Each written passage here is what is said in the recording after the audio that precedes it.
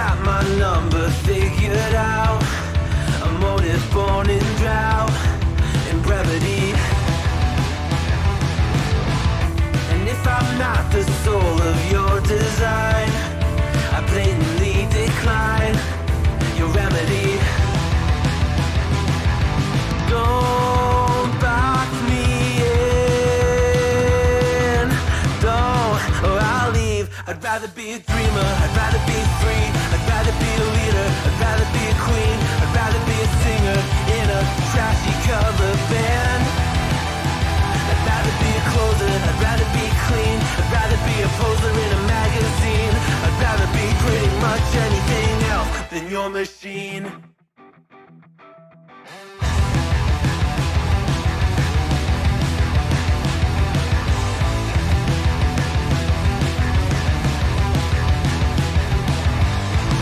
I wasn't always just a single shade, a palette full of gray in reverie. And I can burn it brighter than the sun. I have a golden gun inside of me. Don't box me in, don't, or I'll leave. I'd rather be a dreamer, I'd rather be free, I'd rather be a leader, I'd rather be a queen, I'd rather be a singer in a trashy cover band. I'd rather be a closer, I'd rather be clean, I'd rather be a poser in a magazine, I'd rather be pretty much anything else. And if I fall behind, ignoring all the signs, if I lose the fight, I still rage against the light.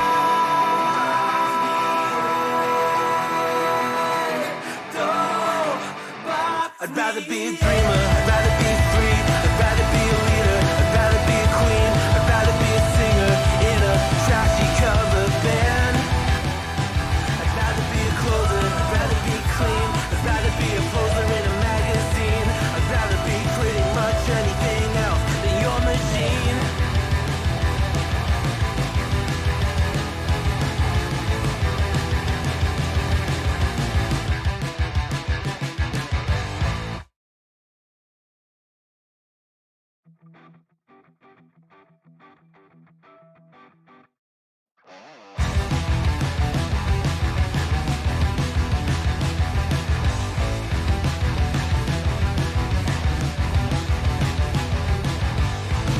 You think you've got my number figured out, a motive born in drought and brevity.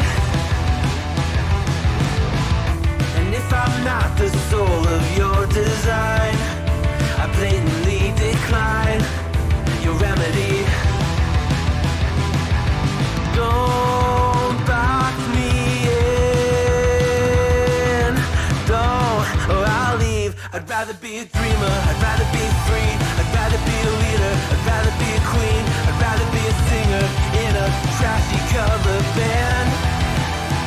I'd rather be a closer, I'd rather be clean, I'd rather be a poser in a magazine, I'd rather be pretty much anything else than your machine.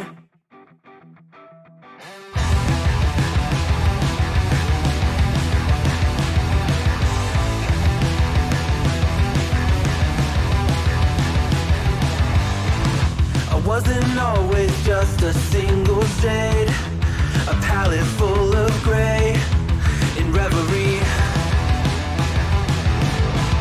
And I can burn it brighter than the sun. I have a golden gun inside of me. Don't box me in, don't, or I'll leave. I'd rather be a dreamer, I'd rather be free, I'd rather be a leader, I'd rather be a queen, I'd rather be a singer in a trashy cover band.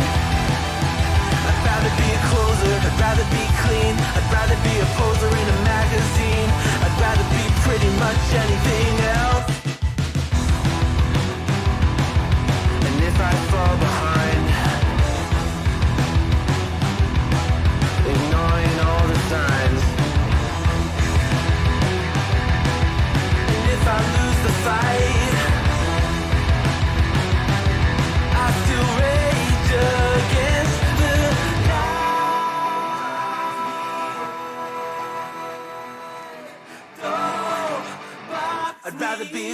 All right. Good morning, everyone. How are we feeling? All right, we got day one is behind us, and now we're looking forward to the second day of NORDEEP Summit. If you weren't here yesterday, my name is Werner Rivalima. I'm program manager at Arctic Startup. We're so happy you guys are here. We're going to kick it off with a super interesting track, leveraging key enabling technologies. Very important. These are, as the word says, enabling industrial innovation and enabling us to create sustainable economies in the future as well. And now I want to welcome our first speaker of the day. It's going to be a keynote by Pekka Laurila from ISAI. Give him a hand. Welcome. Oh, thank you.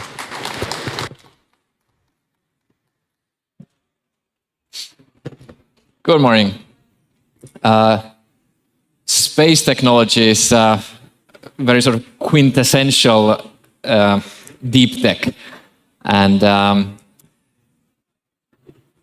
around 5 years ago, by now, the first Finnish satellite, Aalto 1, that came from this university was launched. And who can guess how many Finnish satellites there are in space right now? I can give a hint. A year after the first satellite was launched, there were 3. And then another year after, there were 7. And then right now, around 4 years later, we are already at more than 20 Finnish satellites in space right now. And in a way, like, that highlights that not only space technology and around here is a deep tech area, but is also like the very definition of an exponential industry right now. And why I'm here today is that ISAI, a Finnish company, we own and operate just about, 80 or 90% of those Finnish satellites. So we are very much responsible for that exponential growth around here. So what does ISAI do? In its very, very most simplistic terms, what we're building is a sort of enabling product that you imagine a world, here's a map, you put a dot on it, and then you start a real-time data stream with the type of reliability and objectivity and timeliness that, from your application point of view, it is sort of infrastructure. It's there. Right now you can see this is actually real data from our system. So it's you put a dot on a port in Rotterdam, and then you have a sort of multiple times per day updating picture of what's going on over there on the ground. And now, this is really the idea in its core simplicity, that enable a sort of an objective, reliable, real-time data stream of anything that is ongoing on the globe. And you would sort of think that this has been done already, because you see your Google Maps and then so forth.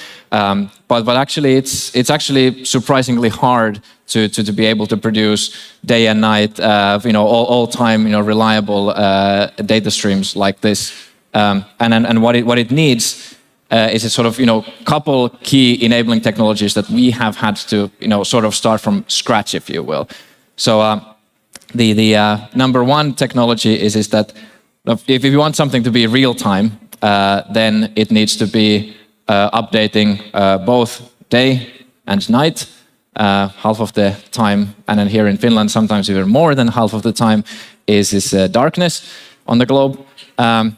And at the same time, also the imaging technology cannot be affected by weather. And this is actually something that ISAI, we've spent a long time developing on the background, really from the ground up. It's a technology that is called synthetic aperture radar imaging.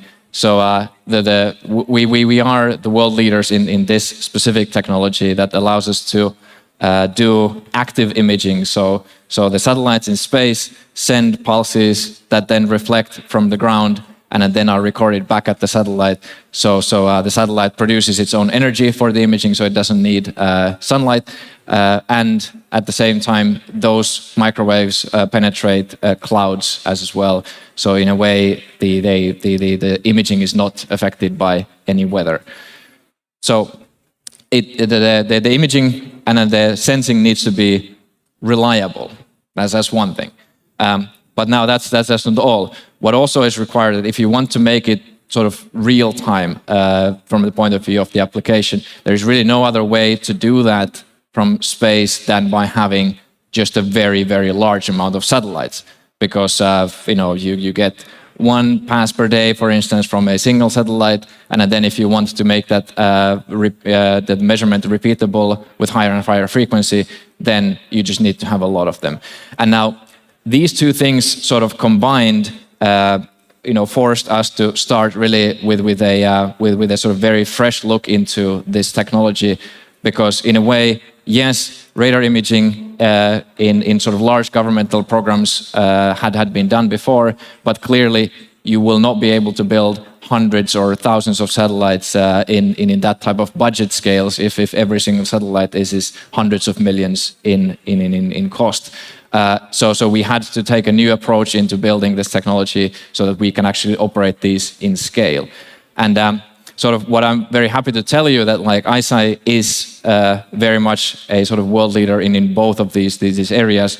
So we do the world leading research in the radar imaging, and we've been able to package that technology into such a size scale that for a company like us, we're able to already operate the world's largest constellation group of these radar imaging satellites. And what that means is that like as of today, if something happens in the world, then it is sort of statistically most likely that it will be an ICEYE satellite that captures a picture of that activity on the ground first. And that's why we are featured on various cover pages every once in a while, because we actually are already, let's say, producing this data in various forms. And now, if that's sort of the core, think of this as the core enabling technology that we're trying to build. If this is the core of the power plant, so to speak, then of course you need the actual let's say power plant around the reactor core as well. And we operate a bit further in this world that that key enabling technology there inside is what makes this system unique. But also, of course, just the sort of pixels or the imaging data tends not to be enough of an abstraction for this technology to be implemented in a variety of applications. So we work a decent amount in the sort of detection and insight where other data detections get fused into this measurement as well. And at the same time, if you want to work in the sort of very present moment, then to a degree you're working with predictions as well. That the real-time understanding of the world has to guide models that allow us to know where to point the system already before something happens. Because if you want to actually be in the very present moment, then you need to be able to predict at least seconds, minutes, hours ahead. Our goal is not to predict years or weeks ahead, but to work in that sort of real-time cycle. And to work in that real-time cycle, you need to actually be able to build models that also, to a degree, predict what is going to happen. And that really is the sort of context that the type of a sort of core power plant that ICEYE is trying to build. And examples of this sort of slightly higher abstracted data is that right now we work very heavily with insurance industry, where we have these major enterprise customers the world's largest insurance companies like Swiss Re or Tokyo Marine, where we would be producing that sort of real-time view into natural disasters. And it's a good example of something where sort of the objectivity of the data and the real-timeness and the reliability of the data really counts.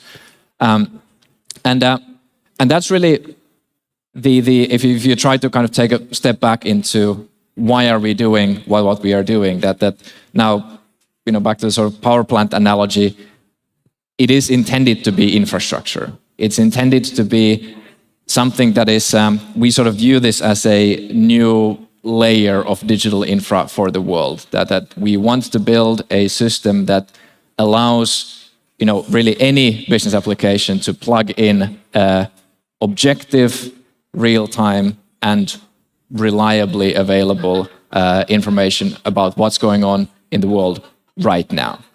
And we view this from the sort of benefits point of view in three different categories. That the first category is maybe the simplest. So if you think that you know what is happening around you, you can make safer or more efficient decisions. And this is actually where ISI, the name, comes from. So we started from trying to make shipping operations in the Arctic more safe. So you can imagine a ship is sailing in the Arctic waters. There's no other infrastructure around, in the next 100 to 1,000 miles, and you need to operate safely in an environment that is full of potentially dangerous icebergs, sea ice, and so forth. And then the operation doesn't stop because it's nighttime. The operation doesn't stop because it's rainy. But you still need to know what's in your path. And then the very initial business case around the need for such a system that we're building right now was built around that type of use case. So just knowing what's happening around you allows you to operate safely. But now, if you think of this as a bit larger sort of infrastructure style enabler, then now if you can have that real-time picture, but not only you, but everybody will have that same real-time picture. Now, then it's a question of sort of what are the types of markets that you can enable by bringing trust in that sort of real-time view. And that's where, for instance, the insurance is a good example. That right now we might be working with the insurance companies to first understand that how do we respond to an ongoing natural disaster? How do you send rescue groups, or how do you alert people of roads that are not functioning? But then immediately down the line is the question of, can we use this objective data in a way that allows payments and allows payments directly even. So if you take the extreme example of that is that based on this type of ISI data of how many centimeters of floodwater was there at flood peak in a specific property, in a specific insurance portfolio, you could use that data to enable direct payments. And then now going one step further from there, you could use that data to be a fundament of an insurance product to begin with, what is called as a parametric insurance. So where if you can enable the overhead of loss adjustment in its entirety, there's actually a good 80-90% of the world's properties that are not insured at all, just because the overhead of that type of, let's say, loss adjustment is too high. So in a way, we see that these type of sort of trust-enabled markets are out there. Insurance is a very clear example that we're working with, but you can take the same example in say, finance, where a certain type of, micro loans, for instance, the markets don't work because there is no trust between players. And these type of markets go into the sort of second category, that if you can make the picture not only reliably available for everybody, but make it so that it's the same for everybody, then that is where we see a lot of value in this system. And then finally, the third category is something that maybe sort of the aspirational goal for ISA, if you think of it like this, that trust enables agreements on a global scale. What does that mean? That means that it only makes sense to agree on something if you can actually verify that it's also happening. So this goes with, say, fishing quotas, that it only makes sense to agree that there's a certain quota of fishing at certain time of year in certain economic zones if you can for real monitor and then deter actors not to do it illegally anyway. And then the same is true for you take demilitarization, that it only makes sense to agree on a, say, demilitarized zone if you can for real, in an objective sense, monitor that that's actually happening for real. And then that's sort of what takes us to the end state of this system, that what we are trying to achieve by building this is anywhere between CI's monitoring for real-time operations all the way to the world peace on the lower end. So that's why we believe that building such a system is very important. Thank you.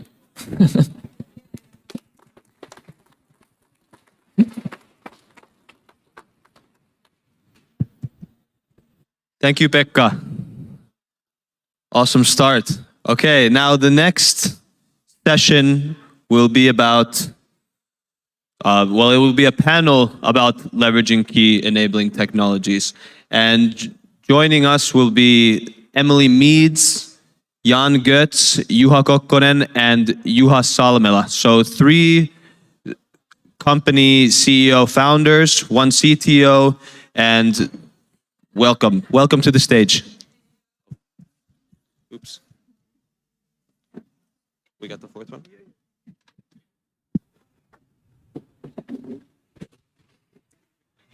Is there any? Okay. Okay.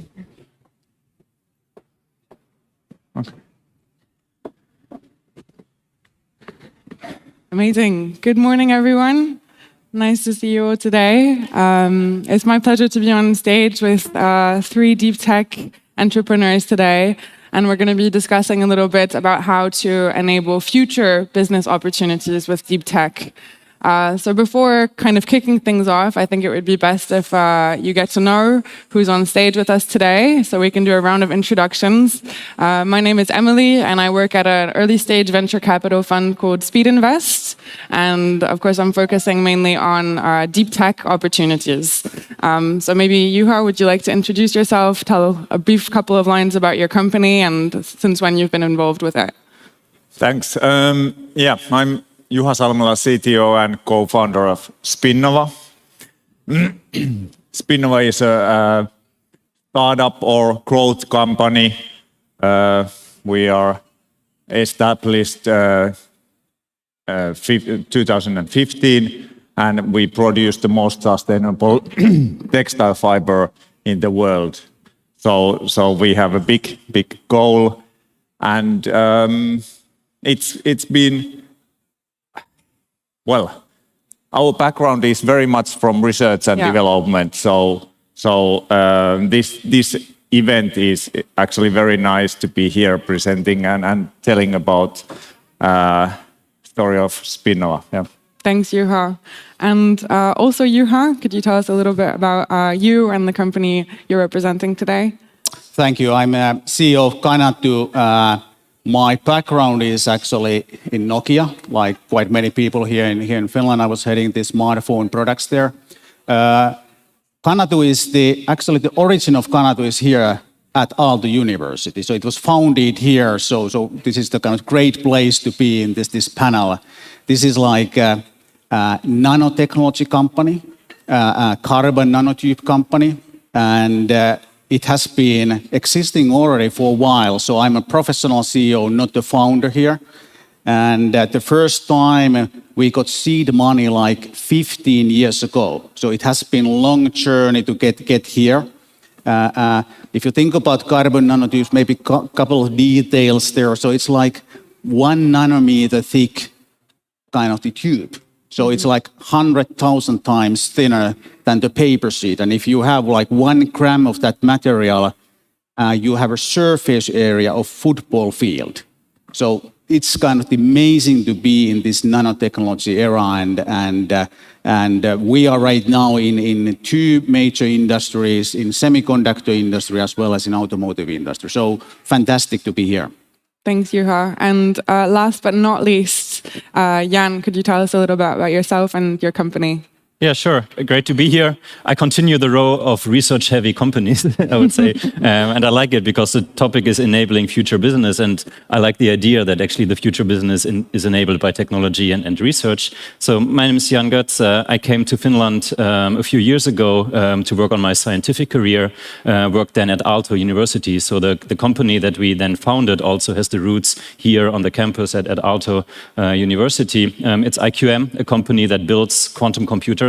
So very much focused also on the hardware efforts. We were 4 co-founders in 2019. Our offices is right next door, and there at Keilaranta. I'm looking forward to the discussion. What we contribute, I think, is an enabling technology, really, because a computer is something that solves problems. But of course, we solve other people's problems in the end with it. So I'm really looking forward to the discussion. Amazing.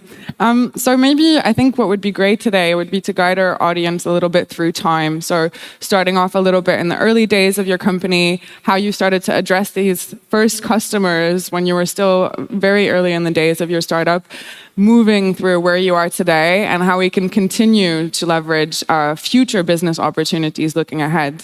So Juha, as the CTO of Spinnova and also someone in background in research, could you maybe tell us a little bit about the early days and why you think you chose to develop this technology via a company rather than any other ways, and how that kind of started?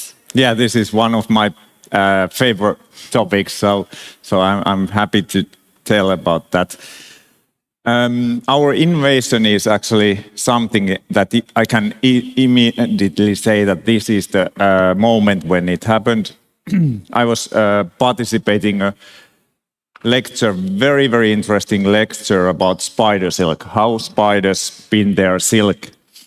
It was in Oxford, and Professor Fritz Wohlrath was telling about this, and there I figure out that maybe I could combine our know-how on wood fiber flows and the way spiders spin their silk. I came back to VTT, Technical Research Center of Finland, and we started developing this further. And fortunately, perhaps, it didn't go as fast as we would like to happen. And at the moment, together with my co-founder Janne Poranen, we were all the time talking about how fast these kind of innovations should be scaled up, and how we should make new companies and commercialize innovations. So because we didn't get funding enough, it didn't go forward fast enough, we decided that 2019 that this is something we want to spin out from VTT. And we started basically first collecting funding. Yeah. And it's a long story, but to put that short, we decided that we want to have industrial partner. Yeah. This is very important decision. If you want to go just with the private funding, or in our case, because this kind of textile industry and machinery requires a lot of capital and support. So we decided to go for 2 ways: private funding and industrial partner, big industrial partner. And since we did IPO a year ago, I think our path was quite a good decision. Amazing. And would it be correct to assume then that some of these industrial relationships that you had were already pre-existing with VTT? So you had kind of an understanding of what these industrial partners would need, or was it did it happen on the go afterwards? Yeah, it's that was a very good part working at VTT. So we knew how to work with big companies, even though these partners that we have, they don't originate from those contacts. We made new contacts. No one had any contact to textile industry, for example. But way of working, how to work with these big industrial and international companies, that had roots from VTT. Okay, amazing. And maybe Jan, could you tell us a little bit about the early days of Iqm as well, and when you thought, okay, today is the day that we're going to turn this technology into a company? Right. I mean, as mentioned, we were 4 founders. Yeah. Actually, I was the last one who joined the round, so it was by no means my idea. The connection actually is the professor, Mikko Möttönen, who had or still has the research group at Aalto University. I was working for him as a postdoc.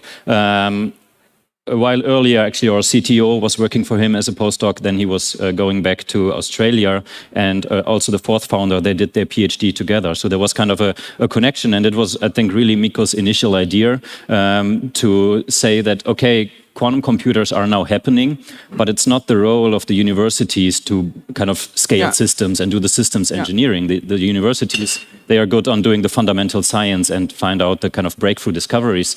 But then when it comes to building a product out of it and kind of bringing it to the market, this is not anymore the role of the universities. So he had this idea of spinning out something, but he wanted to continue the research that he was doing. So he was looking then for a team. And at some point when I talked to him and said, okay, kind of my postdoc time is coming to an end here in Finland, I want to move on. Then he said, okay, why don't you join and we do the company together? And this is then what we did. And we went out and did all the fundraising and these kind of things. So it was more a longer process, and the other founders were already there. And I was kind of then the last person who had to execute the story in the end. Yeah. Okay, so I guess a lot of, again, emphasis on the relationships with industry, a little bit of a question of momentum, right? And kind of turning the research into an actual product to be shipped is important. Juha, I know you weren't there in the earliest days of Canadu. You joined the journey a little bit later, but I think you know kind of what was happening. Could you tell us a little bit about that story and how that kind of turned into a company rather than just research? Yeah, it was founded, like said, here at Canatu, so under Esko Kauppinen's nanotechnology laboratory. They were actually 4 founders from different countries, so it was a very international team right in the beginning. They focused initially to the kind of creating a lot of IP, and that was very, very wise thing to do. And then in later stage, they look at that the kind of main application would be like ITO replacement. ITO is used in touch surfaces, in kind of smartphones and so on, and for the foldable products.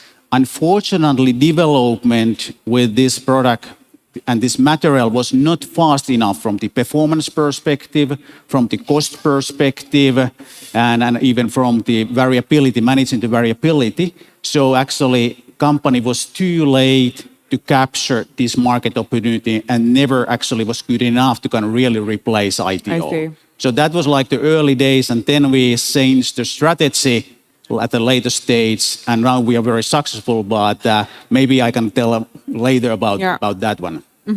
Amazing. So again, kind of an emphasis on the need for speed of execution, and sometimes how a startup is the kind of best way to make that happen.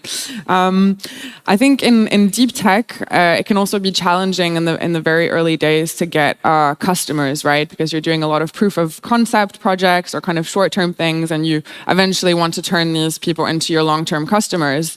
But often the technology is still evolving. There's a lot of research that needs to be done. So kind of to all 3 of you, whichever one wants to address the question first, would you like to discuss a little bit some of the opportunities, but also challenges in working with those very first industrial customers when you're in the earliest days of a deep tech startup? Open floor. I can maybe start. So what we did, we changed our strategy and we started to work with automotive industry. And one of the key things what happened there was that these autonomous driving cars were coming, and we found the kind of opportunity there will be a lot of sensors, and with these sensors, what we can do that we can make those sensors to work in any weather. And basically this our film would work as a kind of the heater element there. So then to capture that market, we found a business partner, exactly like you mentioned earlier. We got to kind of the Denso, who is the world's second biggest automotive technology company. They invested in us, and we worked very closely with them, both developing our technology, developing the reliability to meet their customers' most difficult targets, as well as to develop the cost position that we are cost competitive. So they were not only giving us money, but they gave deep kind of the industry knowledge, as well as they helped us really to grow in all kind of the critical matters. And that collaboration has been extremely successful. And now we are about to really to scale that to the not only with that customer, we never signed any exclusivities. So we made sure that, hey, yes, we are collaborating deeply with them, but we never signed any exclusivity there. So now actually we are utilizing the same technology with various customers, and that has been an extremely successful case. So I guess what's important there, if I understand, is really managing kind of that development of intellectual property and making sure you can benefit from that boost and that partnership, but not locking yourself away from other opportunities. Precisely. And you said a kind of very good point there. So in our agreement actually with that very close business partner, we always wanted, and we managed to make the contracts in such a manner that we always owned the core IP, what was created there. That we did not want to leave that to the other side. Super important. Interesting. Jan, maybe? Yeah, so we are actually not yet even at this stage. So quantum computers are so early that there's not yet a business case for industry to use it. Of course, they can test proof of concept algorithms, but this doesn't mean that the systems are useless. It's just a different customer base, and I think the customer base will evolve towards industry. But at the moment, it's very much the, let's say, scientific community which is interested in the technology. And the business model that we are establishing, and I think Europe here is on a very good way, is going through public procurements. So if you look at a company, let's say SpaceX, all the first big orders they got was from NASA, a governmental organization. And this is very much the idea that we are also following, that we say, okay, this is very strategic technology. It needs to be there and it needs to be local. So we are discussing with the government so that they enable deals for research organizations to get our technology. So we are doing this very successfully here in Finland with VTT, but then also, for example, in Germany, where we are delivering to a scientific computing center. And there are a few other deals like this in the pipeline. So this is the idea that we create a revenue stream from this business to government now in these very early days, and use, of course, then the revenue that we get from this to reinvest to accelerate the R&D development, so that at some point we are ready to work with industry and industrial customers. That's super interesting. And do you think that, I guess this contributes largely to the formation also of an ecosystem and, like you said, building up relationships for further down the line? What about interacting with other startups in the space? Do you view that in the same light, or kind of partnerships and building up your tech stack with other actors? Yeah, I think this is super important. And also this can justify, for example, these government deals, which in the end is taxpayers' money, right? So the question is, how do you justify it? You need to get some return. And of course, the return can come from the development of a local ecosystem. So if you look at AI, for example, a lot of computing power, classical computing power, has been deployed in Cambridge area. And then a lot of startups have been settled there and developed a local ecosystem. And this is exactly what we are also building here. So for example, the machine that is at VTT, it is already attracting other software algorithm startups to come to Finland or to be created in Finland. And this then justifies the local investment. And this allows us also to be then an active member of these ecosystems. So it's very much a kind of a collaborative effort, because the whole topic of quantum computing, it's so complex that anyways, it's not going to be a single company which creates the whole value chain. But you need to kind of be part, of course, of the value chain, but then you need to be collaborative on all the other ends. Yeah. Super interesting. And maybe Juha, so we've heard two quite positive lights on working with industry and customers in the early days, but I think we all know that it's all not fun and games, and sometimes it can be quite challenging. Could you maybe tell us a little bit about some of the challenges that you felt working with industry at the very beginning, and kind of some takeaways from that? Yeah, I could tell million stories about difficulties also, but maybe first also in our end, IP has, without IP we would have nothing. So currently we have about 50 international granted patents globally, and that makes the discussion first of all easier. If you don't have those, it's really difficult. So at the early times we went through very many possible industrial partners, and it's interesting. You sit in the same table with different companies, and you can immediately see so different kind of cultures. Some companies bring 20 obvious problems or challenges to the table, and some other companies bring both those to a side and bring these positive sides, and that's really in long term makes things either very difficult if you always approach things through difficulties or challenges, or through positive thinking. So that's something to think about. What kind of partners you want, and then you, for example, in our case, and we are now 7 years old company. 5 years of that. First of all, we have once made a big decision to change the production technology to one direction, and that was very good decision. But that kind of decisions, when you make those, you have to be very.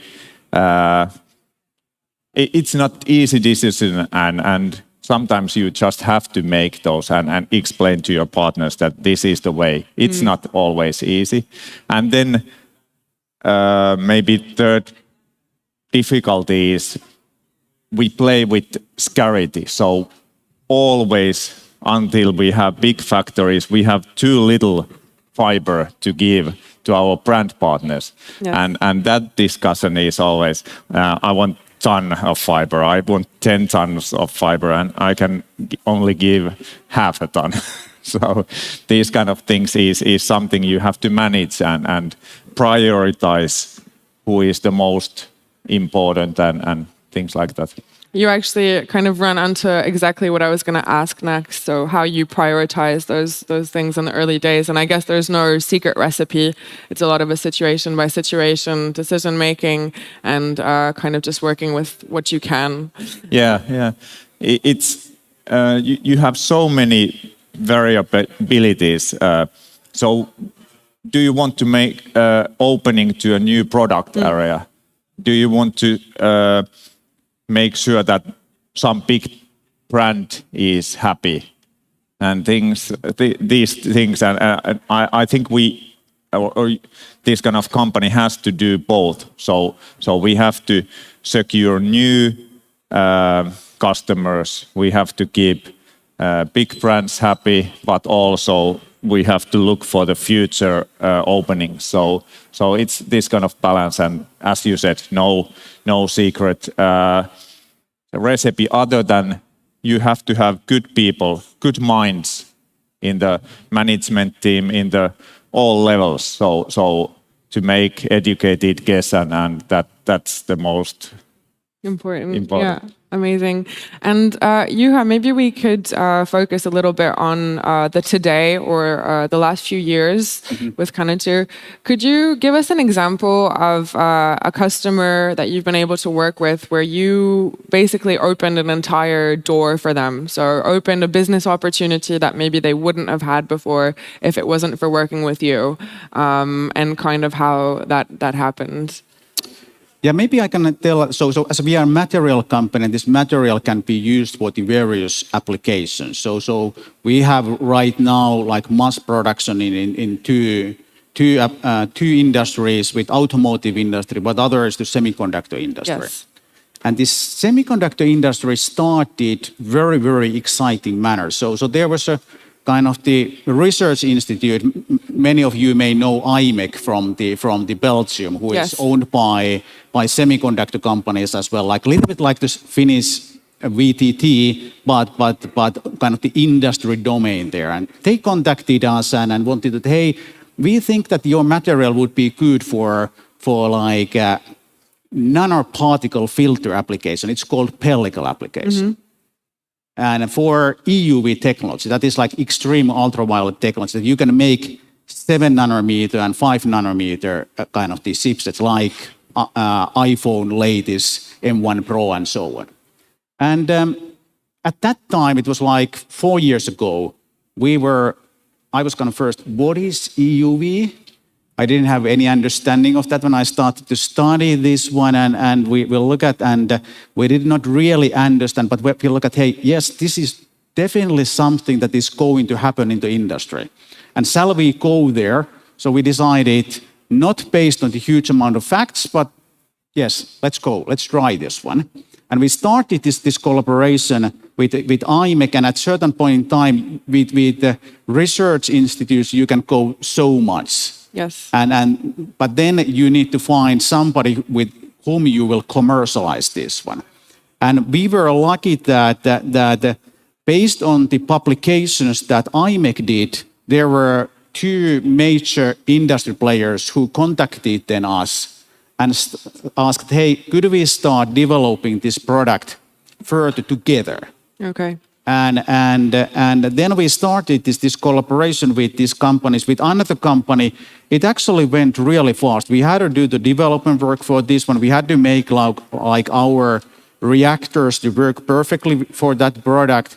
But it was very close collaboration, kind of, because we didn't know actually the end product at all. They educated us what it should be, how it should work, and what shall we do. And so it was very open collaboration for that purpose. Idea came from their side, as they understood that this is the kind of the perfect material for that specific product. So and that the collaboration with another of these partners went really fast. So within 1.5 years, we went from the start of the project to the mass production. And we have been now mass producing for 1.5 years. And they are now like our biggest customer. So this has been like the great story also that, and we would have never known that our material would be perfect for such a kind of thing. Yeah. So it's all sometimes you are also lucky when you are making the decisions, you start something and something will happen based on this one. So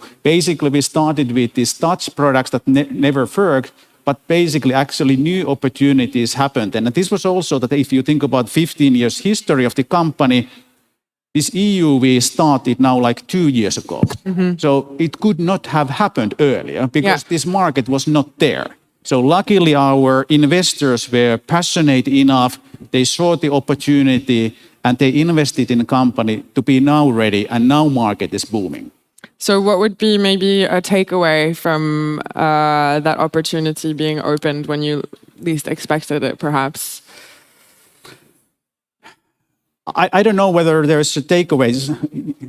The part of your business is sometimes also luck. Yes. Sometimes when you are doing the kind of the business decisions with whether you will go to a certain area with very limited knowledge. But I think that you need to think about what are the big trends, what are happening in the industry. Like yesterday we heard from the Silas, hey, what are those big things that are happening in the industry? And if you are part of those trends, and if you have a kind of the amazing product for that trend, good things will happen. Super interesting, thanks. And Jan, like you said, I guess your company is in a slightly earlier stage, and a lot of what you're doing is research, but you are still working with clients and generating revenue from all sorts of different projects. Maybe you could tell us a little bit about how to balance that all when research is such a big part of your business still. I imagine that you have to make a lot of promises and have a lot of visions that people come at you with that you want to fulfill. So how do you balance these opportunities with kind of realism and keeping it all within a commercial mind frame? It's quite challenging. Well, it is challenging. It's a lot about how you communicate and what you communicate. And of course, there we also see different cultures, let's say in the US and in Europe, if you look at what is getting published, especially on the quantum side. But I think in the end, you can always find stories that are credible and that work. And it's, let's say in quantum, two possible applications could be one in finance and one in pharma. So if you take those two, it's actually very different because in finance, this is very much a product-oriented industry. So they need something that they kind of give to their customers, but they don't do a lot of R&D in-house. So they need a ready product, and there we are very far away from. But then if you look at the pharma industry, the way they work, I mean, let's say drug discovery takes many, many years and they invest billions. So if you take this timeline and then our timeline to develop a computer, actually you see some kind of a mapping. So it's very much a question, okay, in which directions do you go and how do you tell the story? And then of course it's not so that we are giving a product to the pharma industry, but what we can do is we can do joint development together and in this way create value and maybe even revenue through joint development agreements or things like this. So I think you can always find a story. The most important point, I guess, is that you don't get too much pressure from the outside, from investors or whoever, to just make any quick promises, but think carefully. And then maybe also taking a little bit on this argument is just be patient and then wait for the luck to happen. So I think, I mean, in the end, it's the probability of being lucky or then multiplied with the time that you have. And I think this is also then very important if you choose your investors and the way you tell the story, that they give you the time, that they don't say, okay, you have to be ready in 2 years, because I think all of the stories that we hear here, they are much longer time scales than 2 years. So I think it's this combination of finding the right investors that give you enough time and then creating a story that you kind of execute on the long run over time. Makes sense. Perfect. Well, maybe in the last few minutes, we can focus a little bit more on what's ahead. I think we're all here together because we're at the intersection of technology and business, and hopefully also because we think that the technology can make the world a little bit of a better place. And I think all of the companies that you work in or run can have a positive effect in the future. So could you tell maybe just a couple brief words, because we're running out of time quickly, about how you think or hope to have a positive effect, whether on the environment or on a different part of the world, via your business in the future? Yeah, for Spinnova, this is of course the core thing. By using Spinnova fiber in the future, we replace polyester and cotton, save CO2 emissions globally. Our product is actually CO2 negative, so just by producing Spinnova fiber, we are saving or reducing CO2 emissions. So legislation, brand awareness, customer needs or end user needs, they all drive the environment or drive these kind of habits and needs what Spinnova is all about. So I think future is very good. In 10 years, we will be producing 1 million tons of Spinnova fiber from wood. So an impressive impact, to say the least. And Juha, how do you see the future of Keynote? Yeah, I think that when it comes to first of this environmental friendliness, so the EcoVadis who is measuring the kind of the global companies there and about the environmental friendliness, did the kind of the research, and we are right now among the top 2% of the companies there. So that's like they're kind of the great achievement from the environmental perspective. What we are looking from the company perspective is now, as we are the material company, like the high-tech material company, we have now the automotive business, we have also the semiconductor business. We are actually working now with the third domain, and that is biosensors. Okay. So like mentioned that it is this CNT is like the excellent. You have a lot of surface area. It can be working as a perfect sensor for the various type of things. And this is like the third domain that is again started with our collaboration with Aalto University with this material. And we are now looking how can we make a third leg for our company and kind of making the company even bigger and bigger. Amazing. So keeping that extra branch in view. Yeah. And finally, Jan, maybe a couple words. Yeah, sure. I mean, in the end, a computer consumes energy, right? Yeah. So it produces heat. But of course, you have to compare also to existing technologies, and there's a huge chance that the quantum computers are more energy efficient, and you can think about reducing CO2 there. But then there's something which people call rebound effect. So actually, if you reduce the energy consumption, you will just consume more of it. Yeah. But actually, this is in the end a good thing, because the potential of quantum computing is not in the direct energy consumption, but is actually in the solution that it enables. So for example, if we would be using a quantum computer to optimize fertilizers, we could reduce a lot CO2 emissions by making it more efficient. Or if you use a quantum computer to develop better materials, let's say to replace cement, which is a huge producer of CO2 emissions, then actually we have a huge impact. And we did a very detailed analysis with the lead investor of our last funding round, and we kind of identified all of these, or not all of these, but many different topics where actually the quantum computers can be used to enable solutions that then reduce the CO2 emissions. Very exciting, and I agree. I think the opportunities are kind of endless there, so super interesting to hear about. Perfect. Well, I think that's kind of a wrap for today. Please do reach out to Juha, and Jan if you want to hear more about their companies. And thank you for listening today. Thank you. Thank you. Thank you.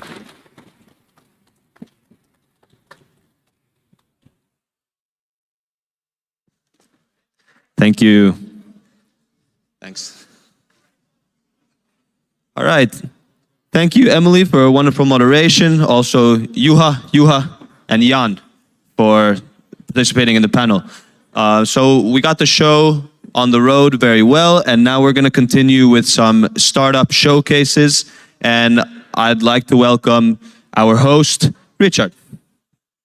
Thank you very much, Verneri, for the intro and helping out. And I would like to welcome on stage Olli. All right, guys, please give a huge round of applause for our first showcase.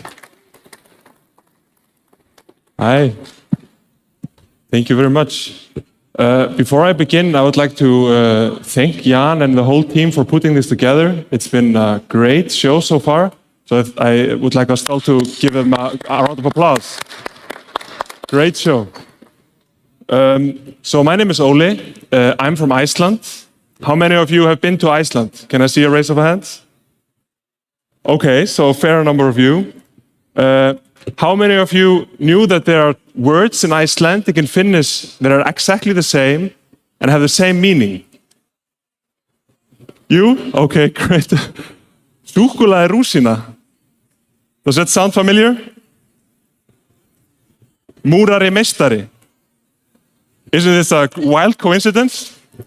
Well, anyways, my name is Ole and I want to tell you a little bit about my company called Genki.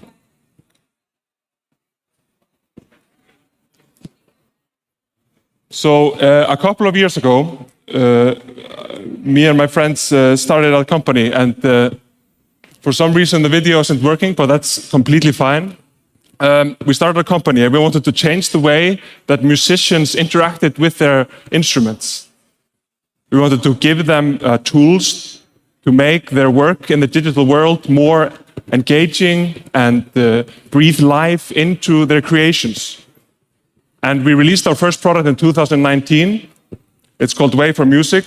And since then, it's been used by composers all over the world. It's been used on Guardians of the Galaxy movie. It's been used by Herbie Hancock, by Ólafur Arnalds, and great other musicians. We've sold over 6,000 rings all over the world, used by all these amazing artists. But in the end, we couldn't make the unit economics work. It's a beautiful story, It really solved a need for a very particular niche of users, but we couldn't make it work. So what happens when that happens? Existential crisis. We couldn't make the company work, so what do? And we brought up this question, where can Genki bring the most value? So we created this ring, and it has all this fancy electronics, fancy communication layer, amazing algorithms that we've designed in-house so that are super snappy for musicians. All this technology, but is it going to be for nothing? And these are the existential questions that we were faced with and are being faced with currently right now, if I'm being honest. We're trying to understand where we can bring this technology, the machine learning part, the ecosystem part that we built, and try to bring that into a new market and figure out a solution. I hope this video works. Can you see if you can play this video?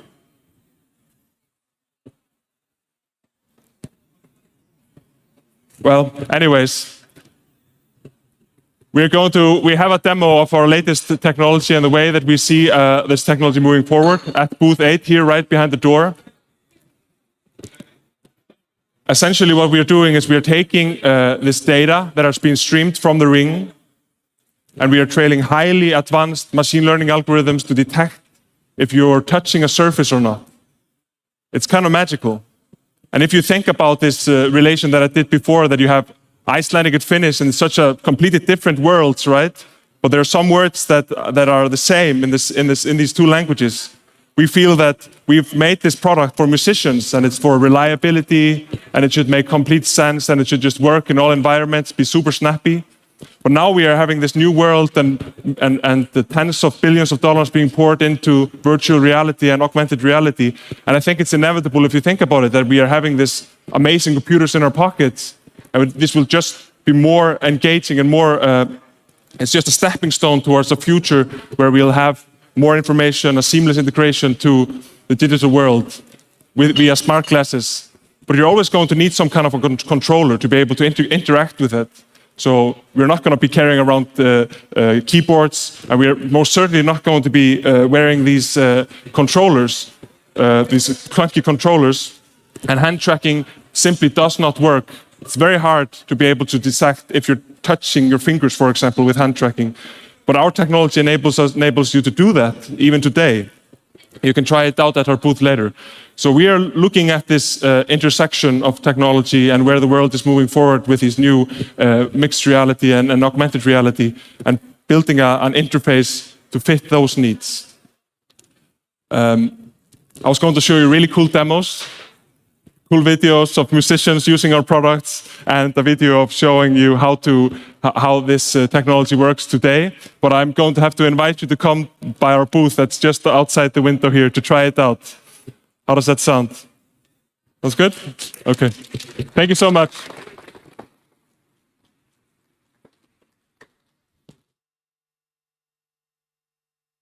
Thank you very much, Olli. I think pretty interesting stuff, guys. I hope you're enjoying the pitches. And next on stage, I would like to invite Eric Puro from Kappa Biotech.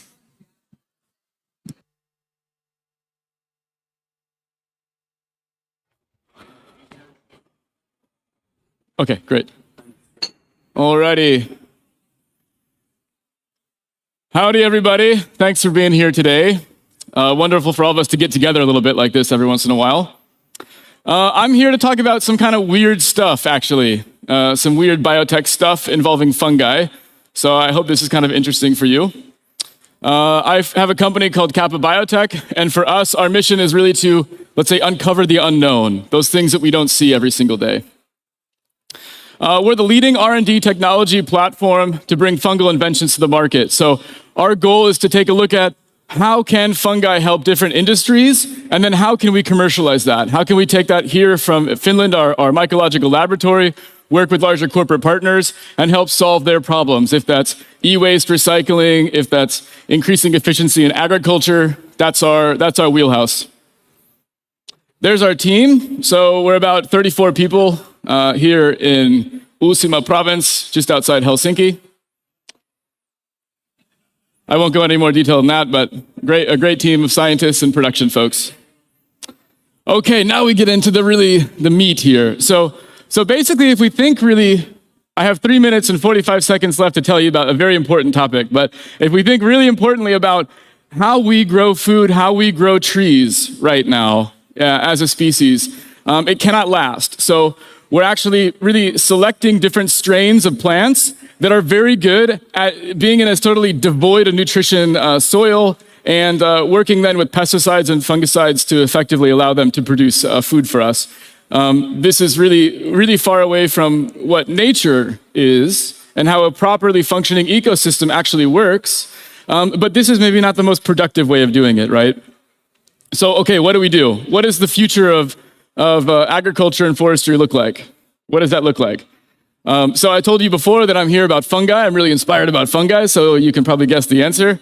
It's ectomycorrhizal fungi specifically. So when we think about synergistic relationships of fungi and plants and how they can come together and actually help us grow food or trees, this is the process where it goes. So the plants actually take in CO2 from the atmosphere.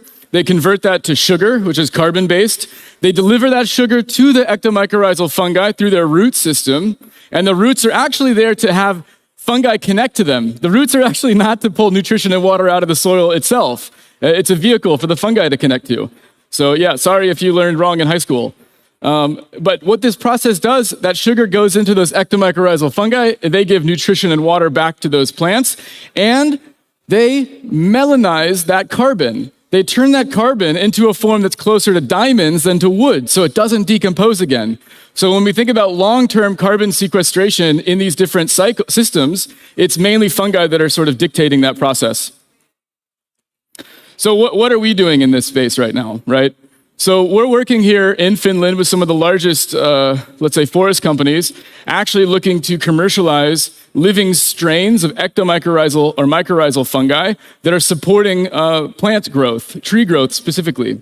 So we've been working from licensing different strains from Luke, which is the National Research Institute of Finland, and then working in large-scale commercial greenhouses, doing 30 million seedlings a year, on how we can implant those living strains of mycorrhizal fungi into those seedlings so we can guarantee some result, right? 20% root mass increase, higher survivability, more carbon sequestration, whatever metrics are important to us, just as when we eat an apple, we want to have a Fuji apple, right? Something that tastes good, that's nice and sweet.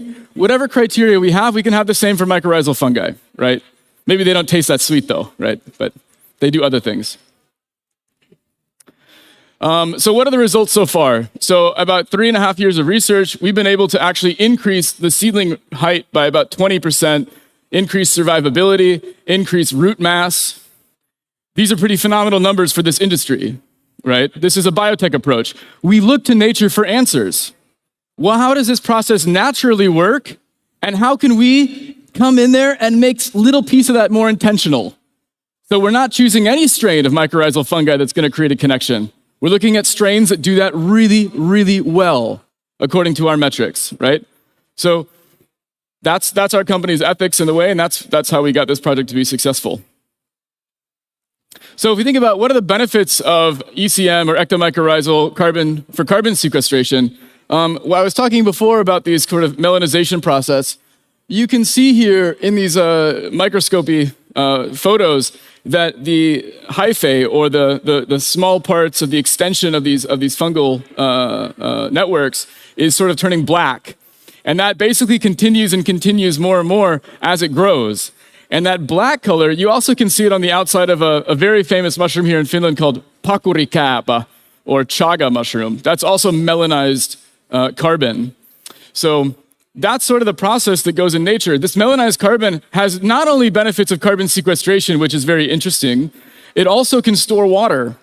So when we look at the future of agriculture, the future of forestry, you can't have that conversation without thinking of the future of our planet, the future of our climate. What does climate change look like? And I promise you, the agriculture and forest industries are spending a lot of money to figure out exactly what things look like in 50 years or 100 years. If we're planting a tree that we expect to have some revenue from in 80 years, you better know what the climate's going to look like in 80 years, right? So we're able to go and say, these ectomycorrhizal fungi not only are going to be sequestering carbon, which is interesting, but it also holds water. So if we look at Finland, we look at many places in the world, we're looking at these extreme weather events where we have big rains, then we have droughts and everything kind of in between. It's becoming less stable. Ectomycorrhizal fungi create that stability in the soil system such that we can be planting species of trees that maybe are more profitable in places where they shouldn't be planted, right? We can bioengineer a little bit that soil. And that's the story of ectomycorrhizal. That's the story of Kappa. And the future of fungi is definitely Finland. Thanks for listening. Thank you. Thank you very much, Eric. Really interesting stuff. I have to say, keeping in consideration that fungi has been for hundreds of millions of years with us, I think is a great topic to we keep them alive. Exactly. Thank you very much. All right, and our next guest on stage is going to be Marianne Menigo Fonseca from Galetex. Welcome on stage. There and just straight ahead. All right. Hi, my name is Marianne. And, I'm the co-founder of Estonian materials technology startup Galetex. 86% of people eat meat. But I think we all know that it's, besides the ethical issues, it's not really sustainable and healthy. It has massive land and water use. 15% of all greenhouse gas emissions come from animal agriculture, and 70% of all antibiotics in the world are used for animals. Cell-cultured meat is an ideal solution that is healthier and more sustainable. And we can make the meat that is exactly like the meat we know, but instead of growing it inside the animal body, we grow it in bioreactors. And it's estimated that already by 2040, 35% of the 1.8 trillion US dollars market is going to be for cultured meat. And for that to happen, there are special materials needed. So in the bioreactors, in the proliferation phase, there is needed microcarriers, which are like small beads where the cells can attach and start to proliferate. And in the differentiation phase, there is scaffolds needed in order to create a product that is just like a steak or a fillet, to give a structure for the meat. But currently, these materials are all really expensive because they come from tissue engineering field. So there is nothing really that could be used for cultured meat at the scale that the cultured meat needs. So these materials are whether not edible, so they have to be removed later in the process. And some of them even cost 30,000 euros a kilogram. Or if they are edible, if they can improve the structure, so some of the best materials in the market are electrospun nanofibers, then the problem really is the price and scale. So there is right now nothing that a cultured meat could use. And this is exactly what we want to solve. So at Galetex, we have already invented completely plant-based edible scaffolds and microcarriers specifically for the mass production of cultured meat. The job of these materials is to mimic the natural extracellular matrix, which is the non-cellular component in the tissue. And here you can see just the comparison with the natural extracellular matrix, Galetex nanofibers, and the electrospun nanofibers, which were kind of the go-to materials so far. Our uniqueness relies both on the materials recipes, but most importantly, unique production technology, which is the fastest technology in the world how to produce bio-based nanofibers. So compared to electrospinning, the electrospinning biggest industrial unit costs 8 million euros and can produce only 360 grams of nanofibers per hour. And we can already produce 5 kilograms per hour and with 40 times smaller capex investments. And considering all of this, we can reduce the cost of these materials over 90%. So it really ticks all the boxes for the cultured meat in order to make a material that, meat that has the right texture, but also cost parity and scale. We're piloting with 67 companies all around the world, have LOIs from 20. First chicken and scallop prototypes have been done. And just a few weeks ago, one of our customers said that Michelin-starred chef made a tasting test with the chicken fillet produced with our material, and it tasted just like a regular chicken. First products are on the market right now. First products of cultured meat are on the market only in Singapore so far. Most other companies are waiting behind regulations. So we are estimating that the scale will start from 2024, 2025, 2026, and from there on, in the beginning it's pretty slow, but then it takes off very quickly. So only the scaffold market opportunity by 2030 would be already almost 9 billion euros. But the opportunity for our technology is actually much wider than that. So the technology can be used also in regenerative medicine, in wound care, in filtration, or also energy storage. And our goal is to become one of the leading material providers for nanofibers. We started with Gelatex in 2016 already. We met in the same university when I was studying MBA and my co-founder material science.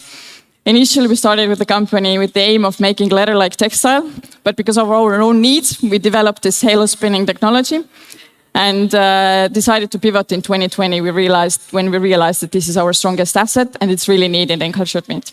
So right now we have a team of 15 people, raised our seed round last year, and right now the next step is to get everything ready for commercial pilot production with at least 7 cultured meat companies in 2024, and we're raising a round of 50 million euros for that. So if anyone is interested, let's talk. Thank you. Thank you very much, Marianne. Really interesting, and you know that this is the future. Thank you. Thank you very much. And we'll have a next track, and I would like to invite now our next keynote speaker, Ilona Ilinampa, and she will tell us about the technology value selling and how to build the winning sales. Great to be here. Welcome. Thank you very much. So, hello everyone. My name is Ilona Ylinampa. I'm the Deputy Managing Director at Fujitsu and also Head of Sales. And I will be speaking to you about value selling in technology and how to build winning sales teams in our organizations. And I've been really excited. I had the pleasure to join the dinner yesterday, and I was so excited about all the networking and discussions that people are having in this event. So, very great to be here. But as mentioned, I have had the pleasure to work in technology for over 15 years. I have been working at scale-ups, which have been sold to, for example, public listed companies. And I have also been working at corporations such as Accenture and now Fujitsu Finland. And I've also had the pleasure to be awarded as Nationwide Sales Director of the Year in Finland in 2019. And also TV, which is this kind of ICT media in Finland, chose me in the top 100 ICT influencers last December. And in addition to my daily job, I'm also actually active in some boards. So for example, I'm the vice chair of Divya Processing Association and also a board member of Information Technology Research Foundation. We actually just gave a 40,000 grant scholarship to Metaverse research. So really excited about new technologies and how they can be utilized in order to create growth and business success. And in addition to these, I'm sitting at a couple of startups and scale-ups in their boards, such as Document House, which is a SaaS software as a service company, and Idea Group, which is a totally different industry. So it's media marketing agency. And as we all know, networking and partner ecosystem is really important. So therefore, I'm also excited to be a member of Innovation and Competitiveness Committee of Technology Industries in Finland. And not more words about Fujitsu today, but just so you know where I come from. So we're the 7th largest ICT service company worldwide. And in Finland, as the Deputy Managing Director, we're responsible for 2,000 employees and 360 million euros revenue. But globally, we're around 36 billion euros annual revenue and 130,000 employees. And sustainability and partnerships and ecosystems is really important for us. So we don't believe that everything is done, in-house with our own employees, but we're doing collaborations with Zelo AI, for example, and several other partners as well. And what is affecting these days is, of course, the really dramatic and sad events of Russia's war to Ukraine, energy crisis, high inflation, and these kind of things. So the trust and being in a borderless world has become even more important these days. And our circumstances are really drastically changing. So there where we need to have dynamic resilience in our work and in our everyday operations. And then moving into the value selling in technology. What is the purpose of value selling? Why do we need to be excited about it?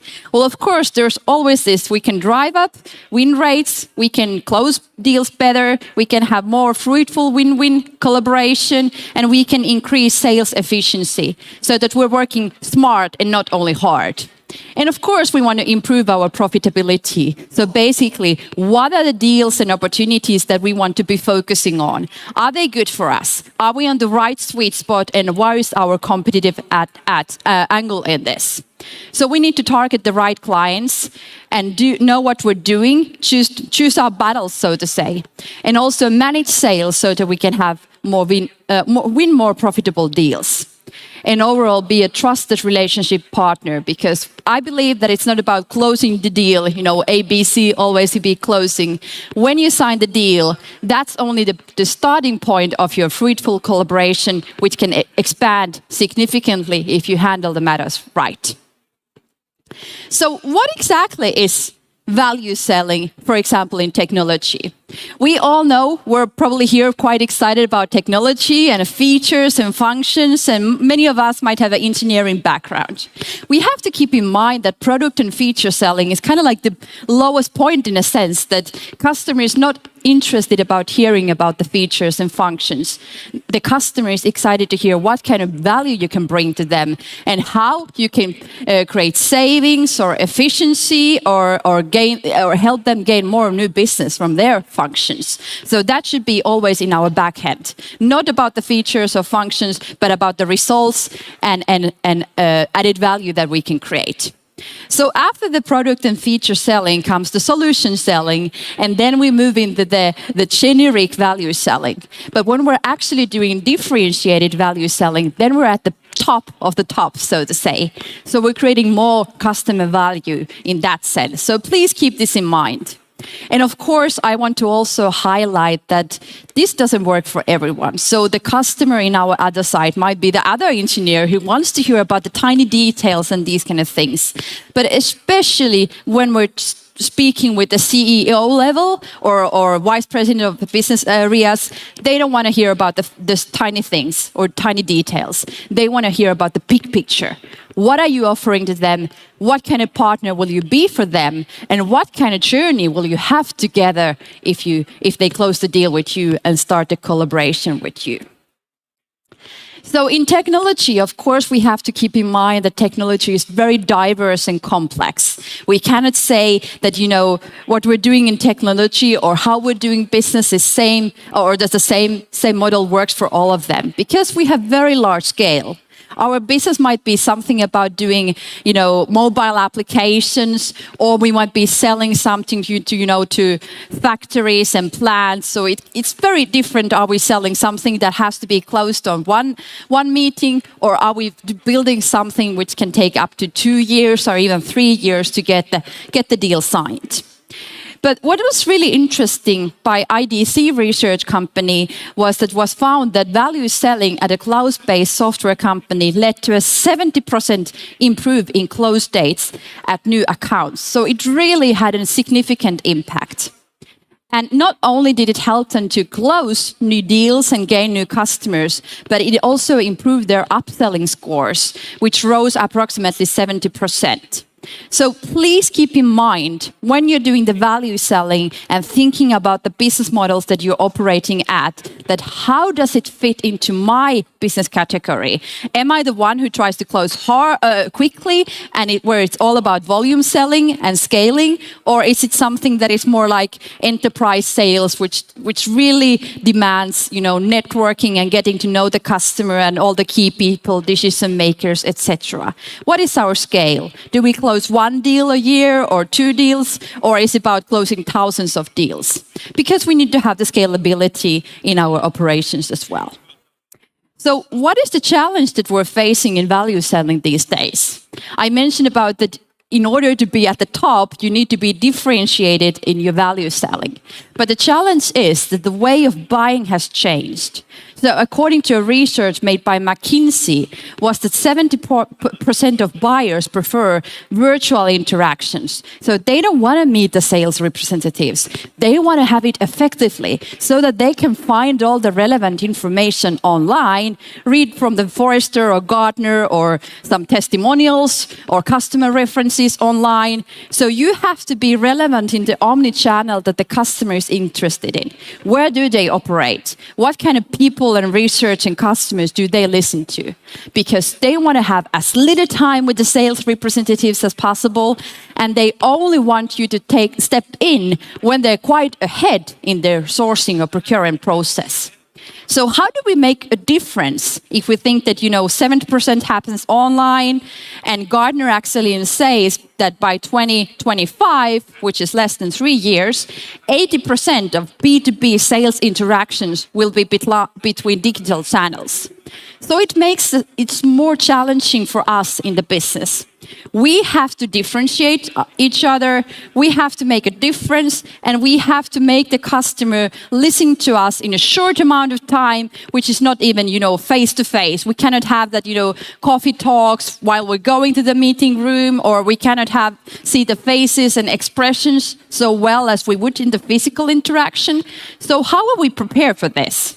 Because, the C-level also thinks that transforming to remote sales is one of their top 3 priorities. So it is really out here. And the COVID even boosted this further. Of course, it does have good sides as well, such as we can have much more interaction with the customers, we can have much more meetings with the customer because we can end up one and then take the next one in like 5 minutes as we're on Zoom or Teams. But what we really should be worried about and focusing on is, do we have the interaction? Do we make a difference? And what was also a little bit worried that Gartner made a research in 2021 to chief sales officers. And think about that. Gartner is saying that by 2025, 80% of interaction will be online. But still, almost 60% of top chief sales officers are saying that they're not prepared for this. So we're in a hurry. If by 3 years we have to get everything in order to be, doing B2B sales digitally, but we're not prepared for that. If our sales directors and chief sales officers are not prepared, how are our own teams and our own sales peoples and representatives? We really should be taking matters and consider how to fix this. And of course, when talking about value selling, it's also important to think about the sources. Where do we get the growth and new business? It can be non-organic. We might have mergers or acquisitions or gain new strategic partnerships and alliance, for example. It might be about cost optimization or that we're selling more to existing customers, or we're doing cross-sells or upsells, or we're creating new products and new services which we can sell. There's all these different sources, but we have to make a business plan. Which industries are we going to target on? Which geographic regions? And what is our way for the go-to-market strategy? Is it about cross-selling? Is it about using our partners' references? Or what is our plan? And I also gathered this kind of best sales tips, both based on the research, but also based on my experience, because I have had the pleasure to be working with our sales teams. So first of all, sales representatives are often so excited about what they're selling that they talk too much and don't listen enough. So there's a reason why I have 2 years and only 1 month. So we should get the customer to speak more and about the right things. When we go to the meeting, it's a good thing we know about the customer. Is he a cat person or dog person? Is he interested in motorcycling, or what is his thing? And do your homework. So read the strategy of the company that you're prospecting. Know what is at the annual reports. What are they aiming at? And as you're working in technology, it's quite simple because all the companies, no matter what their industry is, are saying that one of our top priorities is digitalization. So then you can walk into the meeting and say, hey, I checked your annual report and it says that you want to invest 20% or X% to digitalization and it's one of your top priorities. So I have a solution for you. But first I want to dig deeper. What is behind your annual report in your digitalization plans? What kind of challenges are you facing? What is really the pain point for you? And then only after that, go into the solution. I also approached a lot by salespeople. And so many of them come to the meeting and they start telling me about their presentation, about their fantastic product, about their features, but they don't do the background check first. They don't ask me, hey, Ilona, what is going on? What are the challenges that you're facing these days? What is your top priorities? Where do you see that the company is going in the next 3 to 5 years? So do your homework before you go to the meeting, but also listen to the customer and listen to what they're saying before you jump into the conclusion and the solution and all the fantastic features and functions that your technology solution have. And remember, it's important that we know the internal stakeholders at the customer. And the best thing that we can have is that we can have this kind of partner inside of the customer organization who can sell us upwards. So we can start from the top and then go down, or we can go the other way around, but we need to have the internal partner who is kind of like promoting us internally. And with whom we can have a little bit off the record discussions as well. How did our presentation go? Was there something that we could improve? What should we do better next time? And then be both optimistic and critical at the same time. So don't believe in everything that the customer is saying. Challenge them, because they don't want to hear a person saying that, yeah, everything is fine and we can fix everything. They want to hear a sales representative who has a view on the industry, on the world and on the trends. Where is the market going at? What should the customer be focusing on? And what is ahead of us? So teach something useful for the customer at the early stage of the buying process so that they see that you actually have knowledge and domain industry expertise. You know where you are at. What can you bring to the table, so to say? And there has been a research that the best sales representatives who meet their targets, they spend 36% more time externally for customers, because we also get so easily excited about, the internal meetings and internal product development and all these kind of things. But we really should be focusing so that our sales representatives have enough time externally to talk and network with the customers. And what is also, I've been mentioning about the partner ecosystem. So the best sales representative, according to research, is they have 30 to 40% wider network internally at their own organization. So of course it's about that within their organization, but also externally. So then moving into the best winning teams, what makes a good sales organization or this kind of winning team? First of all, of course, we have to have the employee experience. We know that it's a tough competition about the best people out there, so we have to unlock the people's potential so that they have the right tools. Is it about CRM or digital signature or market automation or whatever you want to use in order for them to succeed? And then, of course, keep the customer in center of everything. And then have these everyday operations as smooth as possible, because there are a lot of salespeople who hate CRM. They see it as a bureaucracy or as something pain point for them. So let's try to make them to see the value as well, so that you're not asking for the results or how is the sales going, because they have put it in the CRM, and it's about transparency and how you can be efficient and how you can have more lead generation and inbound leads, for example. So what is the importance of trust in business? I have mentioned that now, due to the circumstances of the sad war, etc., the trust is really coming even more important. So there has been a research that when a customer feels that there's, for example, contradictory information out there, or what the salesperson is doing and then saying is controversial, that they don't buy that much. There's actually 33% less likely to buy a solution if they don't see where's the value, or they see contradiction in the amount of information. So what is the best way, again, according to research and surveys and actual facts, what is the best way of convincing the customer? What was quite interesting was that it was sense-making. So giving only got us deal 3 out of 10 times. Giving means that we're trying to give so much facts to the customer that he feels that I'm overwhelmed with this. And telling means that I'm bringing the funny stories and anecdotes and all these kind of things in addition to the facts. And the sense making, as it says, is that we're kind of like combining the information, but we're sharing only the information that we see that is relevant for the particular customer. And when we know what kind of person they are like, do they like facts, or do they like references, or do they like testimonials, or what do they like? So please keep this sense making in your head always when you're doing business, because 8 out of 10 times it was the best approach to close the deal and gain new business. And more about the best sales teams. So these are actually quite simple things. It's about doing your homework, as we've been speaking. It's about being visionary, so we know where the market is going at. We know a little bit about our competitors. What is the challenger? Are we a forerunner, or where do we see ourselves? And we have to be trustful, because even though we're doing interactive things, and we're doing that more and more in a couple of years, but still it's about the feeling. Do I believe in this person? Does he or she seem genuine? Can I believe in what they're saying? Are they empathic? And are they nice? Of course, in business, we sometimes have to make tough calls and be the bad guy, so to say, especially when we're negotiating about some SLAs or something else.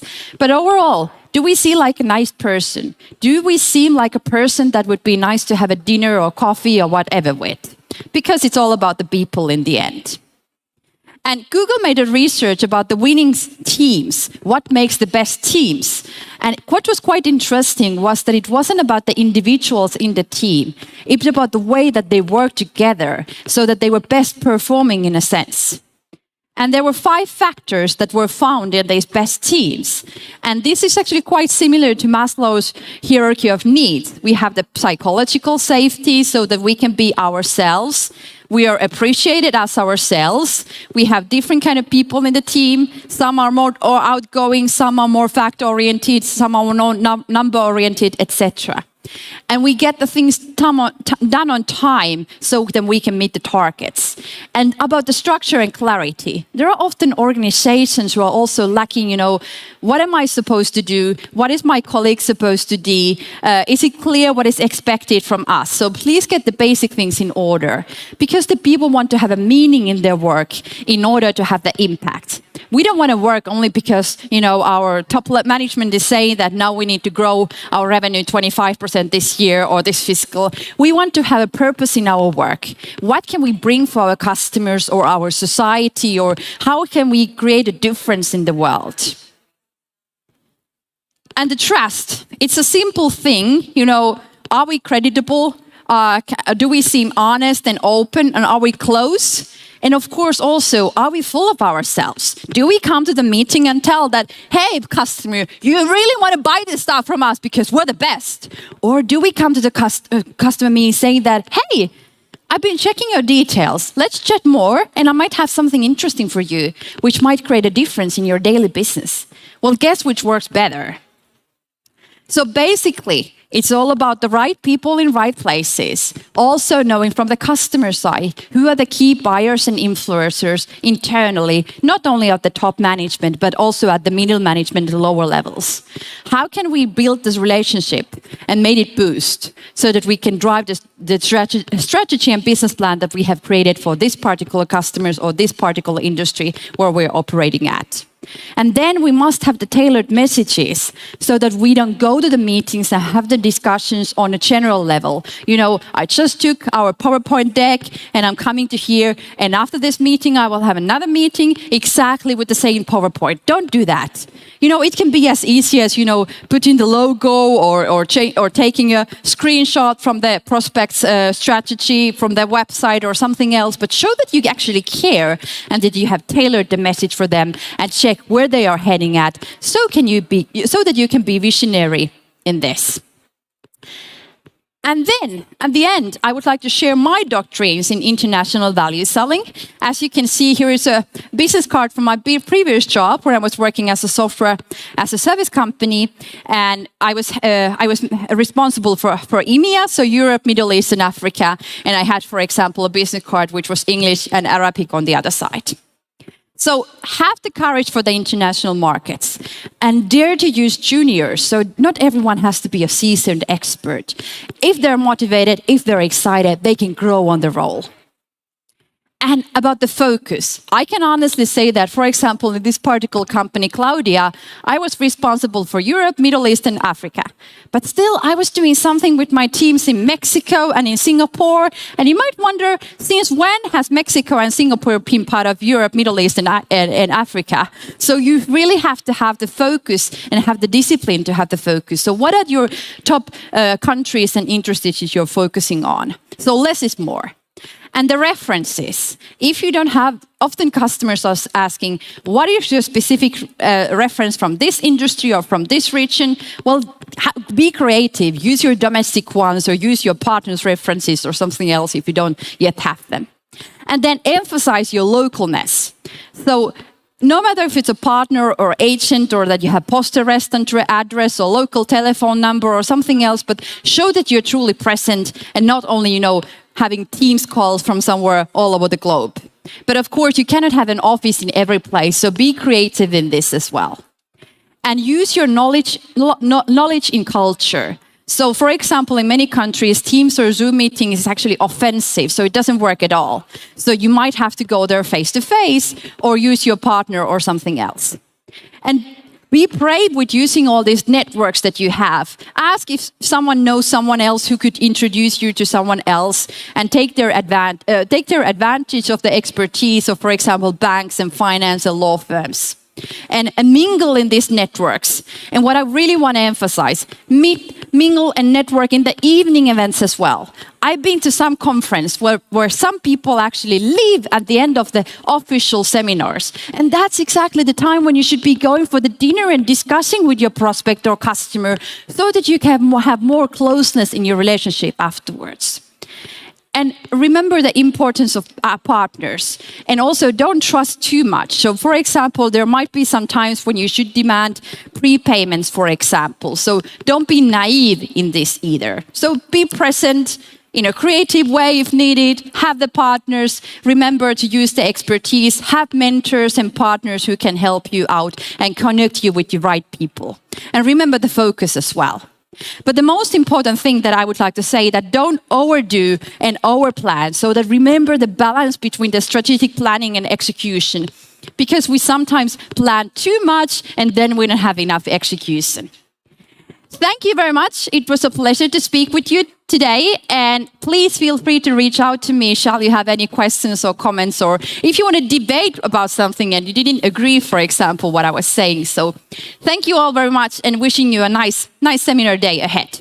Thank you very much, Ilona. What a fantastic pack of information. Thank you. Thank you. Okay, we're going to do a little rearrangement on stage. And next we're going to have a panel talking about the solving consumer needs.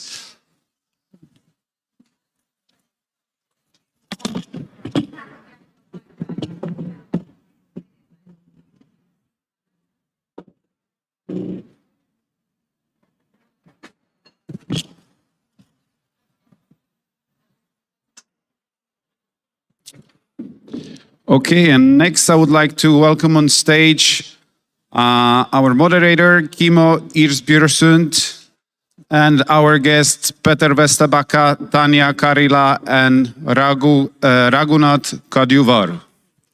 Welcome on stage. Guys, please give a huge round of applause.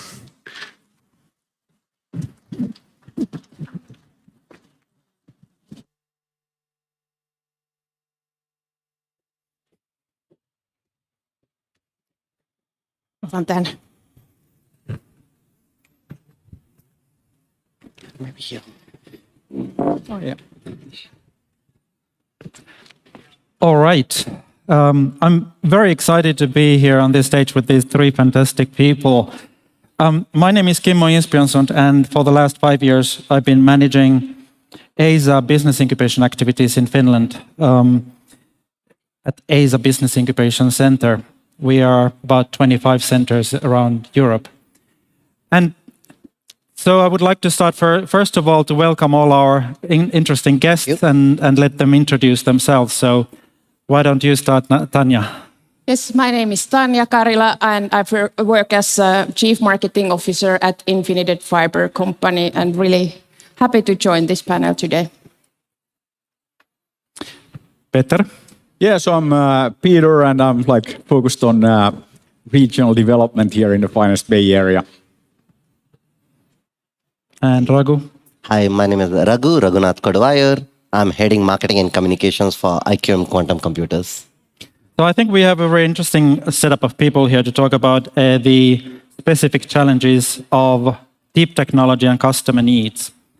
Deep technology can be disruptive and as such difficult to communicate and find a market fit for it and also to convince a customer. So we are going to focus on these topics. First, I would like to start with Tanya. We had a discussion last week and I was really intrigued to hear about the story, how you managed to convince the industry to use a new type of fiber that you have the technology for. And the company name is Infinited Fiber Company. And you collected 11 industry players in one EU-funded project called the New Cotton Project. So could you please tell us a little bit more about how you did that and how it managed to solve your customers' needs? Sure. Maybe I start with a couple of background facts.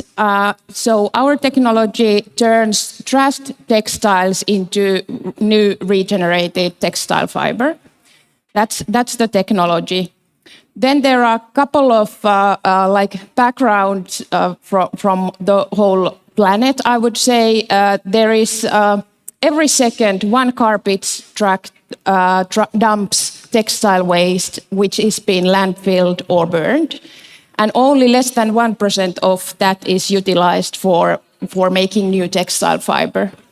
That's one fact. The other one is that textile industry is responsible for 10% of the emissions, CO2 emissions created in our planet. And also textile industry has responsibilities in clean water pollution. And this has led to textile giants, brands to make their climate pledges so that they are kind of part of the problem, but they want to improve their businesses. And for that purpose, I think our technology is one of the solutions to make it more circular, because we can utilize waste to make new textile fiber for their use. But then I come to this project itself. It's in that sense disruptive that like a linear value chain needs to be turned into circular. So it's not just our technology, our company, but we needed these other 11 players to kind of work together with us. And in this project, we had two brands, Adidas and H&M, with us, and they wanted to see the demonstration of this circular value chain, if it works or not. Is there collection systems in place? Is there kind of textile sorting in place? Can yarn producers produce from our fiber? So it really is the effort of the whole value chain. And that's why we set up this project to demonstrate and now have the kind of industry blueprint for others to use as well. So what are the next steps in this journey for you? Next step is to really turn this into business model, the whole outcomes of the project. Just last week, we launched the first garments made with this group of companies. So now, Aalto University is making their work in defining this industry blueprint, and for example, Rise in Sweden is making the LCA work to demonstrate also the environmental benefits. All right. I personally find your company extremely fascinating, because I think that we have material science, we have biochemistry science, we have knowledge in the pulp industry, and there's a lot of leverage there for us as a country.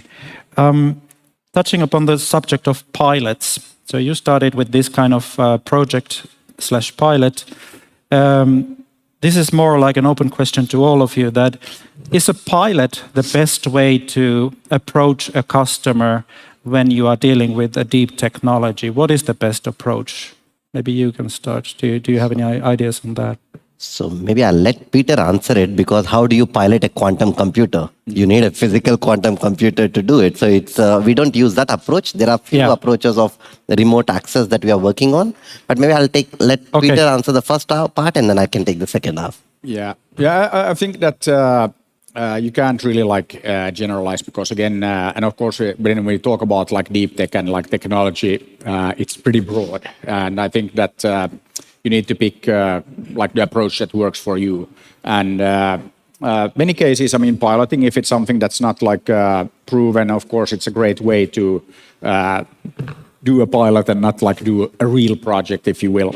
But I'm also let's say, I think that it's about picking the appropriate approach, because many times, okay, let's do a pilot, even if you already have the product is ready to go and all of that. So do you really need to pilot? I would, many times I would question the need for piloting, and it can be part of your, sales approach that, okay, let's, get people hooked by doing a pilot. Makes sense.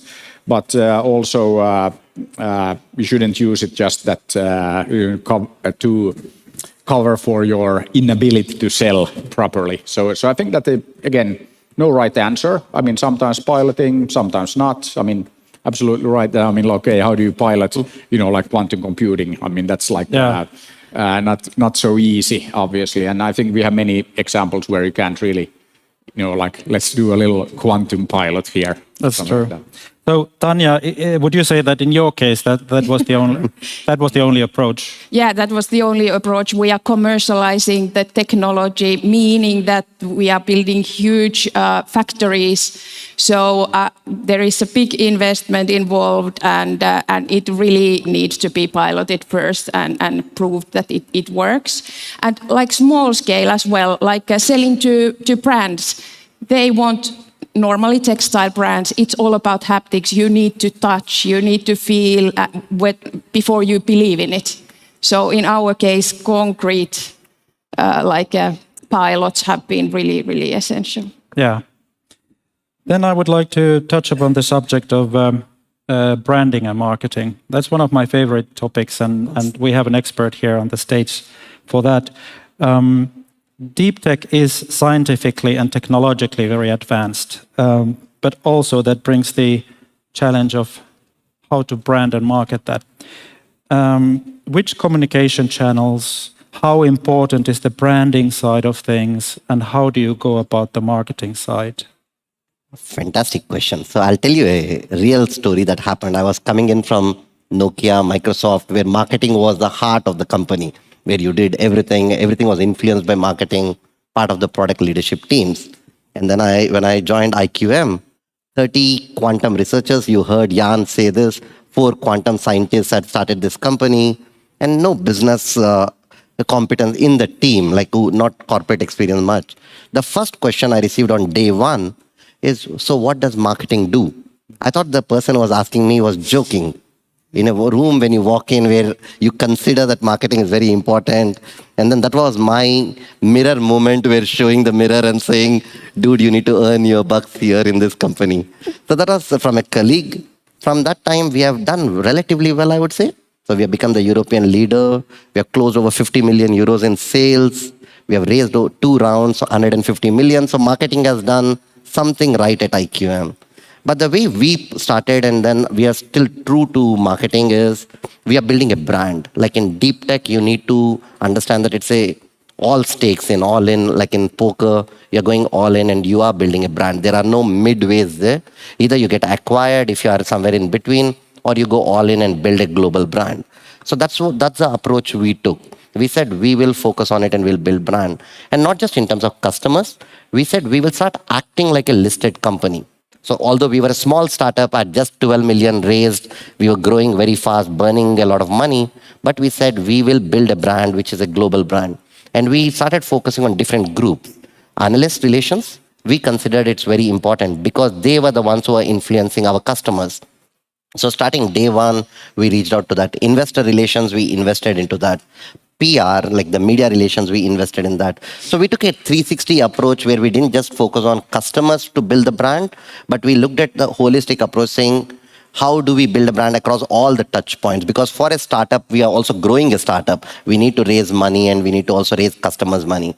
The thing that worked really well for us in terms of customer understanding is in deep tech, most of the customers need to realize that it's a long-term bet. So we as marketing, the role of our teams is to equip them with enough information that they can go back to their leadership teams and propose a long-term bet or a long-term strategic bet.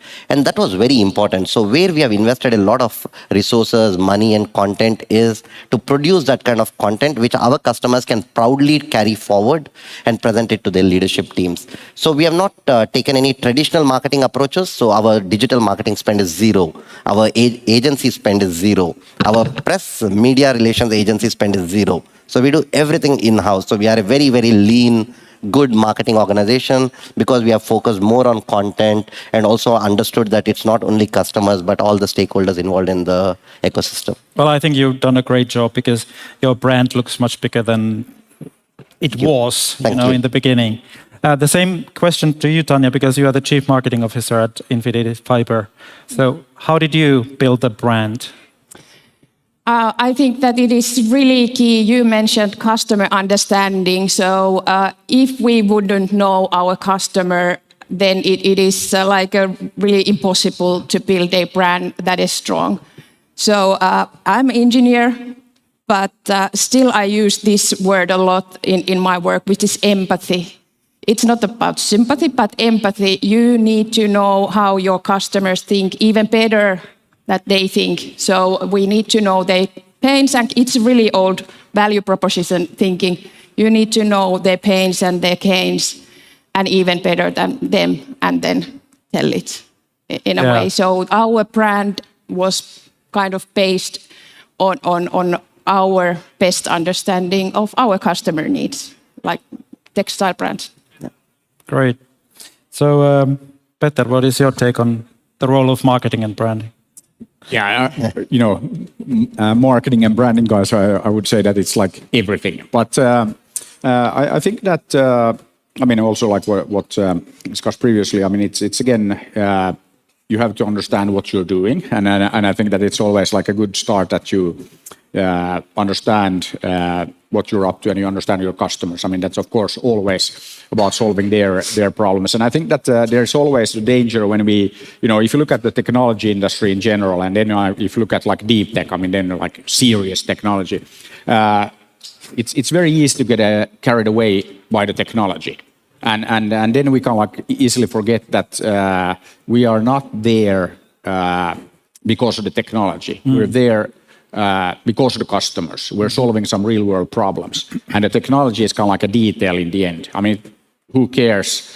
And why do I need this quantum computing thing in the first place? I can just go like and buy a computer, or something like that. So I think that in many cases, and we've seen, if you look at the history of like technology industry and all of that, there are so many companies that get carried away, and and I think that in Finland we have a lot of this that why don't they understand that they need this technology? We don't need any marketing because people should just like be smart enough to buy it because it's like so good. Very like it's of course a bit stereotypical, but I still run into people who have that kind of like thinking that this is like such an amazing technology that people should just come and buy. We don't need any marketing. It's like sells itself. And of course there are very few technologies or products like that. And I think also maybe here we should talk about like product and solution. And then we happen to use there's like some fiber stuff or some quantum stuff or like whatever. But in the end, who cares? I think that it's people are buying solutions. They are not buying technology. And this is something that we need to remind ourselves and everybody of like every day, because it's so easy to then like, hey, this is the most amazing technology ever. Peter, I agree with you so much. One of the first things that we do in the space incubation project, when we get a new company into the program, that we put them on a branding path. They very often lack totally a branding, and they come from engineering backgrounds. They are very good in that, but nobody's perfect in everything, very few people. So we help them build a brand, and that usually makes a difference. You know, it may not make all of the difference, but if there's two equal technologies and one is superior in communication and branding, unfortunately, they are very often on top of the game. But I think, but this is actually a very important point, because I mean, like the thing here is that what I always say that, and then when we're working on like Angry Birds at Rovio, that I always say that everything we do is marketing, like everything. Or then you could look at it the other way around, that none of the things we do, you know, is marketing. And I think that we shouldn't separate kind of like the two. And I mean, then, you know, we can always say that, oh, those guys, that their technology is not like as good as ours, but their marketing is so much better, so that's why they're winning. But I mean, who cares? I mean, you have to look at the whole thing and the whole package. And, you know, like it's the lamest excuse on the planet that, yeah, we have better technology, but those guys, you know, have better marketing. I mean, that nobody cares. You're still losing. Yeah. You know, and you want to win. So then you have to have the whole package. And I think that, and just one thing that I think great example of, you know, like getting carried away by the technology, VR, you know, like the whole virtual reality, year after year, this is the year. Now it's gonna, you know, like we're gonna see a breakthrough. And we had so many companies that, oh, of course, you know, don't you understand that you want to wear this stupid looking headset, like, and you know, like isolate yourself from like the rest of the world for hours and hours. Nobody wants to do that, or let's say very few people. And I think that this is again like a great example that, oh, but it's VR, it's like amazing. Yeah. Who cares? It's just technology, it doesn't solve any problem. Yeah. So yeah. I will ask you one more thing about I lost the thread of thought, so I let you answer. So I would like to add something on this. Like most of the times when I go out and when we discuss about brand building in deep tech, it's made into technology and marketing. But it's not that black and white. Marketing can be science-led storytelling.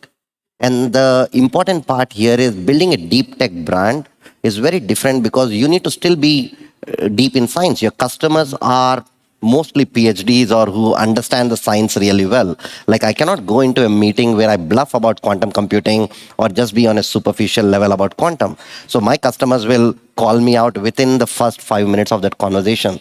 So it's important that your marketing material, every asset, every post, every content that you produce, or even every conversation that you have, it should be science-led. But the storytelling should be the benefits that they get on a longer term. Yeah. So the answer that they are looking for as customers is, why do I work with you? And how will you help me get from here to next 10 years when quantum advantage is realized? And if I cannot walk them through that journey in a language that they understand like science, then I lose my customer. And that is where building a brand should be more in terms of excitement, more aspirational, but also science-led. Yeah. Yeah. But I would like with the science-led, I mean, it has to be true. Your marketing should be true. Has to enforce that. Of course. Tanya touched upon the idea of empathy and the importance of empathy, and I would like to elaborate on that. There's the human connection, and everything is about human connections. You don't sell anything without a human connection, and we sometimes, especially here in the North, we are not so great about the human connection. And when you go to a country where social interaction is everything, how do you? Let's start with Peter, because you professionally are full-time employed with connecting with the different nationalities and getting people to Finland, and the human connection is so important.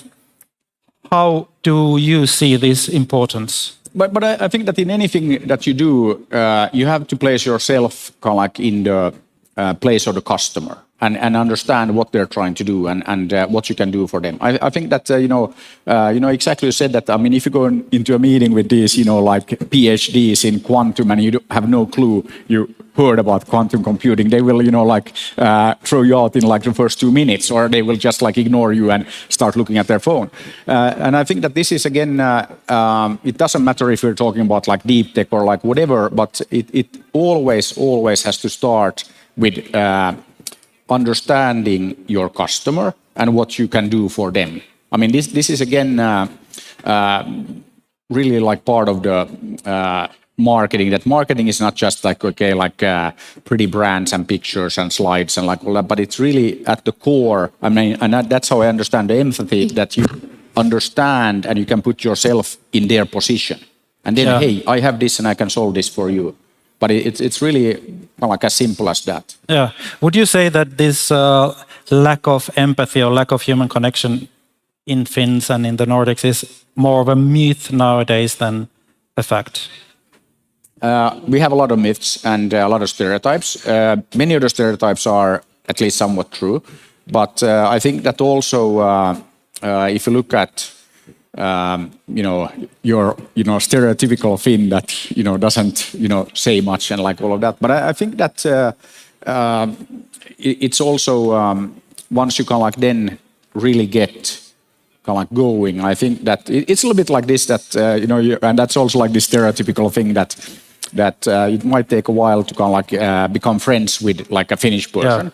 Yeah. But then at least like it's real and true, and it's not like how are you doing, great, and blah blah blah, and then next, so I think that I think that it's not totally true, but it's not completely false either. Yeah, so maybe something like that. What is your take? You're not finished. Maybe I'll add on this one. On the empathy, it's an important topic. If you're building a B2C brand, a consumer brand, there I understand the empathy, because you do need to deliver the messages to consumers where you have very little window of opportunity to have emotional messages delivered.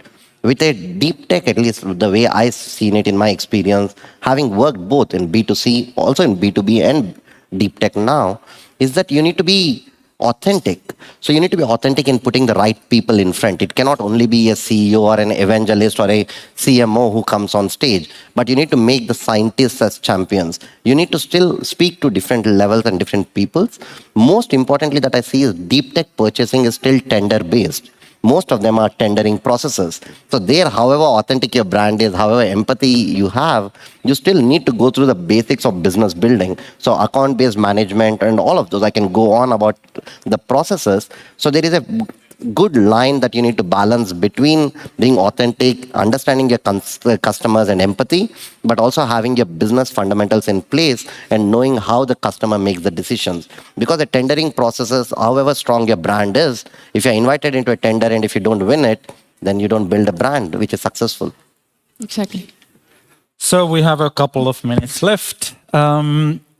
Is there something that you would like to address and leave the audience with when it comes to specifically deep tech related challenges and how to overcome those?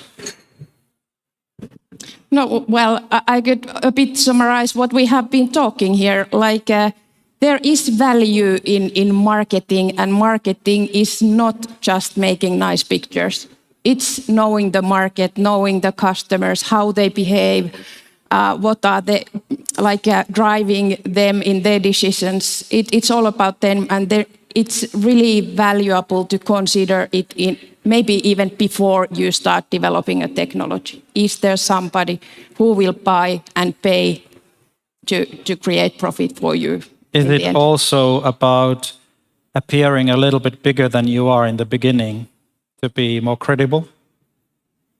Well, sometimes yes, but I think that more important is to be able to deliver the same story with the kind of facts behind you through the whole.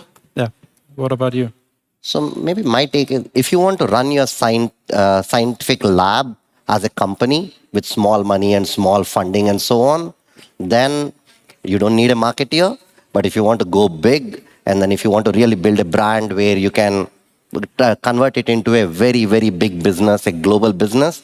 And if you have that kind of an aspiration, then I would say the first leadership hire that you need to hire outside of the product team should be a marketeer. If you don't do it, I don't think how a brand can be built or how a company can be successful. And I'm really looking for examples like that, but I've not found one which does not have a marketeer in the leadership team. One easy question to you, Peter, to finish. Is the customer always right? To start with, yes. But what I would like to add to this marketing thing is that marketing is about telling the truth. As simple as that. Thank you very much. Thank you for my guests. Thank you. Thank you.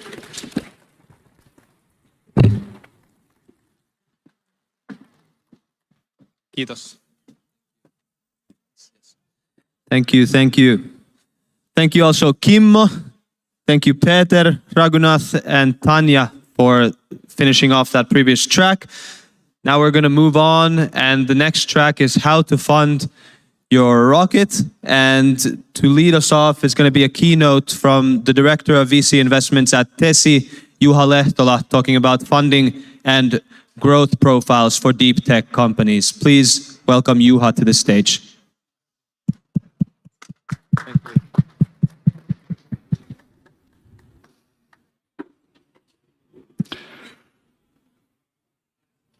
All right. Hello, everyone. Really nice to be here in this inaugural NORDEEP Summit in a historical building, which I have historically associated more with student parties and lunch canteens. But now today we are here for a more important topic, I hope. So indeed, my name is Juha Lehtola. I'm heading direct venture investments at Tesi, which for those who don't know about our company, we are a Finnish institutional investor, both a fund investor as well as direct investor, and very much focused on deep tech as one investment category. So my presentation today will be about the funding environment and the growth profile of deep tech companies. And the presentation is building upon some factual research of our own into this field, as well as some maybe personal views and opinions also about where we are heading in terms of the funding environment. So if we first go into the kind of the growth profile of deep tech companies and what kind of makes these companies specific also from an investor's perspective, I think it's fair to say that investing in deep tech is a game of its own. So I'm sure all experienced investors in the space recognize that there are certain challenges related to picking the winners, creating value, and capturing value when it comes to deep tech, as opposed to maybe other sectors like software as a service or fintech. There's a long-lived perception that it takes a lot of time and a lot of capital to scale deep tech companies. And if you look at our research, there seems to be some truth in this kind of perception. So here what we have basically done is that we've pooled 250 Finnish deep tech companies. So this is a Finnish sample. Put them on a timeline starting from the year of founding for each company. And looked at kind of how the cumulative funding and cumulative revenues are building up. So as you can see that for this group of 250 companies, which should represent the whole ecosystem of growth-minded Finnish deep tech companies, it has historically taken like 7 years to catch up in revenues versus the amount of funding that these companies have taken in.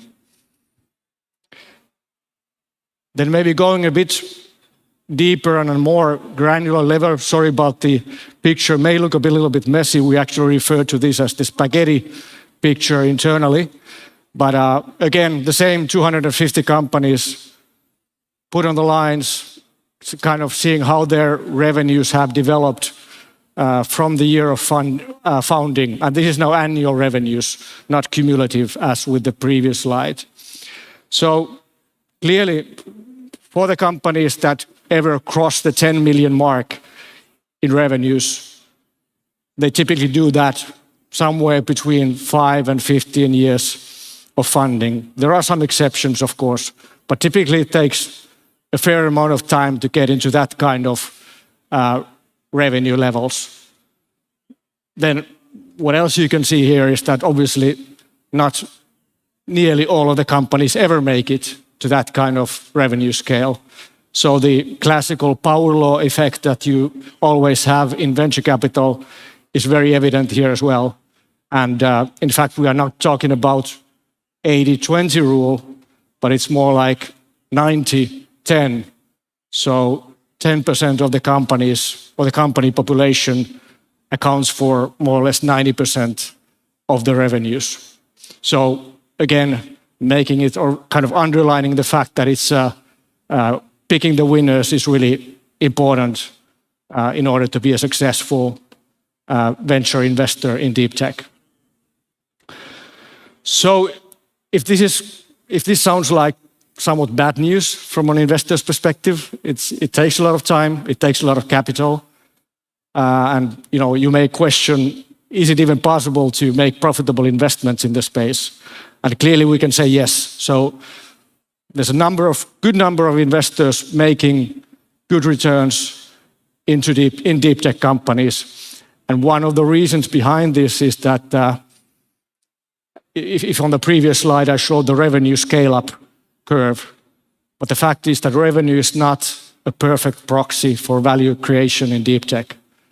It's obviously a simple, very objective measure of success, but it's not the only one, and probably not even the most important. So eventually it's exit value that really drives the returns of venture investors, and that is what we should be looking at. And now this is not a Finnish sample, this is actually a group of international deep tech companies that you see on the scatter chart.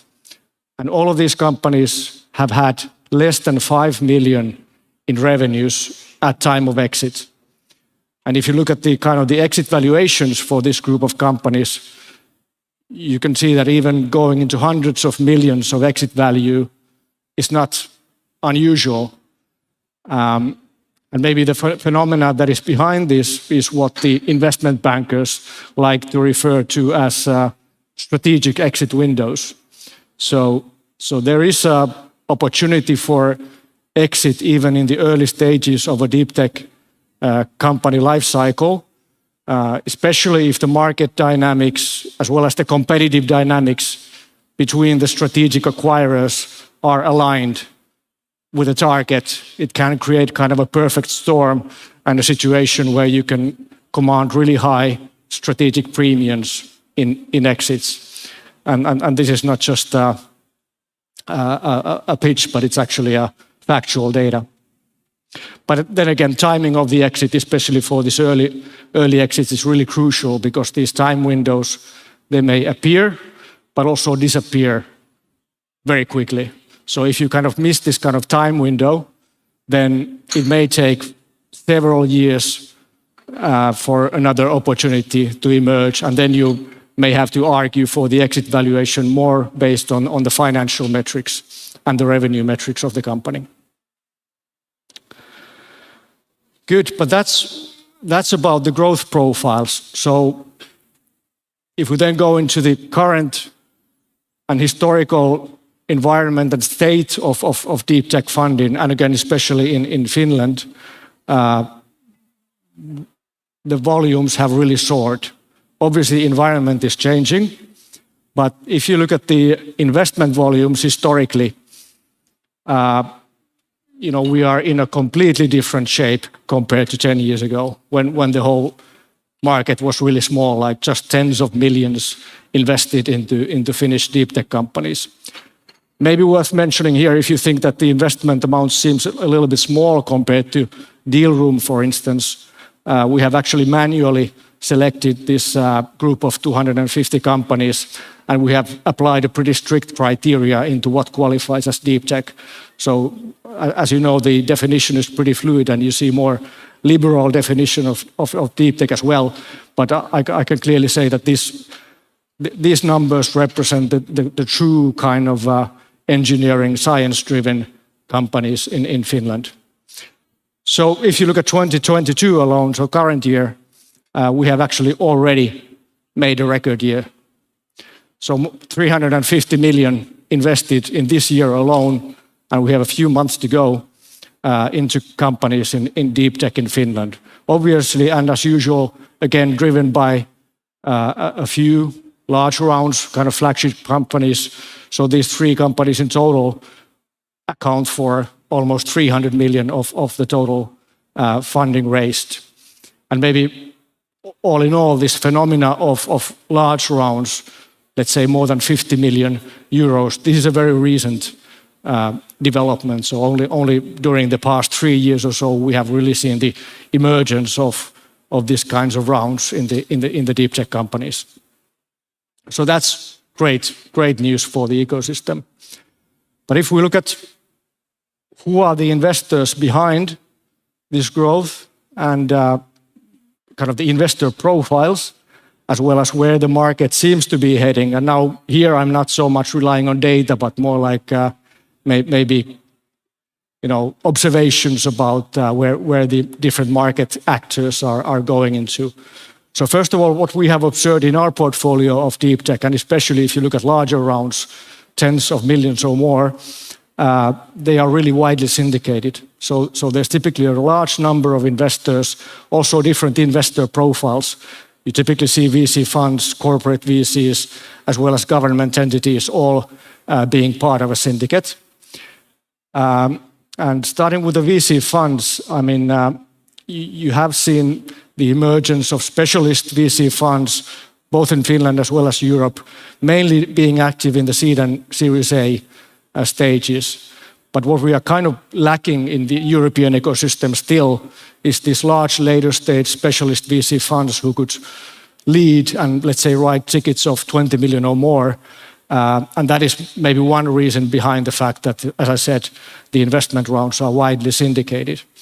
And I guess it's a known fact that currently the VC market is a bit of a, let's say, if not in a downturn, but at least we are slightly concerned about where we are going, and rounds take longer to negotiate. Valuations are perhaps a bit pressured, especially in later stages. So this is perhaps not so much relevant in the early deep tech rounds, but if and when these companies go out and raise funds from generalist VC funds in later stages, I think it's fair to say that it takes more time. The valuations are being pressured. But then, as I said, corporate VCs, governments are an important part of the puzzle or the funding rounds as complementary sources of funding. And obviously corporate VCs can add some very specific dimensions from a value add perspective as well for the company's operational development. And what has actually been an interesting development in the past 2 years is that even public markets and IPOs have become an important source of funding for deep tech companies in Finland, but also what I have observed, the same thing has happened across the Nordics. And obviously this window, at least for now, seems to be more or less closed, which puts a pressure on the other source of funding to kind of fill this gap. So all in all, fair to say that there are currently many forces in the market that seem to be pointing a bit downwards. So fundraising will become more and more difficult and time-consuming for the companies. But then as a kind of a closing remark and summary of all this, if you look at the fundamentals for investing into deep tech and put that against what has happened this year, you can clearly say that the fundamentals have only gotten stronger. So obviously with deep tech, we are always dealing with pretty fundamental stuff. So things like climate change that has been there for some time already, but I mean the pressure is only mounting on us finding solutions to tackle that, and I'm pretty sure that deep tech will have an important role in this challenge. Then the two other things that have been, let's say, emerging this or previous year is obviously the war in Ukraine, the result in geopolitical tensions, which actually have changed the common perception on dual-use technologies, for instance. which is kind of a theme that is very much relevant to deep tech companies. So many of the companies in, let's say, space or cybersecurity do have this kind of dual use element, and the kind of the general perception towards these kinds of companies and business models has changed to the positive. And finally, we have, I guess, painfully come to realize that our economies are very dependent on critical digital infrastructure components whose availability have been really challenged recently. So this is yet another reason for the kind of the, also from a European and why not even national perspective, to make sure that we have sufficient kind of technological sovereignty in place. So what this all means is that the fundamentals are even stronger than before. The opportunity has not gone anywhere. On the contrary, so whereas capital is not the only bottleneck, talent development and things like that are at least equally important for us to create a thriving ecosystem. But nevertheless, we really need to make sure that the capital supply for European and Finnish companies in deep tech space is on a healthy and solid foundation. And especially we at Tesi at least are willing to do our best to contribute to that objective. So with that, I thank you for the attention and hope you found some insightful data points there, and thank you very much.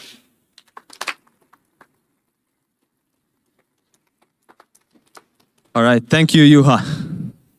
Yeah. So, show of hands, how many people would like to start a deep tech VC fund? Even if it's super ambitious in the future. Okay, we got a few. So this next panel will be really interesting for you guys. It's going to be how to start a rocket deep tech VC fund. And I'd like to welcome to the stage our panelists, Terhi Vapola, Lise Rechtsteiner, Juho Aminov, and Harri Brade. Please give them a hand.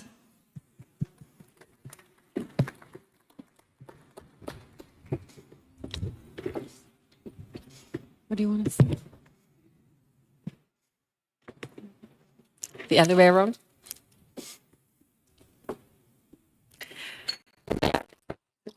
Sorry.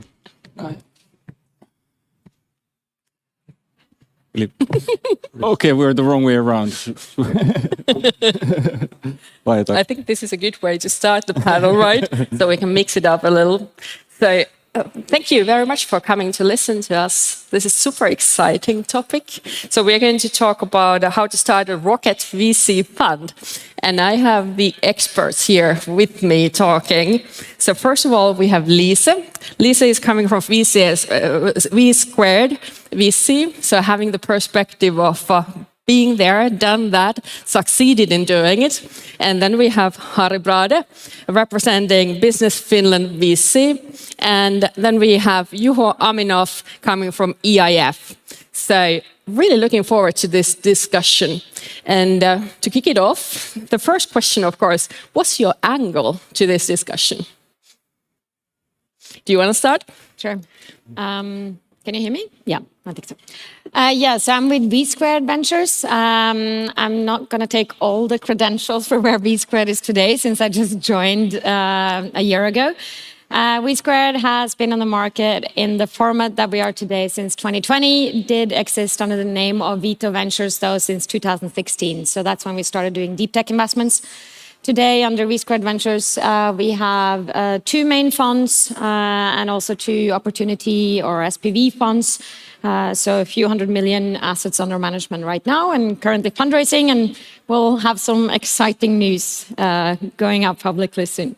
Fantastic. And Harri, what's your perspective? Yeah, my perspective is Business Finland Venture Capital Limited. So we're incubating new venture capital funds in Finland. Have done so for example, Superhero Capital, Icebreaker, etc., Nordic Food Tech. There are a number of general and sector funds which we have been incubating. And incubating is the key word. So we help funds to become successful, to be launched, etc. Talk about that more later. Thanks. Fantastic. And Juho? Yes, so I represent European Investment Fund, which you could say is the VC fund investments arm of the European Union. And actually, we are probably the largest investor in the European venture capital asset class at the fund level. So we do roughly 100 investments per year for over 2 billion euros. And obviously, within deep tech, our aim is to help the best deep tech companies and founders to get access to investors who actually can add value to their activity, help them to commercialize their R&D intense disruptive innovations.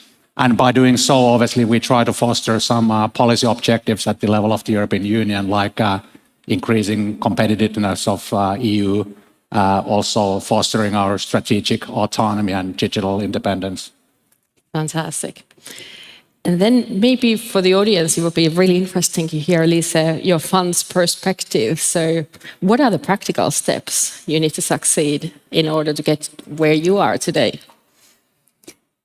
There are many things. Of course, you'll need to have the right team in place, first things first. It's also really good to have, I think, a team that has different competencies and also split a bit of the tasks, doing both, deal flow management and sourcing, and someone taking more care of admin and fundraising.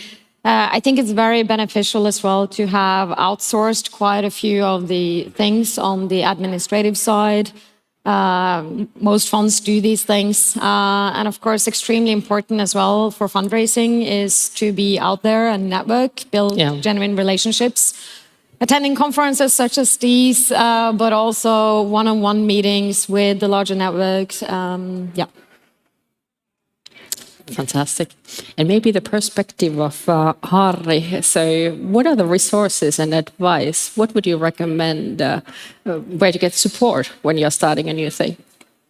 Yeah, when you're starting a fund or thinking about starting a fund, especially here in Finland, we have governmental limited partners, LPs, who support you, be it Business Finland Venture Capital or TESI. So we're happy to help you in. And looking at the fund, there's three perspectives. So one is looking at the team.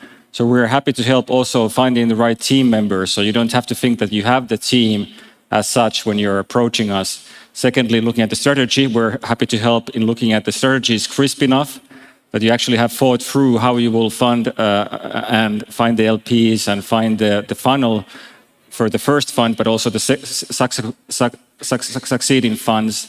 And thirdly, looking at differentiations. That's something which has emerged in the last years as we here have a deep tech fund from Lise.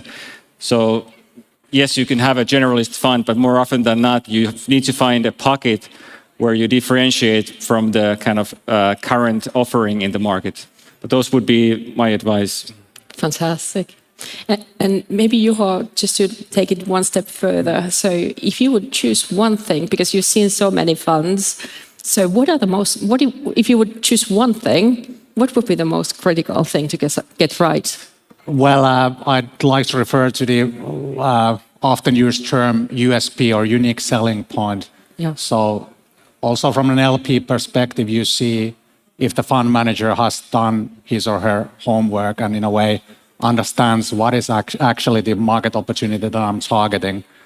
So you know the incumbents, what the shortcomings of the market are, what are the needs, unaddressed needs of the founders and companies, and why am I the best person to address those needs?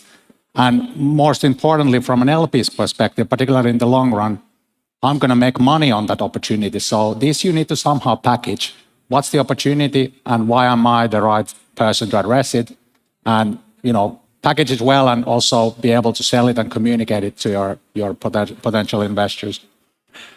Maybe to Harri's point, I would also like to add that a good resource for, emerging teams that consider raising a fund is to speak to other VCs that have gone through the journey and can probably advise you on the do's and don'ts.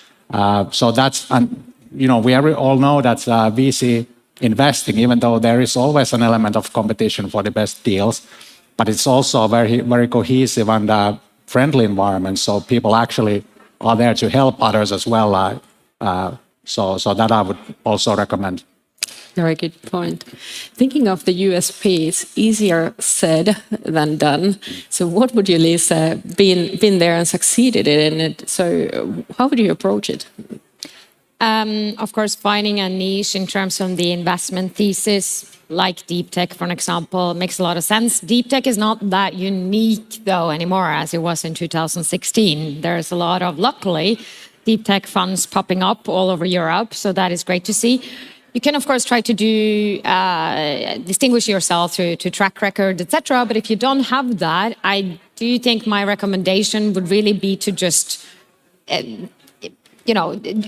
do what you're claiming and just show the LPs that you actually have access to unique deal flow that others don't, that really fit very well with your investment thesis, and show it by doing. Exactly. Very good. Maybe the other side of the coin. So these are the things you need to get right. Maybe going into your perspective. So what are the typical mistakes on the other side of the coin? What to try to avoid and how to tackle them?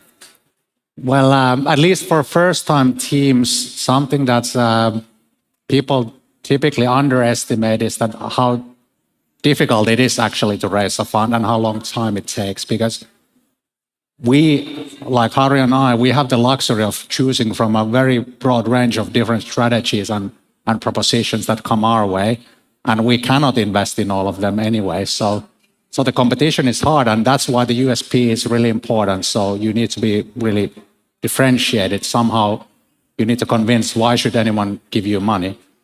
But on the shortcomings, in addition to maybe setting the bar to a realistic level, both in terms of timing and what you may be able to raise as a first-time team, is on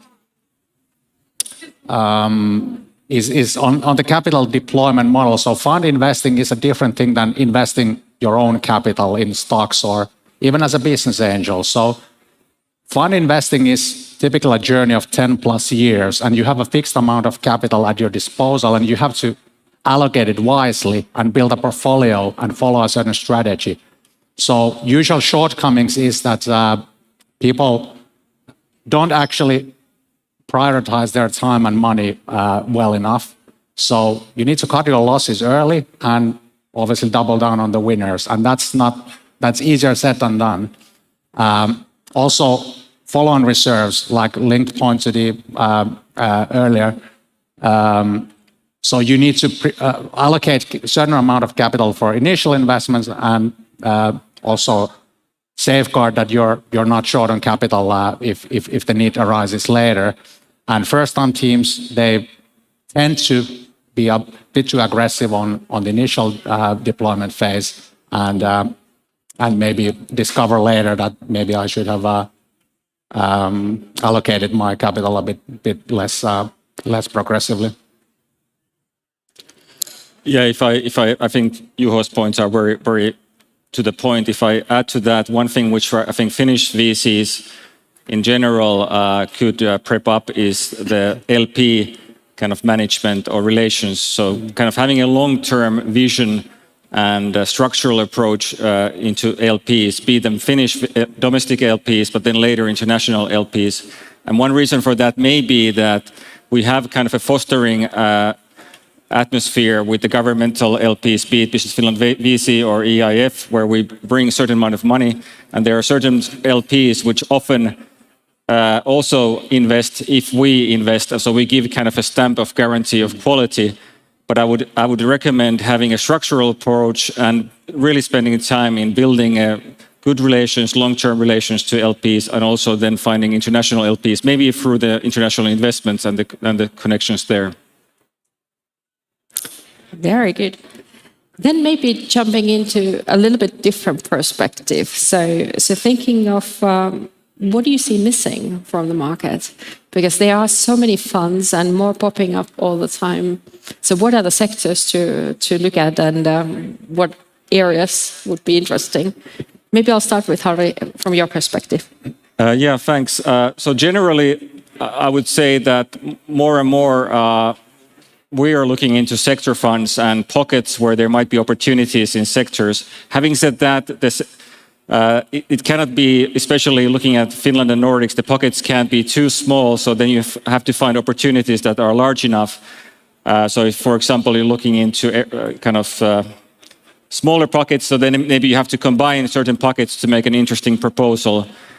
If you're looking at sector funds, then it's almost automatic that you have to look at a Nordic level, and then for some funds you have to look at a European level, like Lisa's fund is doing. So sectors, but of course healthcare is now interesting. A fund has emerged, and there are a number of smaller sector areas which are emerging. But I would generally say look into sectors and pockets rather than generalist strategies. Very good. The other perspective of what is really topical at the moment is the ESG and the implications of that. So maybe the LP perspective, Juho, from your side, what would you say about how to really tackle the ESG question in a good way? ESG has definitely become mainstream in the last years, so it's no longer something that differentiates funds. It's no longer a nice to have and an element for greenwashing. It's a must-have risk management tool. And also LPs take it increasingly seriously because every LP, and particularly a public investor like us or Business Finland VC, we take our reputation extremely seriously. And if there is an unaddressed risk management channel at the GP level that may then spill over and damage also the reputation of investors behind the funds, that's obviously something that's definitely cannot be ignored. So, but we're happy to see that actually the market is proactively taking active steps in raising the bar and improving the standards in this regard. Also, it's important to distinguish between kind of the market standards and also impact that investors and also LPs want to achieve with their investments in funds. So, for example, us and also many other LPs, particularly the bigger ones, are, in addition to requesting some level of ESG compliance, rolling out different impact criteria. So, for example, we are currently requesting all funds that receive an investment from EIF to agree and commit to a certain percentage of the fund's investments being compliant with certain green KPIs, because we all understand that the challenges that we have on the climate change front are so enormous that everybody needs to chip in and try to generate some positive impact on that field. Very good. Do you want to continue? Yeah, for the ESG perspective, and I would be happy to hear Lisa's view, but because she's and her fund is doing this in practice. But my chip in here would be that we see a number of funds which are discussing the ESG, and when discussing with them, we feel that they are kind of ticking the box. So they are feeling that we are compliant, being to the LP community or be it towards the kind of portfolio companies which will be in their portfolio. What we like to see is kind of through the values of the GP, of the general partners, that they would actually live and breathe kind of the ESG norms and the impact norms. And that's why we try to encourage, and we also encourage them to have the right people in the team, perhaps getting new talent, enabled to go away from the compliant and more into kind of the values and culture of the fund in looking at ESG and compliance. But I'd be happy to hear Lisa's view as you are living and breathing this in your fund. Sure. I was also in an impact fund before I slipped into deep tech. There's many overlaps there. I mean, at V-Squared, we certainly do ESG reporting more as this basic framework that everyone should do. We do, however, also take a bit more active approach to impact. And I think that is even more important in early stages. ESG reporting is more of a checklist, and it is something that is very applicable, especially in later stages of companies, where you can actually implement much more practices, governance routines, etc. There are certain things you can already start at the get-go, but the implications are much bigger at later stages. It's still a negative kind of checklist, though, and I do think these impact-driven investments are perhaps even more suitable in early stages. It's difficult, though, to measure impact. We don't really have any standards yet. So I think everyone should be truthful to their own thesis and what they see as meaningful. We've chosen to basically focus on what is the founder motivation, map that out from the beginning, map out whether impact is actually an inherent part of the business model itself. So if the business model grows, impact will grow with it. And of course, also look at the market opportunity. But yeah, in general, I would tread a little bit carefully about quantifying many of these measures because it's also easy to end up with vanity metrics, unfortunately, before we see any clearer standardization out there. Very good. Maybe another perspective, Lisa, for you. So discussing about the differences between different LP groups. So how would you say, from the perspective of a fund, how do you approach different types of like government or private or different kinds of private LPs? Sure. I mean, especially, I guess there's differences between the public and the private investors. Of course, even within these groups, there are differences. There's certainly a lot of advantages of having, and some of them are mentioned before, having the public investors on board as well. The quality stamp that you get, you're going through, especially also here with our dear supporters in IF, also through a pretty extensive due deal process. But that is also something that gives you a lot of credibility on the market. Not just that, it also give you certain inputs in terms of the right strategy. So you also mentioned, for example, the insights around follow-on investments. Typically, a fund would, in later stages, maybe reserve 50% of invested capital for follow-on investments. However, at WeSquared, after having good conversations with IF and getting insights into a lot of the statistics, we chose to even go even more into follow-on investments, reserving a total of 75% of our capital in the newest fund into follow-on. So I think there's a lot of insights, statistics, experience that you can lean on. With the private investors, is a little bit of a different interaction. You can also shape it much more yourself. If I'm to give maybe a bit of a practical advice as well, I think one can work more there on relationship building and not so much as a formalized process where you need to have a data room where there are specific givens that you have to deliver. I think you can try to hold a little bit back with the private investors and have a continuous engagement with them, slowly, forwarding them more and more information on your strategy, on the portfolio, etc., just to keep up that kind of interaction that you have. So you have much more room to shape the conversation, I guess, yourself. But you need both. Exactly.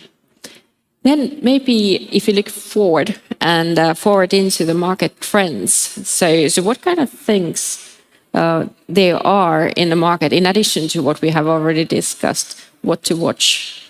Maybe we'll start from your side.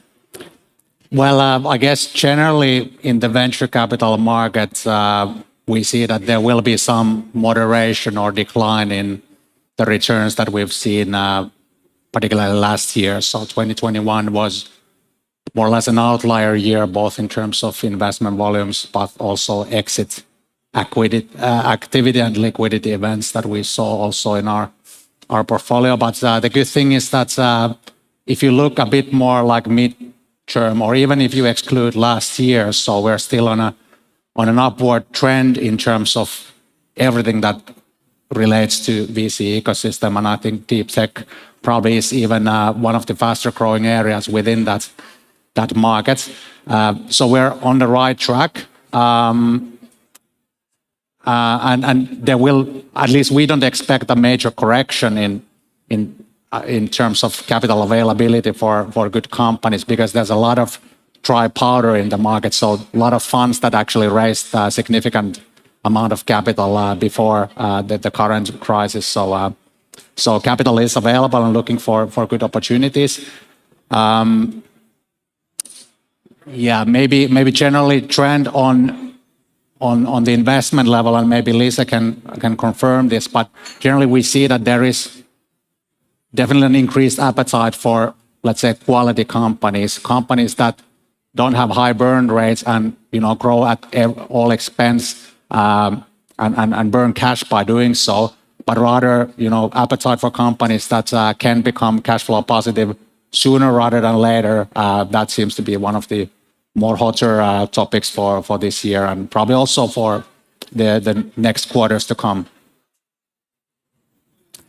Do you want to continue? Yeah, sure. So I think, as Juho mentioned, I fully agree that profitable growth, those two words together, is always in fashion. So it's never out of fashion, and now it's more in fashion than in 21. Having said that, I agree that basically looking at the kind of secular trends, so the trend over this cycle, the VC industry, looking at Europe versus, let's say, US, Israel, it has proven itself. It has looking at Finland and VC returns, we are in the top quartile in European VC returns. So there's good data backing up the new VCs, the VC industry in general, and the track that it has done. So understanding the kind of imminent recession, be it mild or severe, still, I think secularly this industry is doing quite well. Looking at the trends, I think in Finland, understanding the recession trend we have now, the funds will become larger and we will become more towards the European level. For GDP per capita, I mean, the VC funding, angel funding is the largest in Europe. So I think there's many positive things. And of course, for now, profitable growth is something which all the companies should look for sooner than later. So not going into the mega trends here, just saving time. So thanks. What do you think, Lisa? When's the trends to watch? So I agree with everything that was said before. I think we do see a trend going back to the fundamentals of value creation in terms of venture capital itself. I do see that venture capital as an asset class is getting much more stable. It's growing and it's taking a much more serious role of the capital allocation that you have in the private markets. I think that's a trend that will remain. It is getting more crowded though in terms of funds. Competition is increasing, and I do think a lot of the incumbent funds are starting to get challenged. There are a few new ones that are rethinking a bit of the schemas, the dogmas out there, and I do think we will see a bit of a shift in generation. So what kind of things you see coming up? So if you continue on that one, the new emerging things. It can be on the very specific thesis. It can be on the composition of the team. It can be on incentivation schemes, the motivation of the GPs driving the funds forward. It's pretty wide, actually. Let's see what the LPs go along with. Fantastic. So maybe we innovate the whole market together then going forward. Also the VC market, not just the startups. But hey, we are out of time. So I would like to thank you all, the panelists. Thank you for all your insights and thank you for sharing it. And thank you for the audience. Yep. Thank you also, Terhi, for moderating. Now, deep tech companies can take a few different types of capital. We just heard about the venture capital, and it's good to hear from the VC perspective as well, what they're looking at, how the market is looking. And now we're going to hear a little bit more about the public funding instruments from the principal consultant from Spinverse, Eeva Viinikka. Please welcome her to the stage. Thank you. Thank you. So today we are going to talk about public funding instruments. And maybe the first question in this audience is that why you should be interested. And the answer in short is that when combined with private funding and invoicing from your own clients, utilizing public R&D and I grants is the best way for you to assure that your solution is of cutting-edge competitiveness for the future. And the good news is also that these public funding instruments are typically grants. So you don't have to pay it back, and it does not dilute your ownership, and it will just improve your competitiveness. And I think this would be of great importance, and it should be of interest for both investors and the companies, specifically if they are considering when to have the next investor round. And today I'm not going to talk about Business Finland funding or any other national funding instrument. And the reason is that Business Finland is actually a good authority. They would love to provide you personal advice on how to get access to Business Finland grants, what suits you the best, and kind of how to access it. So today we are going to focus in EU grants. And the reason is that there is 100 billion euros of grants for the period of 7 years. 100 billion. Every cent will be shared. Somebody gets it. And you should consider what is your fair share of it. And EU money is organized in a rather complex manner in different kinds of funding instruments and funding programs. For example, this EU multi-annual financial framework will include kind of funding for digitalization or different kind of environmental topics and even defense sector. But the fact is that some of these funding instruments are, let's say, more industry or more private sector friendly than the others.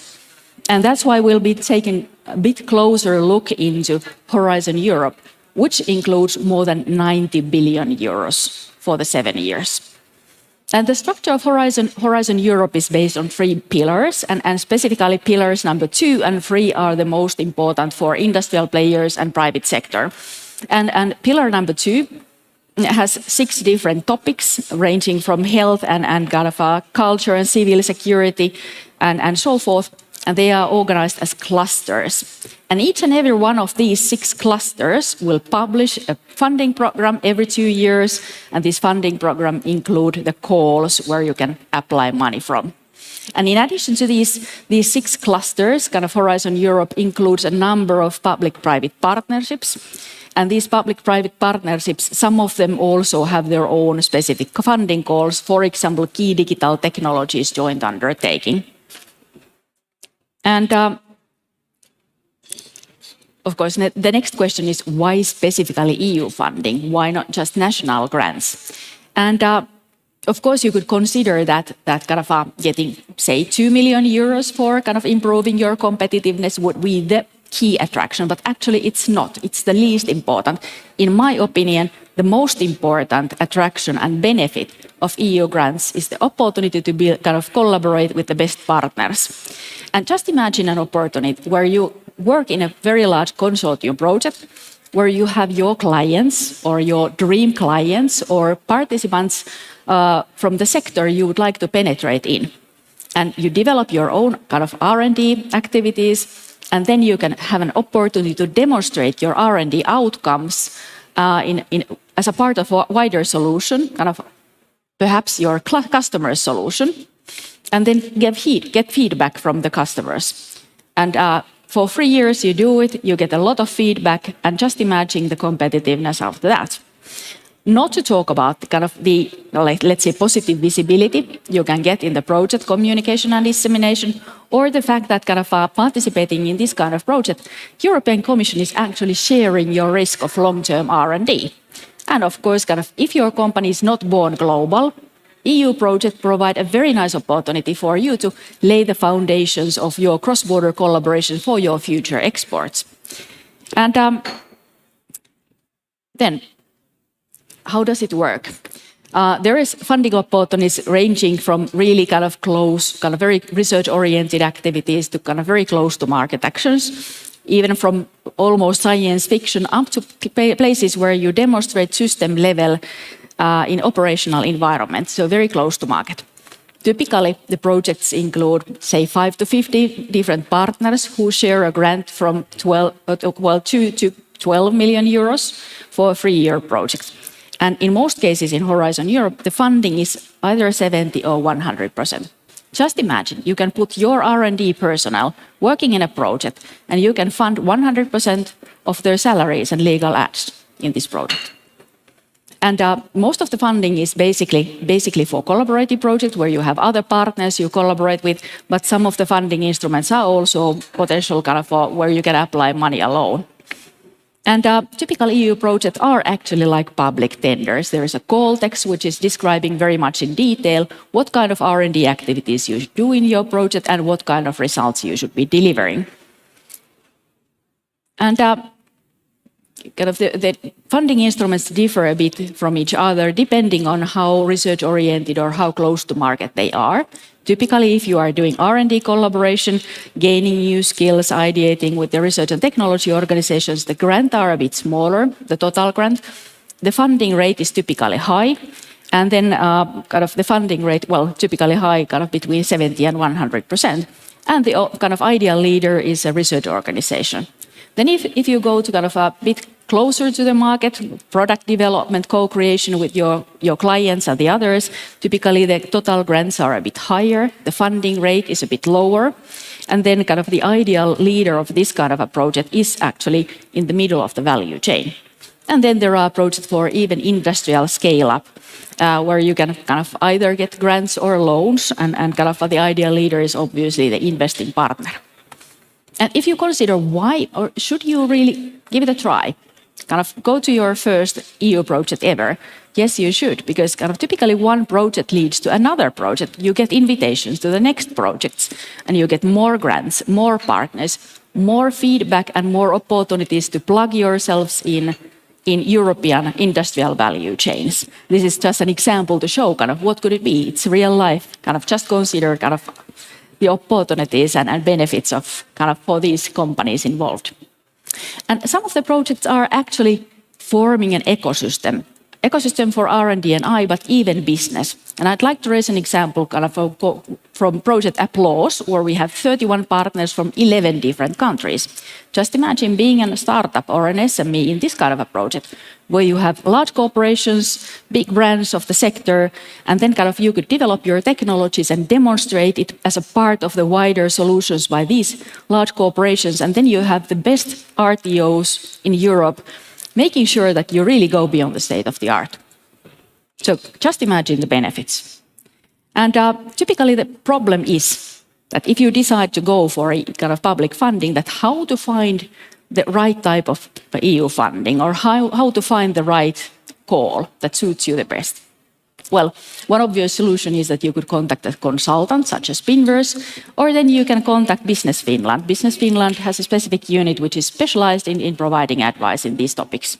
You can participate in Business Finland's webinars, which are typically free of charge, or you can utilize a search tool like Spinbase, where you can buy a license from Spinverse, or you can contact a research and technology organization that is active in your sector. And now, as I mentioned, that there are these 6 clusters which kind of publish their future kind of calls typically every 2 years. The next calls for the next 2 years are about to be published in the end of the year. But Business Finland actually has unofficial drafts for these, which you can get and review if you like, even before they are public. And I would like to kind of provide a kind of an example on kind of my favorite funding instrument, which is Key Digital Technologies joint undertaking. In this funding instrument, kind of the topic is relatively free. It kind of the wide funding kind of topic is kind of from microelectronics up to ICT, even up to artificial intelligence. But there is kind of a relatively free topic within the scope and relatively free budget, very good success rates, an excellent opportunity for you to plug in yourselves in the kind of European value chains. The KDT projects are typically quite big. There are kind of tens of different partners in the consortium. Typically, the funding rates are a bit lower, but for example, for a Finnish SME, the funding rate is close to 70%, like 67-ish. And kind of in some years, even 50% of the project gets funded. So kind of, it doesn't mean that they are easy, but kind of excellent opportunity. And the next calls are basically next spring. Kind of there's project outline, deadline in April, and full proposal in September. And the winning consortium start working in the end of the year. So make sure that kind of you grasp your opportunities there. And the thing is that SMEs are specifically welcome in these consortiums because this funding instrument has its own targets of onboarding as many new SMEs and participating as many new SMEs as possible. And then there are a few specific funding instruments tailored for SMEs. Kind of my favorite is Eurostars, which is technically speaking national grants. You only need a kind of consortium of 2 to 4 partners, and your grants could be up to 6 million euros. And typically the funding rate kind of for Finnish SMEs is 50%. Really nice hit rate, almost 30% of the project gets funded. So kind of something to consider and discuss with Business Finland on this. And then for scale up, you could consider EIC Accelerator, where the kind of maximum grant could be up to 2.5 million euros at that 70% of funding, or optional equity up to 50 million euros. And if this sounds like something of interest, kind of it's good to monitor what's going on, because kind of this instrument is seemingly about to change in the future. Or then you could even consider kind of instrument like EIB venture debts. And then the thing is that kind of the easiest way for an SME or startup to access EU money is actually getting on board in EU project consortiums. And there are a few tricks how you can do it. The first kind of probably easiest way is that you could contact a research organization, university, or kind of other organization like VTT who is active in your sector, and kind of let them know that you would be interested in participating in EU project consortiums, and kind of discuss further. Or you can join forces with your clients or suppliers and let them know that actually I would be interested in EU project, that are you working on them kind of at the moment, or kind of combine forces in finding some. Or you can even go and suggest your research idea for the RTOs and check if they would be interested. But the low-hanging fruit really is participating in brokerage events, because there is a multiplicity of brokerage events which are specifically organized for kind of building up EU project consortiums. And there are face-to-face brokerage events like kind of FX, which takes place in November in Amsterdam, or then there are kind of all kinds of online brokerage events which are typically free of charge. Or you can add your profile in free online brokerage platforms like ECS Collaboration Tool. And kind of in ECS Collaboration Tool, you can add your own profile, but you can also scan what kind of project ideas there are, and kind of let the coordinator know that you would be interested. So kind of it just requires your own activity. And then, one more. As I mentioned, kind of the clusters will be publishing their work programs rather soon. And Business Finland expects that there is going to be a number of info days in the middle of December. They're not published yet, but so kind of if you would be interested, just follow horizonttieurooppa.fi and the events within. And then, once you get an opportunity to join a consortium, a few hints and tips. So the first question is that kind of maybe you should check from the coordinator what is his or her kind of success rate, because it takes some efforts in building a kind of EU project consortium and the proposal, and you would really like to be in the winning consortium. And then the thing is that you should only join the consortium if the activities suggested are really matching your R&D and I strategy. Because even if you get like 1 million euro for your R&D, why waste 3 years of time if that does not take you where you want to go? And then kind of you should also consider that you should get a reasonable budget. And in my opinion, that means at least one full-time employee for the whole duration of the project. And the reason is that kind of there is always some administrative burden, and kind of only kind of reasonable resources will really provide you the benefits. And kind of if there is a kind of project consortium who's inviting you in and suggesting something which doesn't really match, and the project kind of budget is not really the level you'd like to do, just be open. Suggest what you want to do and tell them that you need more money. So kind of that's the way to do it. And kind of then make sure that you can write and review the text which describes your own activity, because the funding proposal is actually going to be a part of your grant agreement with European Commission. So you want to know what's about you. And then kind of don't worry too much about the kind of insecurities and limited visibility for the future. I mean, forecasting future is difficult. Always. Because the thing is that in EU funding proposal, there's always a plan B. You describe your risk mitigation plan, what to do next if your kind of first phase plans don't realized. And there's also a process of changing the plans. So kind of it's fully okay and understandable that kind of you don't know everything in advance. So thank you for your attention, and kind of I just hope that you keep in mind that there is a multiplicity of EU money out there, and you should consider taking advantage of it. Thanks, and don't hesitate to contact. Thank you. Thank you very much, Eva. Thanks. Thank you. what interesting, insightful information about the funding, starting from the small, going to the venture capitals. Thanks. That would be the wrap up about the how to fund the rocket. And now we're going to change the topic to the hardware is hard. And I would like to welcome on stage Rebecca Melakari. She's going to lead us through that. Thank you. Good afternoon. My name is Rebecca.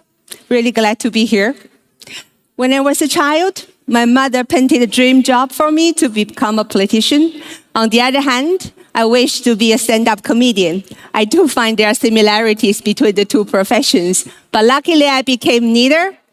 I'm the CEO and the founder for a wonderful product company called Pixie Ray. As a company, we develop autofocus eyewear. We don't research on fungi nor deep tech fibers, but we do work heavily with material science, molecule compound. We develop algorithms, state-of-art electronics, and system integration.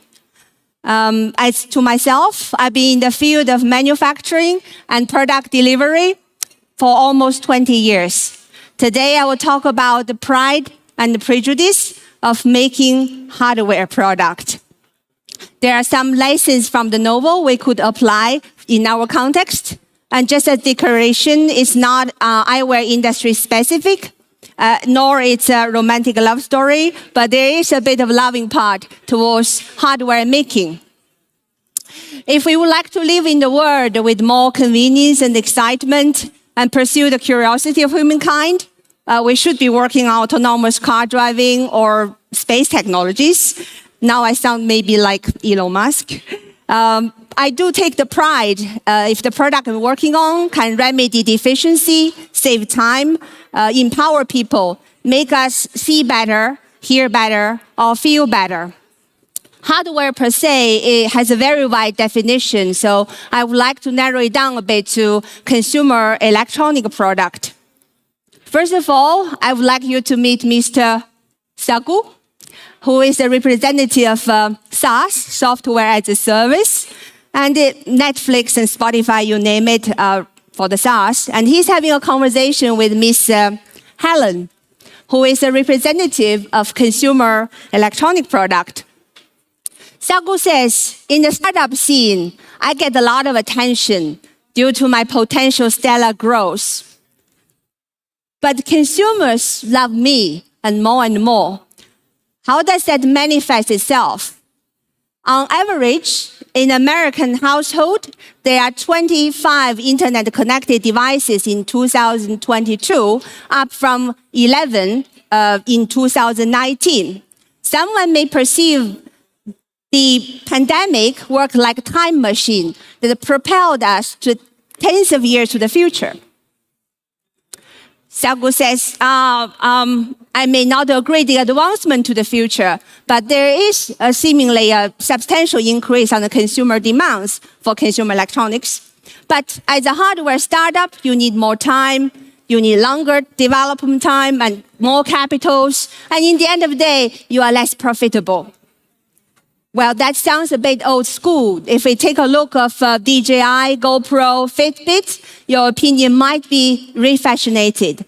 Fitbit was valued at $2.1 billion in 2019 by Alphabet, and GoPro reached 31.7% net profit margin by June 2022. And DJI started selling drones worldwide with 3.8 billion revenue and considerably high profit margin. So let's not make this snap judgment. Hardware is not a few pieces of dumb plastic combined with basic electronic components. With the increase of hardware and software combination and IPR protections and the advancement in manufacturing, I find hardware is actually more attractive. But inevitably, making a piece of hardware requires manufacturing, supply chain, distribution channels. It does not come from thin air, neither thousands of coding lines alone. So I would like to take you for a few moments to the macroeconomy and look how does it impact on the manufacturing world. Once upon a time, our society used to be called the world village. Enjoyed the flourish time. We applied just-in-time delivery model. We cloned the manufacturing capacity worldwide. China became the world factory. Then the things start to change in a more obvious way. The tariff war between US and China lifted the trade tariff substantially. And COVID hit, increased lead times and cost, and geopolitical risk is down on the daily agenda. Talking about increased lead time, when the first time the semiconductor supplier told me instead of 16 weeks, do expect minimum of 52 weeks of delivery lead time, I nearly jumped from my chair, and now it's even become longer. If someone says there's a propelling to the future, I claim there's another time dimension. I'm seeing a slow motion. The whole world has been running on its full capacity. If you tighten one end of it, it causes massive wave to the other end. And always remember, the constraints come from the shortest wooden bar of the barrel. Our ecosystem is interconnected. There are many elements involved. We are talking about labor, raw material, integrity, environment, regulations, and technology. For the manufacturing advancement, it has two fundamental enablers. One is the government, one is foreign direct investment towards a developing economy. Government provide the finances, policies, M&As if necessary, and FDI work as a technology spillover to the host country. If we take a spotlight to the China FDI inflow in 2021, from the parent number, we see an increase, but the Hong Kong round-tripping actually plays as a disguise, and 3/4 of investment went to the service industry. The manufacturing FDI inflow to the world factory remains non-disclosed. Manufacturing has generations. Upgrading the line requires technology innovation and technology accessibility. Let's take an example here. I'm not going to mention again about the semiconductor, EUV machines and ASML, because that's politically and security-wise quite sensitive. If we look at into, for example, ultra-fast lasering technology and equipment, basically it provides higher precision, more convenience, higher flexibility, and in simple words, it makes impossible possible across many production line steps. And I'm seeing one mushroom phenomenon in Europe that many institutions and companies not only developing the technology, we are scaling up this kind of equipment and being adopted by the industry. Actually, some of the gentlemen or ladies sitting there, if your eyes have been surgically operated, you might have been operated by the femtosecond laser machine. And that machine is more applied now to the industrial use. The reformation and the redistribution of the value in the manufacturing world has started. There is no little, no humor. The balancing process is going to go a long way in the manufacturing. When Mr. Donald Trump said that the energy efficient light bulbs make him look orange, I was a bit amused. But I do agree with him. Pulling back the manufacturing somewhat to your homeland will definitely bring you the benefits. The link between a thriving manufacturing industry and the prosperous economy is strong and direct. We just need to capture all the opportunities along with the manufacturing renewal process. I will come back to the do's and don'ts for the hardware manufacturing, especially for the startups. First, golden rule, trial and error. Very often, your first prototype in your garage that you created with your own hands actually work. Then you get excited, there's a new product coming to the market, let's do a product, let's go to the investors, and then we're going to run a company. Then when you integrate, you design, you integrate different elements into the first prototypings, you're realizing you are failing one way or another. But that's very common. No shame about it. We just need to do the analysis, due diligence, and get up and move on. Always make plan B and plan ahead. It's quite hard, actually, to do the plan B when your plan A is not yet solid. But we have to work on it, forceful way. That will place ourselves in a much better condition from the risk mitigation and also bargaining power towards the partners and our own network ecosystem. And we have to plan ahead. When I say right now, it's a very valid point. We cannot wait 52 weeks for a delivery lead time for a simple component. So we have to buy, for example, from DigiKeys and Mausers or Octobuy, just buy off the stock in a small MOQ and stock it up so that your milestone will be hit by the material you have prepared up front.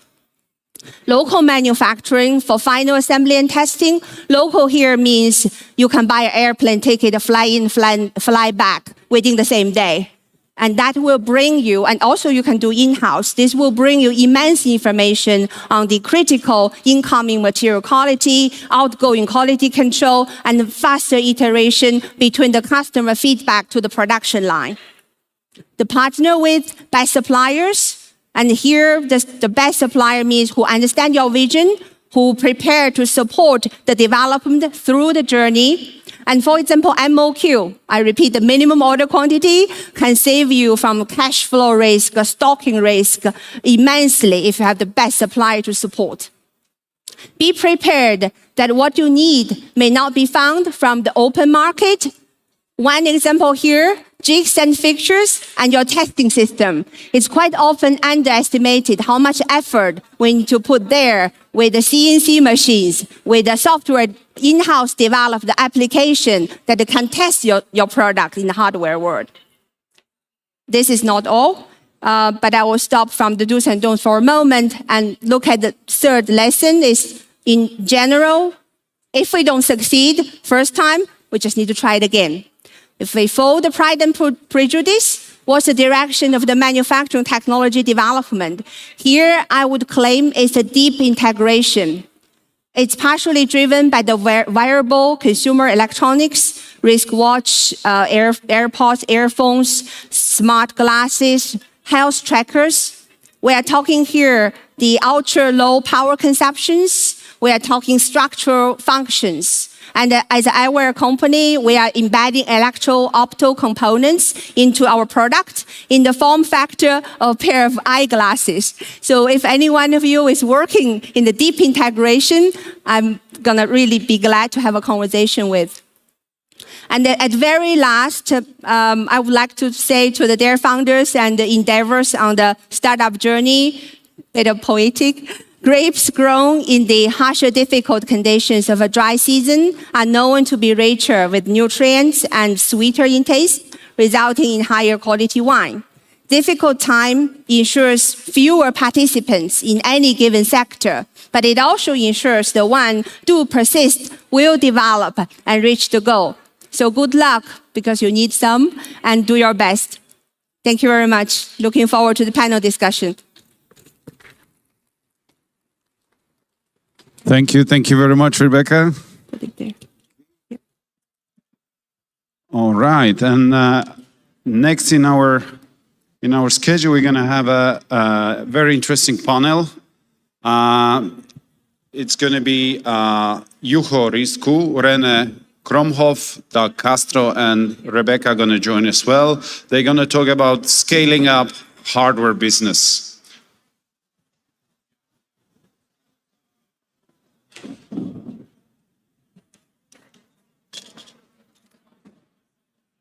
All right, let's give a round of applause for our new speakers.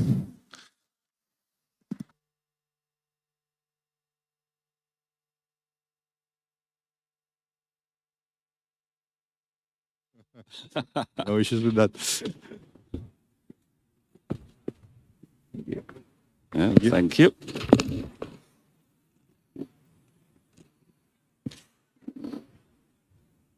Then I have my table. Nice.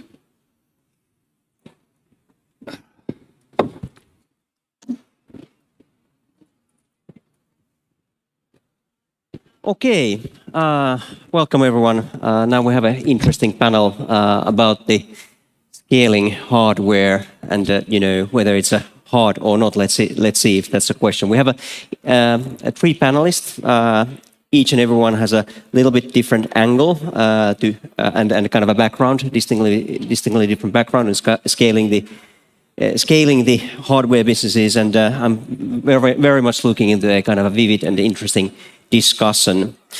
Rene, let's start with you. You've been scaling both hardware and software businesses. How does the two differ? Is hardware particularly hard? Yeah, so thanks for the question. One of the things sitting on this panel in this stream was that the title was "Hardware is Hard," and I think that's a very wrong title. I think hardware is just different, and in a way, we continue to keep by calling it that way. We continue to keep sort of the myth alive that hardware is something very complicated. I would say it's certainly different. So I have been part of a company called Heptagon, where we made optical sensors and we scaled it from basically zero to a big exit. I grew up in hardware. I don't know software. So if you're in the hardware space, hardware is actually not necessarily that complicated. Moving to Finland 4 years ago, I've invested in a few companies, some of them in hardware tech companies, some of them in software SaaS companies. And I think that there are some misconceptions about this whole hardware is hard topic. And typically what you see if you invest or work in hardware tech companies is that you've probably been tinkering around for years. You have developed patents, you have developed certain know-how before you come out of the gates and found your company and go commercialize it. Whereas in software, I see companies, and I've worked with those companies, where relatively easy you can get sort of a product together, call it an MVP, minimum viable product, go test it with customers, and you could get probably a little bit quicker to customers and first revenue. However, so can your competition. So if you really have a good idea, you're not very well protected in that space. And that's one of the things I really love about hardware, is that because it's maybe a lengthy path to get there and a lot of research is required, it's inherently also very well protected. And I can go on, if you look from a financing point of view, software companies, especially if you go to growth stage, they raise hundreds of millions. Getting to big exit, fair enough. In my previous company, I think we raised less than 200, I think substantially less than 200, and it got to a 2.5 billion exit.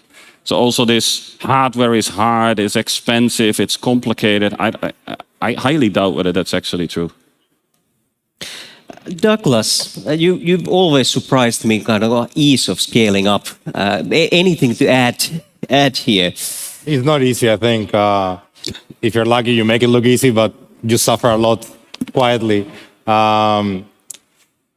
I agree with a lot of what Rene said. I think one of the main differences is that the iteration cycles are much longer. So if you screw something up, good luck, because now you're 6 months away from delivering a fix, and you might have to do a recall. So there are things that definitely have to be better thought out. You can't just rush into an MVP and just iterate your way to a good product. You need to sort of understand, have a very clear vision of what you need, and also pay attention to manufacturing costs and a lot of other things. But I do agree, because I'm a hardware guy. For me, actually, hardware is a lot simpler and more intuitive than software development.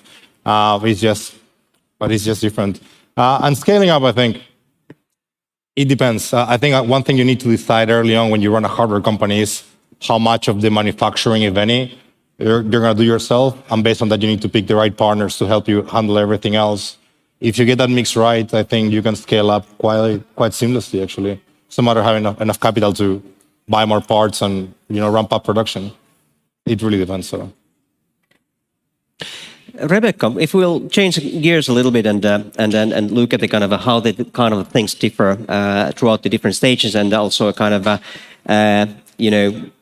looking at your background, both in a kind of a big corporation and versus a kind of a startup in different stages.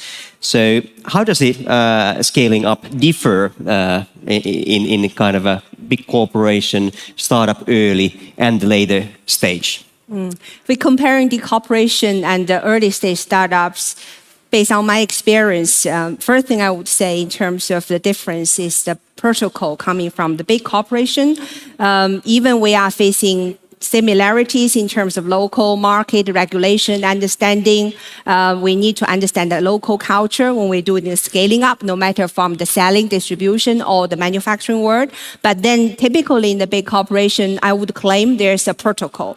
You can replicate the manufacturing facilities and equipment and the know-how, the processes. And you do have an army of lawyers and salespeople supporting the protocol. And so from that part, I would say that's one of the biggest difference. Similarity-wise, we are looking at the local environment, no matter you are doing the startup or you are doing the big corporation in terms of scaling. But from the early stage of a startup to the later startup, we are talking from 2,000 units of your first limited edition to 20,000, 200,000 devices are going to the market. Your focus will be different. You need to have the supply chain, you need to have the uniformity, put into focus how you control your quality, you need to have sophisticated QMS system. So in different stages of startup scaling up, the kind of points we are talking here is drastically different. Anything to add here, René Douglas? Well, I think something that came up was the manufacturing, and I know from experience, and I probably have a lot of scars that. Making one product, making one piece of hardware, or even making 10 to have some prototypes to customers is infinitely easier than going into mass production. We all have seen probably the Teslas delivered when they started to ramp up first, where the left door panel was different from the right door panel. The whole manufacturing is really, really difficult. And it doesn't really matter whether you actually outsource it or whether you insource it or do it yourself. I think one of the very crucial parts if you're in hardware is that you need to start taking into account the manufacturability of a device already very early on in your design cycles. And that means there's going to be inherently a trade-off between what performance can I get versus the manufacturability that I get. Because it's very easy to, maybe for your company, I wouldn't say it's very easy. That was wrongly said. But making one that works really well, it's a big milestone, but it's infinitely harder to make millions that work equally well. And I think that cannot be stressed enough, in my view. So just to complement it, so the design for manufacturing, that's something with the companies I work with. I really try to hammer in very, very early. We've talked lots about the kind of the manufacturing side and the manufacturing challenges. What about the kind of a business side of are there any kind of major differences in the kind of either on the stage or the kind of hardware versus software side of things?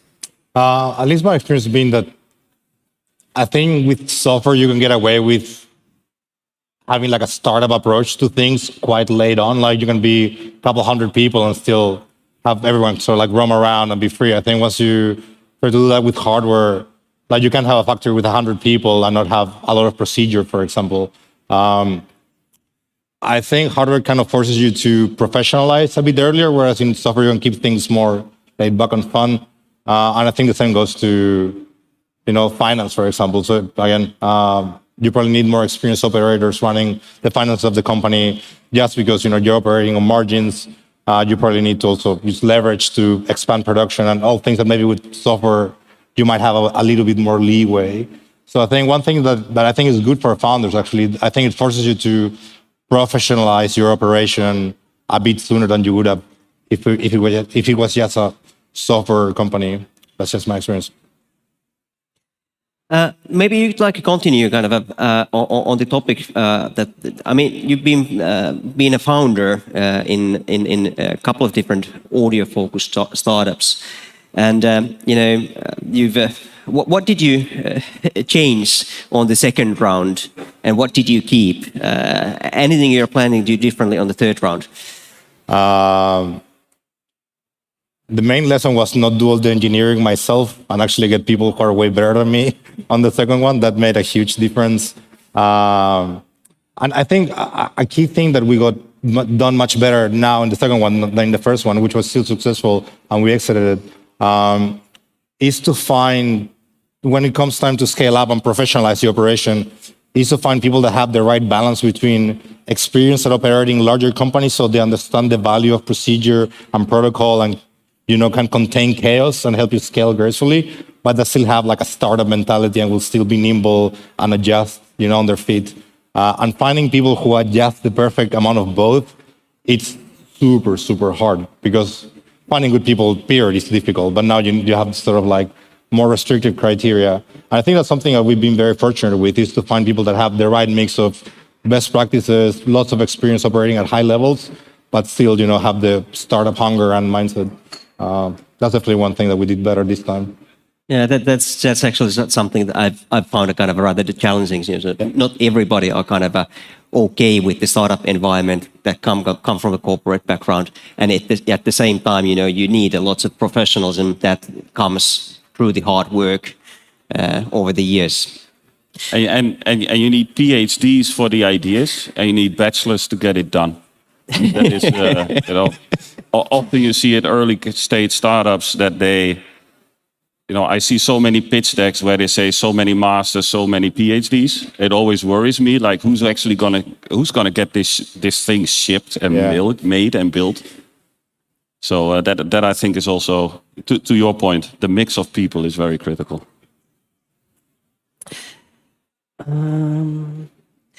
Rebecca, any other kind of requirements for scaling up than the kind of a team and then the kind of a design for the production? Yeah, this is again broad question. I think first thing I'm always come back to the resources, the human resources part. We need to have people before we can talk about scaling up. And in the hardware company, like we have, not only we have a sophisticated software team, we have mechanics, we have electronics, we have optics, and then we have system integration related to the qualities for both software and hardware. So we need to have people before we can even think of scaling up. Then I would say the total addressable market. Very often we are looking at the product going to the market, but we really need to investigate and know what is the meaningful addressable total market we're talking about. Basically, your consumer, your customers who are gonna adopt and buy your product. Then we come to the third level, which is then the quality control. I emphasize again and again in our operation, it's about the quality. When we do a consumer product, it will kill you. If the first few hundred thousands in the consumer's hand, it fails, your brand is gone, no matter how hard you have been working on it. And that time, we probably don't even have a brand yet. So these are the few points I would say the prerequisition for thinking or planning the scaling up. And then the last point we already discussed quite a bit in terms of manufacturing, the uniformity, the product, how we control the whole supply chain and the manufacturing related processes and so forth. As I come from the kind of a financing side, I'm a little bit curious about what role does the financing play in the game, and particularly the kind of how do you sort of prove that the company is worthy of the financing and finance is required for the kind of a scaling up. Any thoughts? I've done both. So I bootstrapped my first company all the way to the exit. And on the second one, we raised some VC and private equity funding. So I think it all depends on the complexity of the product. If the product is simple enough that the founders can execute themselves, you can work part-time and get something that you can start selling and, play around with. And by the time you have momentum and revenue, you can just get bank loans. And that's what we did with the first one. With the second one, we needed, 20 PhDs and 20 masters to even get the thing out the door. So for that, you need some capital. So I think the complexity of the product depends a lot. Ideally, the more complex product will appeal to a larger audience. If not, your company maybe shouldn't exist.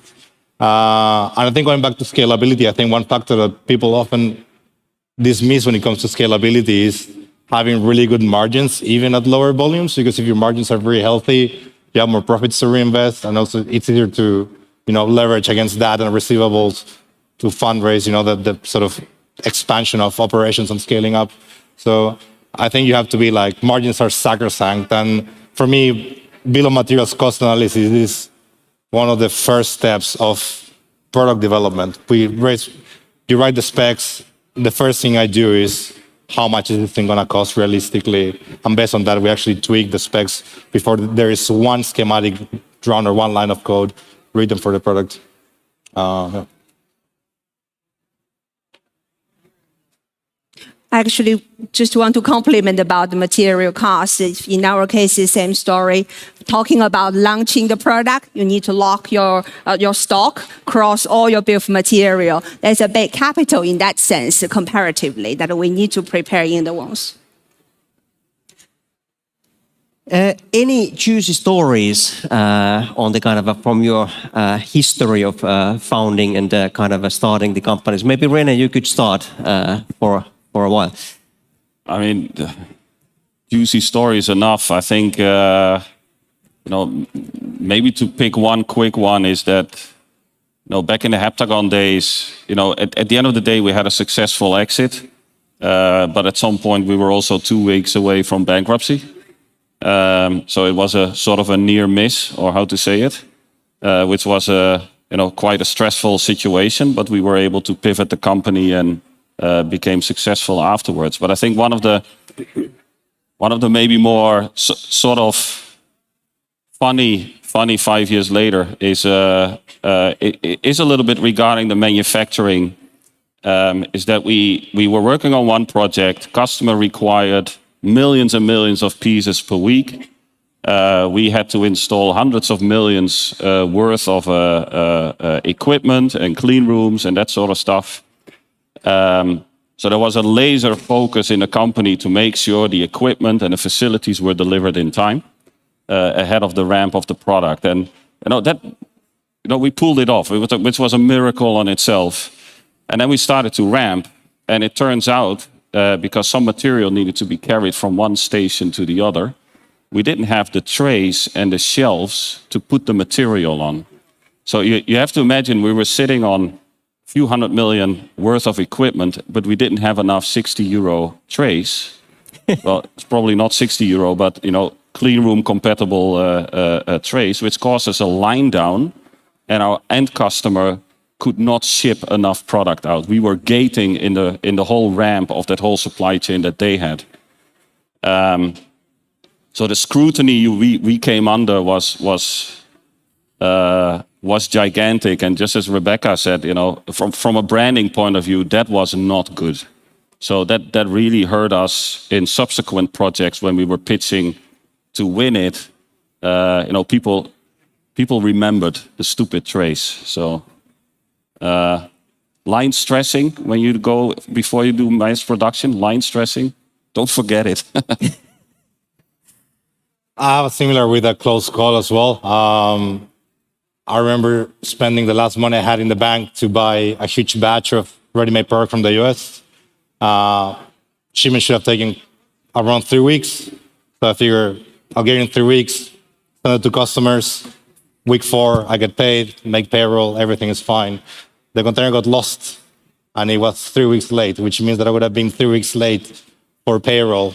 And I remember calling the bank, NORDEEP, and saying, I need a loan. How much? Like 50 grand. And they're like, okay, I'm back in the office next week. I'm on vacation. I was like, I need it tomorrow. If not, I will not make payroll.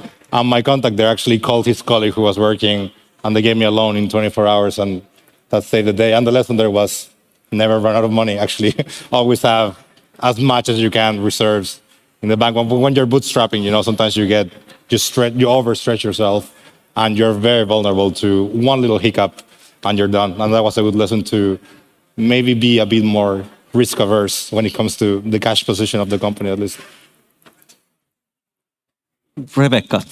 Yes, I was just listening and thinking, well, not only me kind of concerned and suffering for the same stories.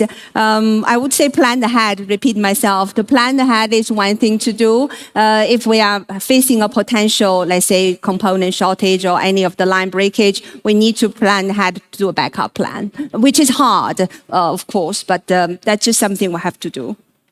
Yeah, it's kind of funny. I mean, I do have okay, that was the software side of things, but I do have a kind of personal experience also, a kind of a near bankruptcy, and that seems to be a kind of a common story for the many founders, that you miss a couple of weeks or even minutes from that point, but somehow you kind of fought it through.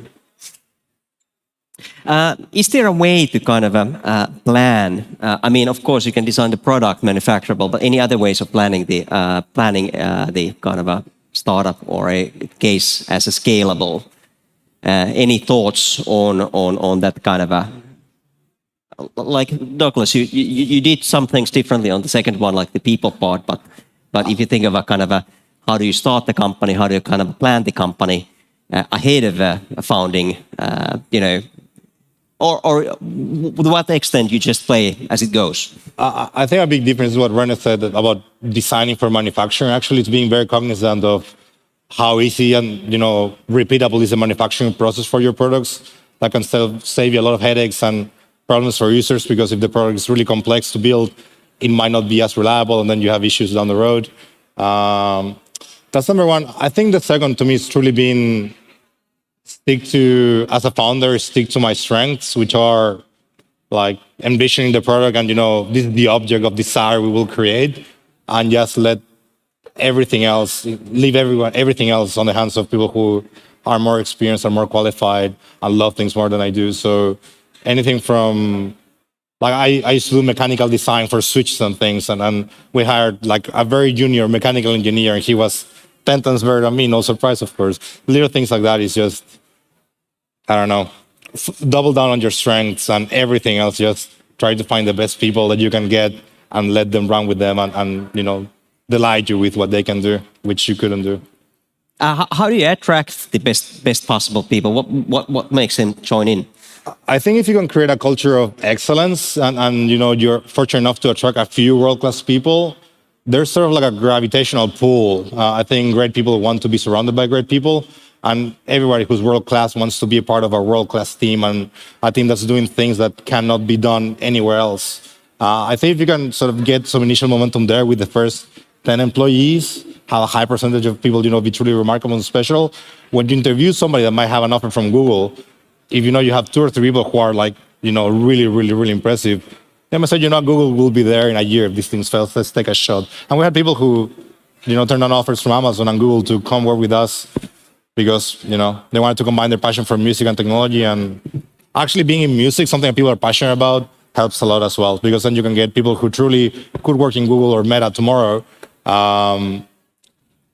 But the chance to work at a music startup is, it's a unique chance. So whereas Google and Meta will likely be there in a couple of years. So you're basically kind of sharing the same kind of inspirational base. They have to share your passion, actually. Like it's almost like when you tell them your dream, they have to say like, oh yeah, that's my dream too, actually. And if you can get that done in 10 minutes, then, they're much more likely to join than not.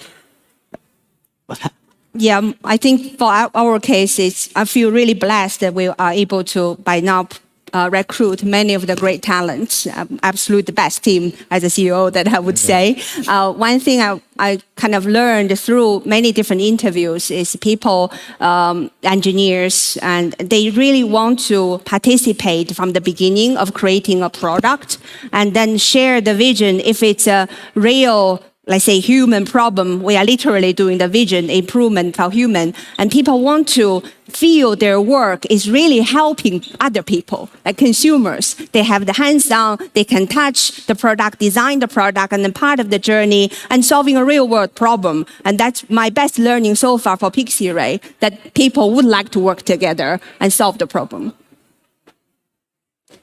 Yeah, so I think maybe 2 things we haven't really touched upon that much in this discussion yet. One is, especially in an earlier stage,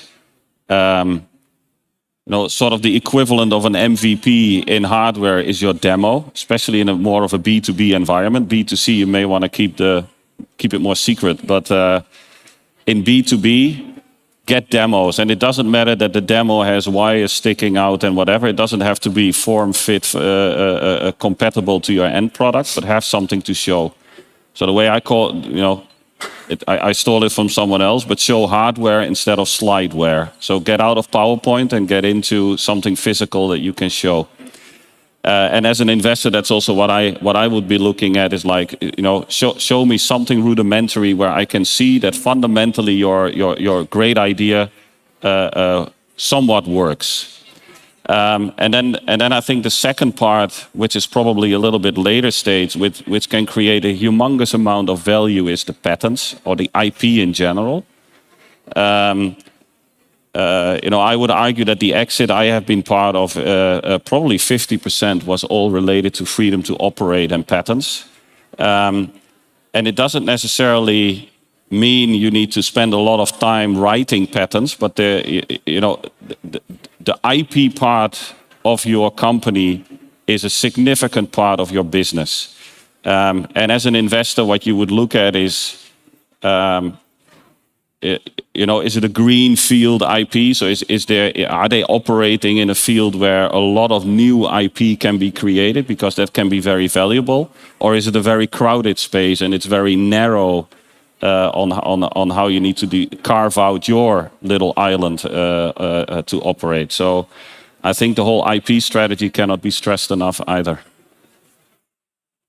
That actually quite conveniently brings us to kind of a question of any other differences, looking at the scaling up from the investor point of view or versus being a kind of operational in the company side.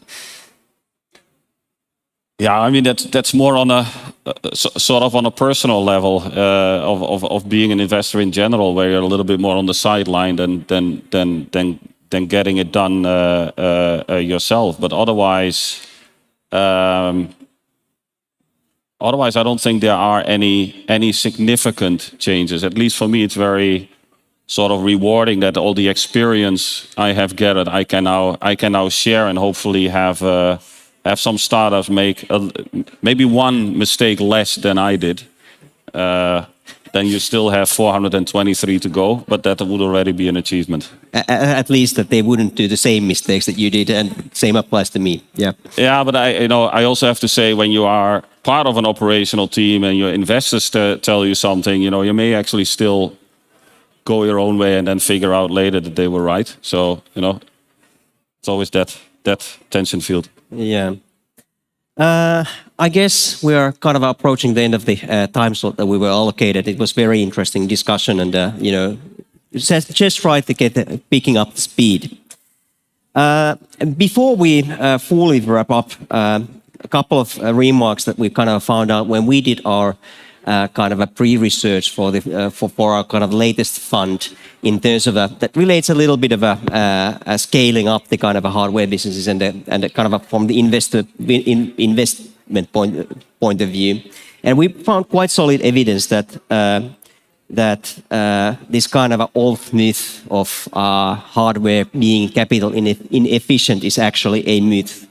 And there seems to be several factors. One was the more related on the kind of a customer acquisition costs versus customer kind of a retention costs, and then the kind of uptick valuations between kind of around A and B. It seems that roughly half the customer acquisition cost translates to kind of a almost double uptick between A and B rounds.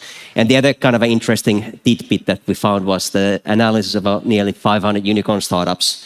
And interestingly, the multiple distribution curves of hardware, software, and deep tech are quite similar, except one notable difference is that excess of 20 multiples are much more likely on the deep tech hardware side, which was quite interesting from the kind of a investor point of view. Hey, we have 10 seconds. Any final remarks, anyone? I'm good. Let's not call it hardware is hard anymore. This is Dr. Todd. Thanks. Hey, thanks everyone. Thank you. It was a pleasure. All right, thank you very much.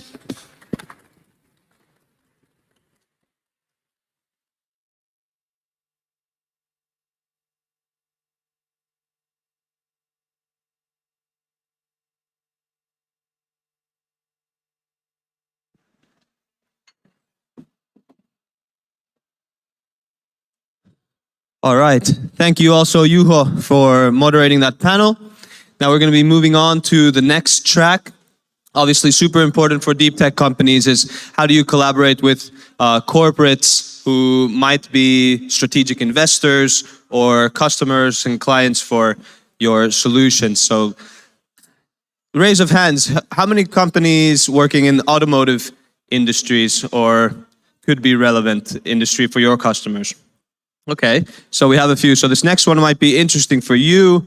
Next, I'm going to welcome to the stage Vishnu Rajanikanth. He is Senior Innovation Manager at Volvo. Please welcome him to the stage. Thank you. Thank you. Hello, everyone. And I'm here to talk to you about Volvo Group. And as I was introduced, I work at Campix by Volvo Group, which is our collaboration and innovation hub. And I'm here to give you a gist of how we collaborate with startups and emerging tech companies. But before we get into it, a bit of an overview of what Volvo Group is.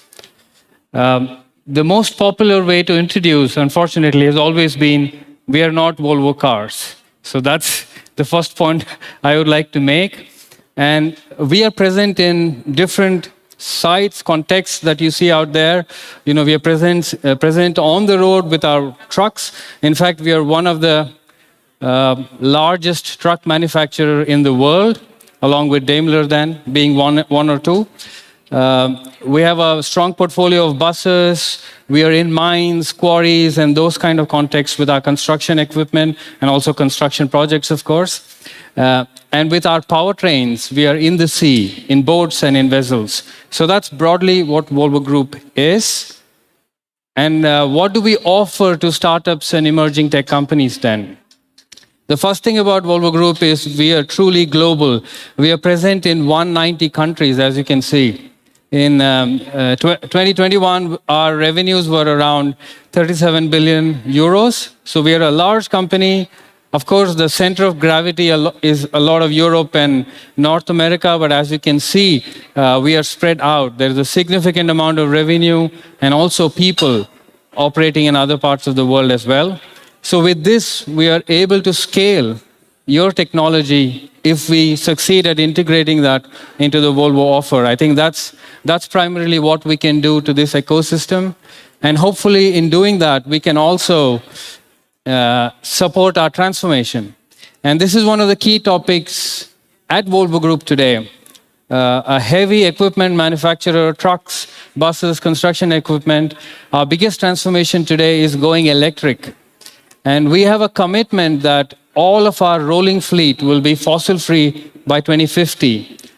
And these are, trucks, they are on the road for 15 years. Nobody just takes them away before that. So in order to reach there, by 2040, every new truck that we manufacture has to be fossil-free. And what we believe in this transformation is it'll be a mix of different technologies. There's battery electric, there's fuel cell, there is even internal combustion engine, but maybe on hydrogen. All of these technologies have to come together to make this a possibility. But what we really don't know is what will the mix be? How much of it will be battery electric? How much of it will be fuel cell? But those are things that we hopefully discover.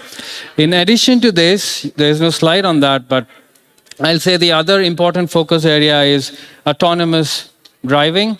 So in the context that we operate, we see that we will be able to deliver very high productivity and safety by employing autonomous solutions. We even have a business area called Autonomous Solutions, Volvo Autonomous Solutions, that are already operating with solutions out there. And there is also the energy markets. The moment you electrify transport, you kind of you can't ignore the energy market anymore because you have a lot of batteries coming back. So we are also, through Volvo Energy, we have created a business area that focuses on the battery life cycle and second life application. So these are broadly what we are into, and also services, which makes the business model more sustainable. So that's the transformation. But how are we going to do this? It's very clear that partnership will be a very important focus to get there. And partnership is the new leadership, is something that is stressed a lot at Volvo Group. Here are some examples of large partnerships. You know, we have partnerships with Aurora, with NVIDIA on the autonomous side. We have a partnership with SSAB on fossil-free steel. We are also partnering with, you know, sometimes our own competition. You can see Daimler, Traton, and Volvo Group together have come together to create charging infrastructure for battery electric trucks in Europe. We have to do this because we have to create a market. There isn't one out there. So the key is partnership will be very, very important for Volvo Group. You see a lot of large partnerships here, but what we believe is there's a lot of innovation out here. So it was super impressive to meet all you guys and look at the really hard problems that you're working on. So what we do when it comes to emerging tech companies and startup is CampX by Volvo Group, and that's who I'm representing here. This is our collaboration hub. We are based in 4 locations: Gothenburg, Bangalore, Lyon, Greensboro. Gothenburg is where we started. And broadly, we have 3 programs, and the real focus is on the accelerator here. This is where we run collaboration projects with startups and emerging tech companies with an idea of scaling ones that make sense. We also have, we are running this incubator, which is sort of an early stage engagement, but more, maybe a little bit not early as you understand from a traditional incubator, but more closer to what a corporate incubator could be, where we will support and host startups and help them shape the product together with our internal experts. Venture Builder is more an internal program to generate new businesses, but do it as an internal startup. Use the same energy, focus, and speed that startups use to get things out there, but do it in like a corporate setup. This is broadly what we do at CampX, but the focus today is about the accelerator, and this is sort of at a very high level our process. What we do at CampX is we have built an inventory of problems and challenges to reach our goals of transformation. So we go around and look for companies that will actually fit those challenges. Once we find a good fit, then we move on to the validation stage where we will set up a proof of value project. And that runs very quickly, 3, 6 months, or even 8 months maybe. But the idea is to see what are the success factors, what can make this partnership work. And we want to do it, learn by doing. It's very difficult to come up with business models and how to, you know, what sort of unit economics will work, what should be the license model, etc. on paper. So what we believe is we have to do a project, learn about each other, learn about the teams, and then we can think about the launch phase. What we provide to you is, of course, the problems, the Volvo experts who will help co-creating the solutions. Also, we have a very lean process, so the contracts, the IP will be very quick and fast. We have sort of tailored it to work with startups and tech companies, emerging tech companies, and also funding for the project. So we bring funding for the startup working in these projects, either from our own funds or from public funding. So that's sort of everything in the mix. If I jump over, so what are we really interested in? I'm trying to spend a little bit more time here because I think this could be valuable. Like I said, electromobility. What you see out here is our completely electric product line of trucks that we are selling today. So we are already out there in the market. But of course, when we put them out, they're still a small minority of our 200,000 trucks that we sell every year. So we would like technologies to accelerate our product validation, use more virtual prototyping approaches like digital twins, etc. That's a key focus. We also have to get very good on energy optimization. One thing about an electric truck versus an electric car is it's not sitting in a parking lot 80% of the time. That's what happens with electric cars. You get to a place, you leave it in your house, parking lot, it stays there most of the time. So charging is really not such a big problem. But it is a huge problem here because these trucks work 2 shifts a day and they have to be up and running, and the customers cannot have downtime. So energy optimization, thermal management, charging services are important. The other area, autonomous, we focus on largely 3 segments. I'm running out of time, so I'll try to be very quick here. But essentially, improving the perception from where it is today to make it, to take us to multiple ODDs, visibility conditions, etc., simulation, cybersecurity, teleoperations, and importantly, software-driven vehicle architecture. These are interesting areas. Finally, on the energy, services that improve logistics operations, drives us towards sustainable transports and energy efficiency. So broadly, these are the focus areas, and this is still at a very high level. So this is the team, and we are in different locations, and each one of us is focusing on specific areas and also programs. With that, I think I will finish. Thank you so much. Thank you very much, Vishnu.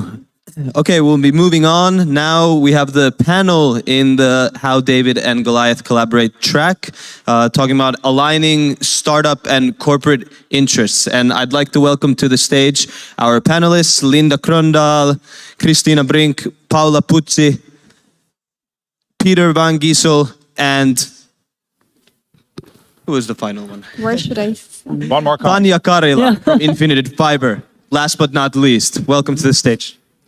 Thank you. Great. So now I have another panel here. I'm Linda Krondal. I'm a CEO and co-founder of Things in Stockholm. And we work with deep tech companies. We have about 100 member companies with us. And we focus on turning deep tech into business, which is what a lot of you guys are doing as well. So with us here in the panel, we have a great experience. I almost tried to adding it up, and I think we're kind of reaching to 100 years of joint experience, which I think is pretty cool. Wow. So from left here, we have Tanya. You're probably known by the audience already, but please tell us a bit who you are.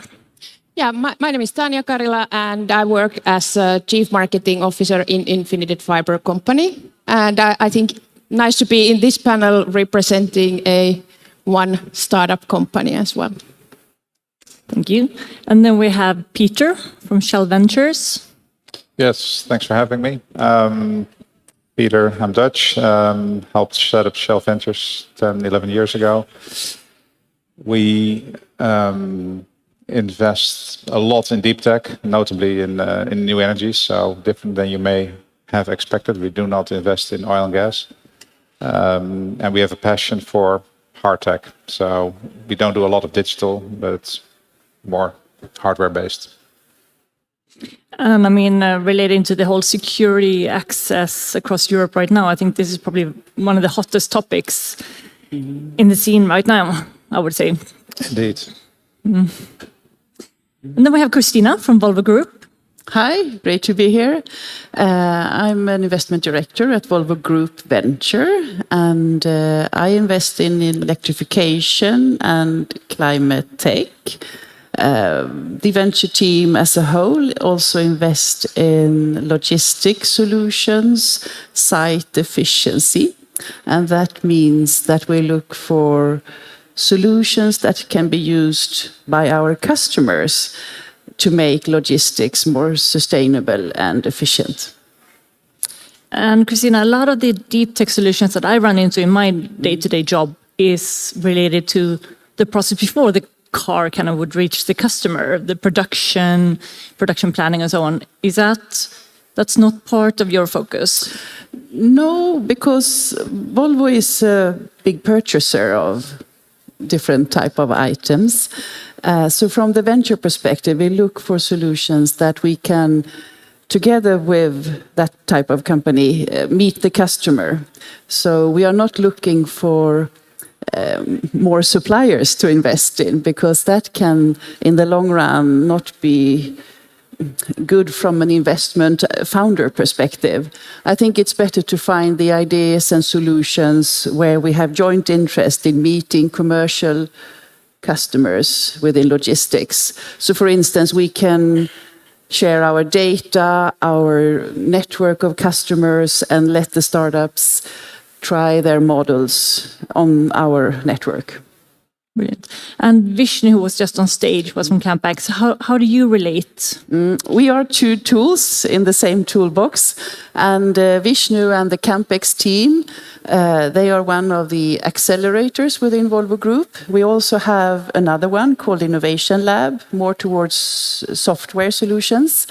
And we from the venture team, we collaborate both with CampX and Innovation Lab and across Volvo Group to find companies that can be beneficial for both Volvo Group and to create joint growth together with the startups.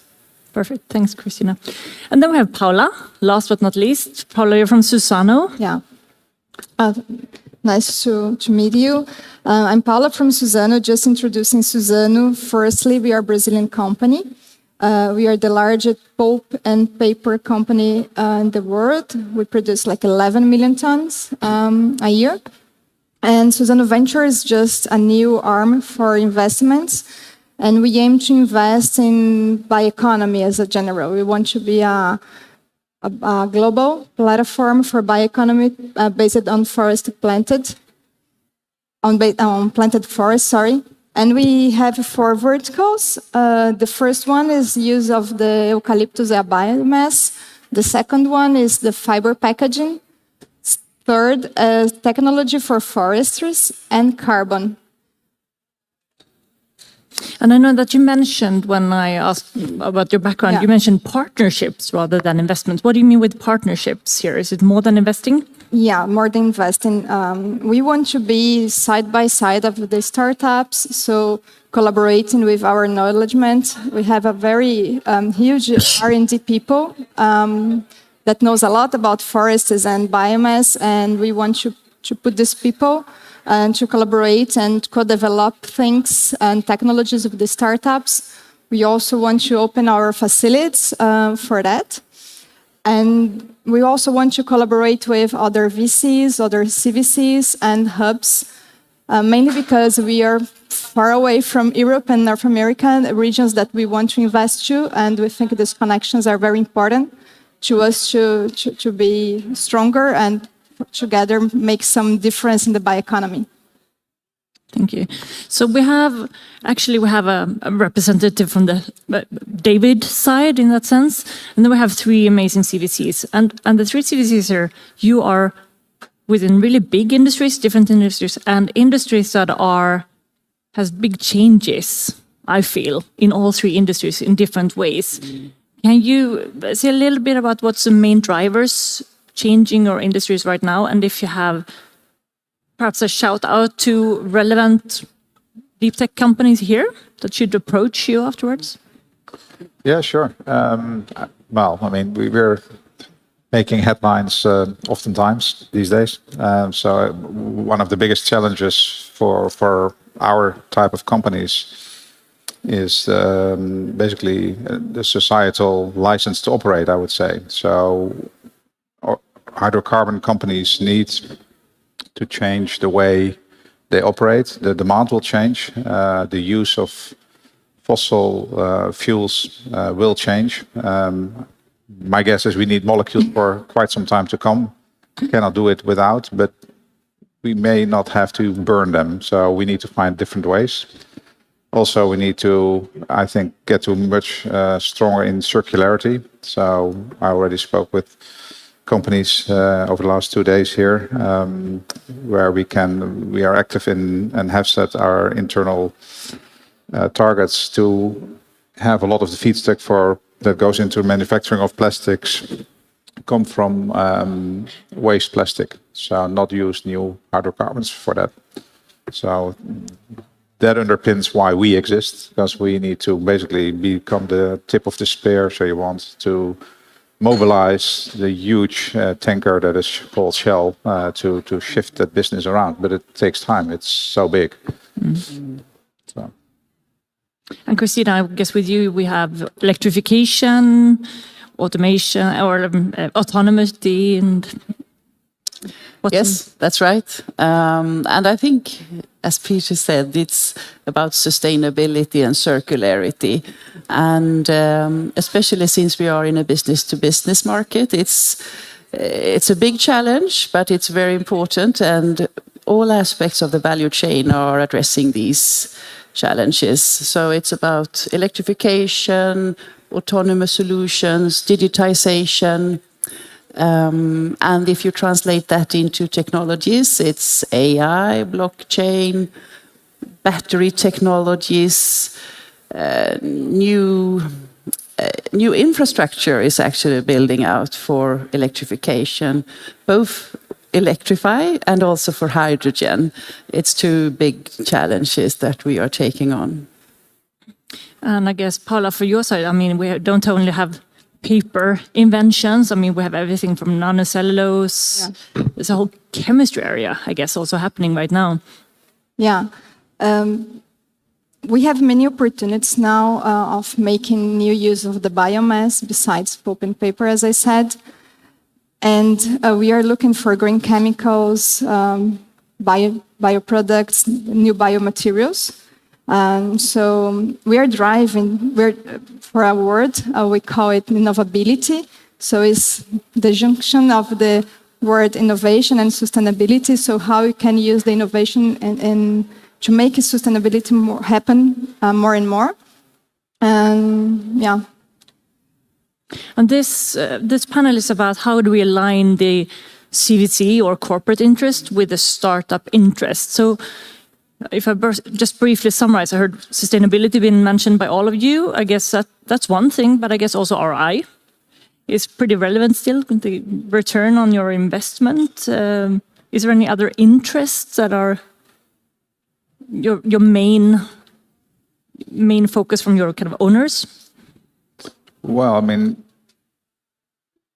I think the large corporates have changed in a very fundamental way over the course of the last, say, 20 years. When prior, these companies had massive R&D centers, and basically almost anything that was not invented within the walls cannot trust. I think these days most companies understand that there are some really smart brains that choose not to work for us and for the big companies. And we need to leverage that. A lot of innovation goes a lot faster, more efficiently outside large corporates. But especially in certain areas, I think large companies can help them a lot, because doing something at lab scale and getting that to kind of global scale requires there's very substantial challenges related to that, especially when you need to integrate it in very complex value chains. I think that's where big companies can play a role in helping startups grow. I mean, after all the big companies were startups once in a time. I mean, many of the companies, you see the Pecton or you see another logo, underneath it, there's like thousands of companies. They're all effectively startups, some bigger, some smaller. But that's what basically makes up a big company. Tanya, that kind of links over to you a bit. What's your interest in working with the CVCs or getting CVCs?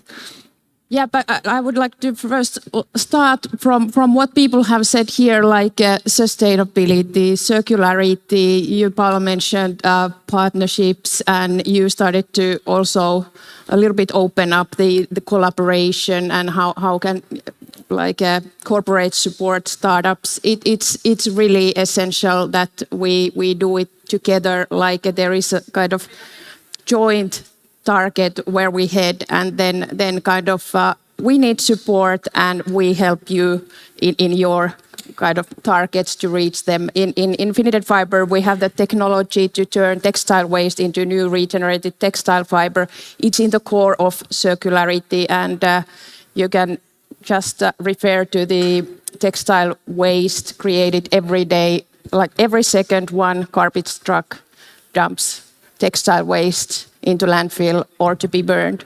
So there is so much to do, but we cannot do it alone. So it's totally, I'm in line with what you have said here. So really nice to hear all these CVCs also like a strategic mindset towards startups. I would just comment that of course companies are not changing, the financial is really important, but for CVC, mainly the strategic is the first thing that comes. So what we want, for example, Susan Ventures, and I do believe Shell and Volvo is the same, is to develop new business, adjacent business for the companies. And for that, we need the collaboration of startups. So we really do know how to sell in huge amounts and to scale things. But then the bad side of the big company is to be really focused on the day by day. So how we can collaborate to accelerate the innovation in the company. So how closely would you say that you have to be to the BU to decide what to invest in? Do you align your investments with your business units? Yeah, definitely. This is something that we do believe is core for the success. So during the deal flow process, we have some alignments with the business units and with the tech people as well, so with R&D. They are together with us during the committees. We have the buy-in, mostly for the investments we want to do, because we believe that once we invested on it, then we need their help to create shared value. So if you don't find that interest, would that be a no also to invest? Probably, yeah. What about your... Christina? Yes, I think there should be a link and a connection and some potential for collaboration before we decide to invest. But it differs a bit what type of company and how mature the company is, because sometimes we invest without have a really defined way of collaboration. And then it's a value creation strategy that we call prepare for disruption, look around the corner. So we try to find companies that have ideas that we can learn from. So we know what area within Volvo that should collaborate with them. And we have specific kind of sponsors or interested people that will take on the collaboration, but we haven't defined how and when. So, but we need to see that it should be beneficial for both. Otherwise, we won't be the best investor. Yeah, for us, it's a bit nuanced, I would say. So there's investments that the business wants because, in the entire value chain, overall, it could be a very good deal for our shareholders. Purely looking at, the equity component in isolation, maybe we would say, let's not do it. But then we will provide our expertise and then the business will do it, but will facilitate basically the equity part of that deal. When it comes to making pure venture capital investment decisions, again, it depends. If we see we could be a really important customer, then obviously we will test with the business whether, if these guys will deliver on all the promises and the quality, product, price, etc. Would you potentially be a buyer? Yes, then that helps the discussion. At the same time, if we only do that, we make very myopic investment decisions. So we also need to be stubborn and say, well, we've done our research. We think this will become big. You may not be ready, but we'll invest anyway. And especially in your side, where a lot of the current business is not where you're heading forward, I guess. So you can be a bit more daring and go outside the... Yeah, and I think that's what we need to be, because otherwise, big companies, typically people rotate in and out of jobs, and you're like 3, 4, 5 years in a role. But like we heard today, a lot of the investments take, and especially in the energy space, it's usually 12 to 18 years before you reach really a big level of materiality. I mean, those people have retired almost. It's like you need to be a bit stubborn here sometimes. So we try to do that, but you cannot have it wrong too often when you sink a lot of money, because at some point people start to run out of patience. So it's a delicate balance, I would say. When you invest, do you prefer to invest together with other CVCs And would that be competing CVCs, or would you rather go with more like institutional co-investors? For us, no. We always welcome to co-invest with others. We with most CVCs in our space, we have deals done, many, in fact. And it's for a very simple reason. I think having a big brand, being a sole investor in a company, puts almost a moral obligation on the company to help the company when it doesn't go all that well, not according to business plan, which it hardly ever does. So you want to share the pain, but also you don't want to make the company be completely dependent on one party. It's not healthy. The same here. Yeah. Sorry. We are very flexible, but we do believe that co-investing is very powerful because mainly you can co-invest with another player of the value chain, and that could have a complementary view of you.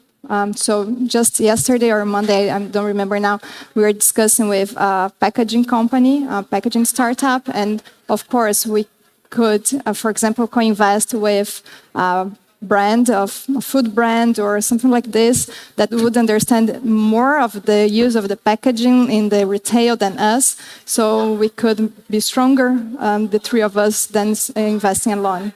So as a part of the DD almost, you don't only check with your own business, but also with your customer. Is this a strategic investment for you? Yeah. I mean, Okay, great. I can add on to that. We always look for both financial VCs and as a complement to us and other CVCs on the cap table, because often the lifetime of the investment is longer than maybe the strategic collaboration and the projects. So I think it's good for the company to have long-term financial VCs that can run the coaching and the dialogue with the company also in year 4, 5, or 6, when maybe the CVC, that close collaboration has faded out. So we try to find good balance in the cap table, and we are happy to co-invest with other CVCs as well. And we try to find complementary CVCs, so it's not too many that try to find strategic collaborations. Yeah, this sounds like, from this perspective as well, like a really good approach, because you can imagine if there is like a handful of people in startup size going through all those due diligence processes, same people who are scaling up their everyday work, trying to like achieve the big targets and so forth, then there is heavy due diligence processes. If we can share, you said share the pain a bit, and that is also good for us to share and to collaborate. So it's more effective to scale up and do all this due diligence processes and so forth. So yeah, good to hear. So Tanya, would you approach a CVC and a CV differently, or CVC and VC differently in some sense? Sure, like every time, depending on audience. I think in the earlier panel that I was talking about marketing, I used the word empathy. So you need to know who you talk to. You need to jump into that person's or company's shoes in a way to understand what is the that we can achieve together. So the joint interests. Yeah, again, yeah. Yeah. So in this case, it's the same. Yeah, it's different approach. I think startups need to be clear what they are looking for from their counterparts. We always ask that question before making the decision as well. Like, what do we bring in addition to just a check? Because if it's just a check, we probably shouldn't do it. Yes. So you need to be clear. Yeah. I'm thinking about timing also. Often when we do arrange a lot of venture capital days and so on, that I'm involved in. And sometimes I get the contact back from a startup and they say, no, I'm not looking for money until 6 months from now. So sorry, we're not wasting time on raising capital right now. We don't need to talk to investors. Of course, I'm biased in that question then. What is your view? How long before you actually need the money should you start talking to these guys? When's a good time? I would say Before develop you're desperate. relationships very quickly, sooner better than later. We also have a lot of legacy companies in our portfolio. And you cannot start early enough developing the relationship, getting people familiar with the team, with what they're doing, how things are progressing, build that trust. Even before they have a concrete offer? Yeah, and just be open. Say, look, potentially we could see this come to fruition, but we're probably going to raise money in the summer 2023. But we just want to set the timeline roughly. Exactly, and that's perfectly fine. Yeah. I think then also it alleviates the stress in the teams of the companies looking for money, because it's just when you have 2 months on the runway, it puts so much stress on the companies. So taking your time and then slowly getting the big fish on board, I think is smart. What is a normal time from the first contact until you sign the? It depends. It depends on a lot of things. How simple is your shareholders agreement? If it's very complex, if it's very non-standard, it takes a lot of time. If your cap table is imbalanced, then people have very different expectations on exit, for example. And hence there's all sorts of triggers built in somewhere. It makes it very complex. The more simple, the more straightforward, the better your VDR is in place, the more forthcoming the team is about not just the business plan, but also open about these are the risks we're seeing, and know what you don't know. You treat at some point, it's a balance between selling the company and also being very open, because you want a partnership. It's not just transactional. So the more you build that relationship, I think the quicker it will go. And you mentioned cap table there. I know I'm part of an investment committee, and sometimes we can see that the cap table is almost destroyed when it reaches us. Is there any red flag for you in a cap table? Well, there's many, I guess. One, the biggest red flag. Pool. You'll think about that. I'll hand over to you in the meanwhile. How do you see this? Sorry, the previous question that you answered. The timing? Yes, timing. Sorry. Yeah. What is your approach? Do you have first? Yes, I think as good as early as possible is the best way, because let's say we meet like 100 companies, maybe 5 of them that contacts leads to some kind of collaboration with Volvo, and 1 leads to an investment. So I think it's different ways of engagement, and it takes some time to find the best option for that specific company. So I think be early on and see what type of collaborations that can be made. Well, from my side, the sooner the best as well. So we want to be very agile.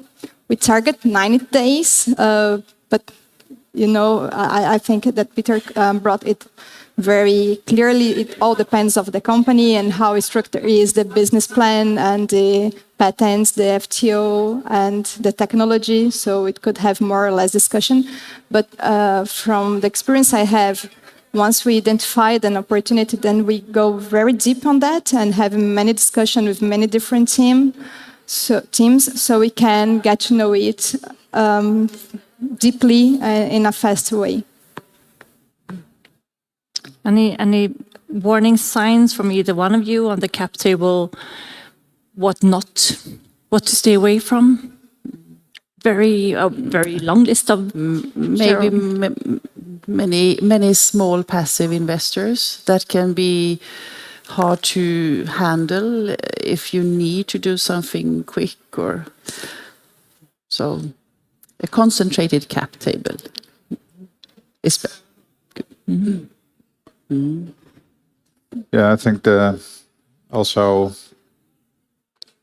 well, there's many, but valuation is also important, especially for deep tech. When there's very likely to be follow-on rounds, you need to leave a little bit of meat on the bone for the next investor as well. If you ramp it up too quickly and the next investor hardly can make a return until all planets align, it's going to be very hard. You set yourself up for failure. It may look good, like maybe not today anymore, but like a year ago when everything was going gung-ho, people were overpaying, and a lot of them will suffer in the next round. Yeah. So to sum up, is there any gold nuggets of advice you would like to bring, and also from you, Tanya, on what would you like to share to a company that would approach you? The do's and don'ts that you would recommend? Yeah, I can start. I think the do's, I would say two. Firstly, how we can together, the startup and the company, build the shared value and have a clarity about it. And the second, at least for Suzano, looking for a commodity corporation perspective, it's very important that we can understand the target market and that this is a potential high volume market, because it doesn't need to start like big in the beginning, of course, but in the long term, it's important that we can heavily scale it. So this is something that we really look when we are discussing with startups, this potential in the future. Will you go first? Yeah. I think having clarity of purpose, being clear about what your value proposition is, what is the problem that you're trying to solve. We still too often have pitch decks that have a fantastic technology and they're looking for the problem. That doesn't help. It has to be it has to be material. Also have really a strong team. If you have serial entrepreneurs in your team that know how to do this or have scaled up a company prior and with demonstrated success, gives you lots of credits when raising money. And I think one good thing is to try to spend a lot of energy to find customers and partners before looking for investors, because you have to spend time on both, but the outcome from the investors will probably be better if you have some leads and relationships already with customers. And that is also good when you really try to see what is your business model, and then it's better when you meet the investors. And also, as we have mentioned before, at least with us, it will take some time. So don't come when it's empty in the bank account. Yeah. Yeah, I can really just agree with you that have a strong value proposition. You really need to know what kind of problem you have the solution to, and then know who are you talking to. Understand how the story is told, what is really the key for that person or that company. So those two things are at least mandatory to understand before approaching from startup perspective, I would. Thank you very much. I hope we sucked up your good advice here. We have lots of experience from you, so I'm really happy to have you here. So round of applause for the panel. Thank you.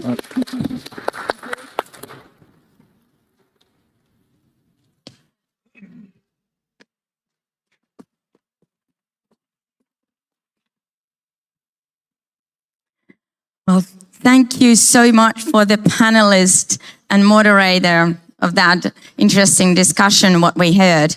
Next on stage, we are moving forward with the track about scaling to the moon and beyond. And Industrifonden is one of our distinct event partners. So I want to warmly welcome Patrick Soboki from Industrifonden on the stage to have a keynote about European deep tech funding and the landscape of that. So we're going to learn more about the deep tech and what the funding is all about there. And here is all right, Patrick. Take it over. Thank you. You hear me well? Fantastic. All of you, come in with your coffees. Late afternoon. So welcome everyone. My name is Patrick Sabotsky.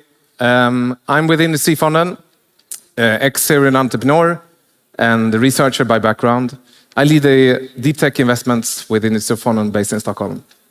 I wanted to give you a little bit of a prelude before I invite an excellent panel of venture investors to the stage to discuss maybe one of the key challenges with deep tech companies, not only in the Nordics, but particularly across Europe, which is scaling up. So I will touch briefly on that topic to set the scene a bit before we move into discussions. This is an interesting one.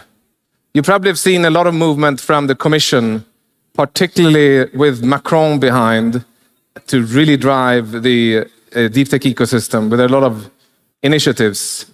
And it's an interesting statement, isn't it? That we are excellent in making science with money, but the question is, can we make money out of the science? And I think this is one of the key challenges that the deep tech ecosystem in Europe and also in the Nordics face. So in short, we have an untapped potential for sure. And we are really strong with a nascent but growing, breeding innovation ecosystem across all European countries, I would say. But we have a lag in funding. And I think across the Nordics, across Europe, we have a lot of earlier stage funds that do hardware, do software, or the combination of the two in deep tech. But for later stage VC, that's where there is the biggest lack. But overall, I think the funding gap is the biggest problem, and that we want to discuss a bit more here during this session. It's interesting if you look at stats, how we are actually performing real well in terms of innovation, in terms of science published, pairing China and the US, which are often the comparators for us in Europe, right? And if we look at funding, at least for the past 5 years, the relationship is completely reverse. So we are anorectic, spoon-feeding on the companies if you compare particularly to the US, but also to China. So that's the real bridge, gap we want to bridge. Now, if you look at the funding going into this globally, you may have the feeling that it's just going sideways, but actually, deep tech has really picked up throughout the past decade. And of course, with the production of innovation coming out of universities across Europe, and more efficient TTOs, and more serial entrepreneurs coming back into startups in this ecosystem, we will see even more capital deployed into deep tech. And an interesting additional piece, if you look at this year, we all know that we're going through a very turmoiled moment in the market.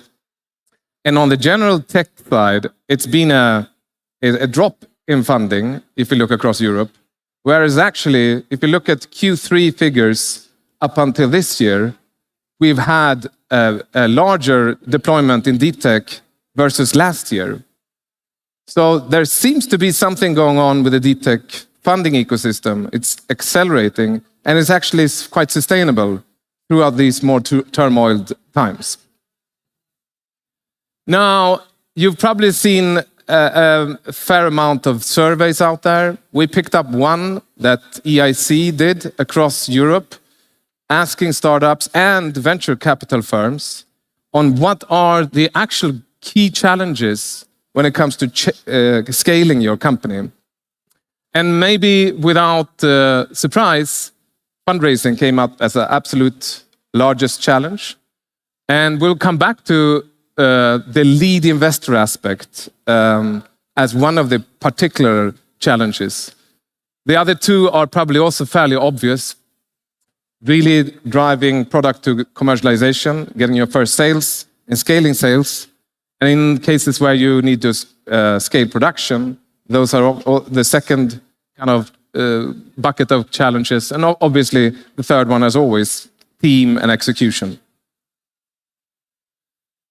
This may be a busy slide, but I think the one key aspect I want to point out is actually the aspect that both startups and the investors are 100% aligned on, which is the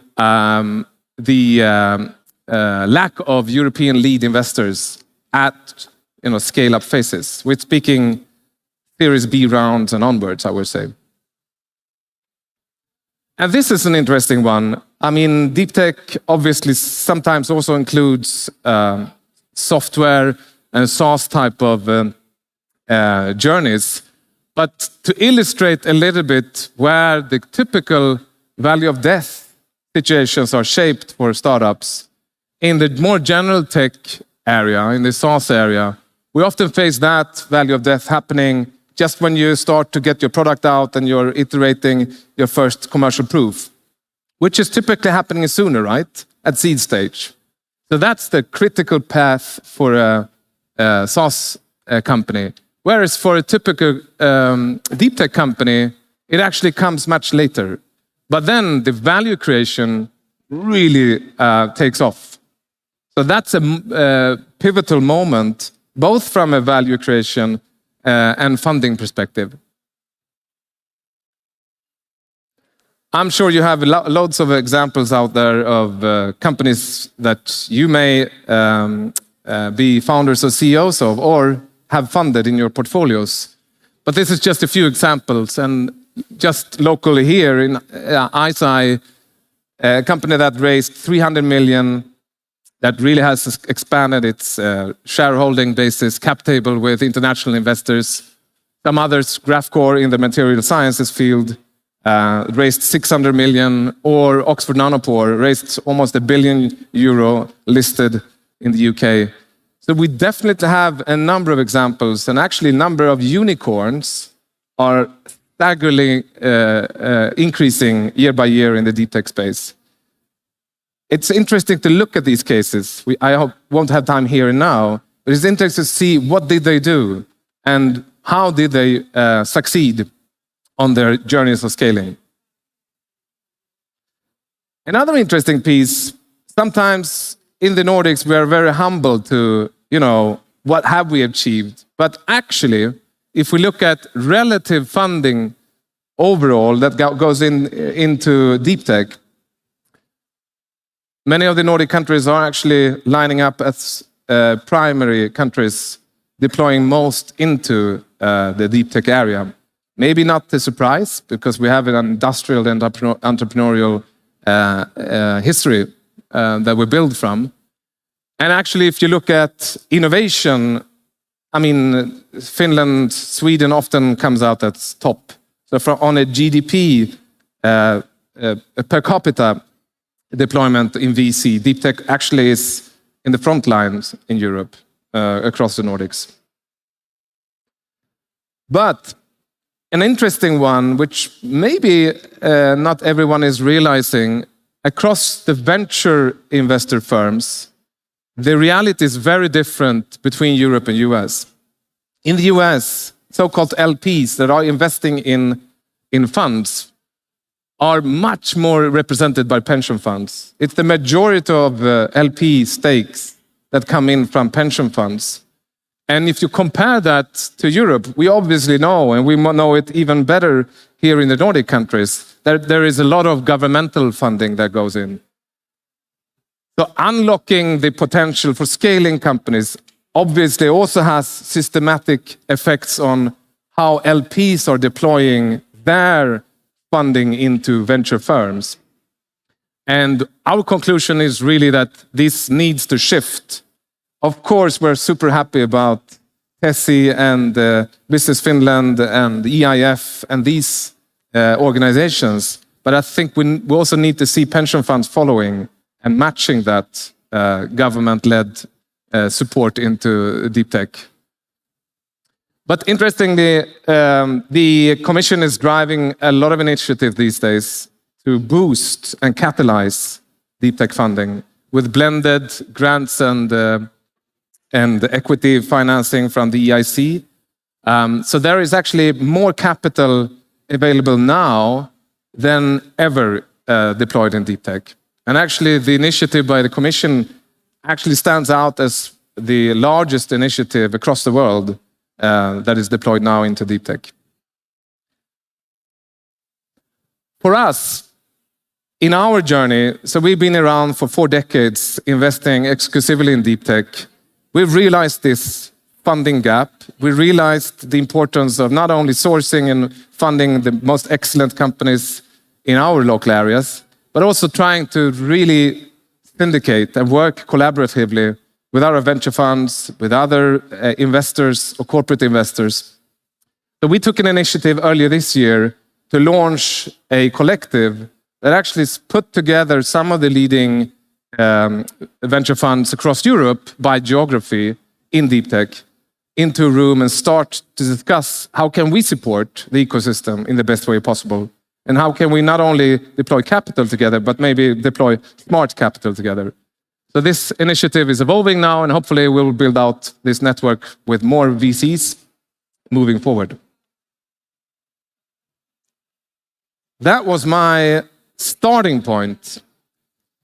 So I now would love to invite my dear fellow panelists to the stage.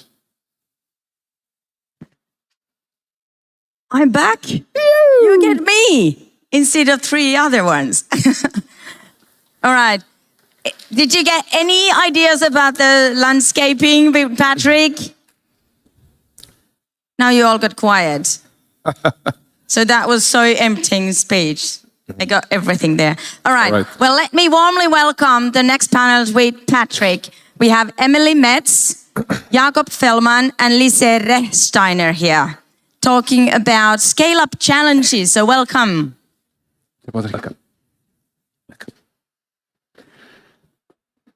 Give them an applaud. Small one. All right. So welcome, all of you. Thanks for being on the stage. Let's come back to a few points that I raised here earlier. But before that, why don't you give the audience here 30 seconds of an intro of yourselves and maybe your fund to get, a perspective. We start off with you, Emily. Yeah, thanks, Patrick. Hi, everyone. For those of you who were here this morning, maybe you've met me before. I'm Emily from Speed Invest. Speed Invest is an early-stage venture capital fund investing all across Europe. We're generalist on the surface, but have sector-specific investment teams where I focus on deep tech in particular. So everything before Series A, pretty much, and always on the lookout for tomorrow's breakthrough technology. And I have 2 daughters, so it's always women first. So Lisa, you go next. Thank you. I'm Lisa. I'm with V Squared Ventures. We're based out of Munich in Germany. We do early stage deep tech also all across Europe, often co-invest with Speed Invest as well. Pre-seed, seed, Series A, ticket sizes between 1 and 3 million euros. We have 3 Finnish companies in the portfolio over the different funds already. The most notable one, I think, is maybe coming up next, Iqm quantum computers. Very good. But also do pretty broad in energy transition, robotics, automation, green or energy transition. I mentioned new processing, data processing, new space, and biotech as well. Very good. Thank you. Jacob. Thanks, Patrick. So Jakob Fellman is my name. I'm with NGP Capital, which is a global venture fund founded in 2005, so 17 years and counting. And we're investing really across the US, Europe, Israel, and also China. From a stage perspective, we're focused on Series A and Series B. So our ticket size can range between 5 and 15, and total round size is usually 15 million up to 50. And we're not a deep tech specific fund, but we only invest in B2B, and then within B2B, we tend to spend most of our time around categories like robotics, AR, VR, and also satellite tech. And on a personal note, I lead our industrial tech team, so that's also part of the focus here. Very good. What a panel.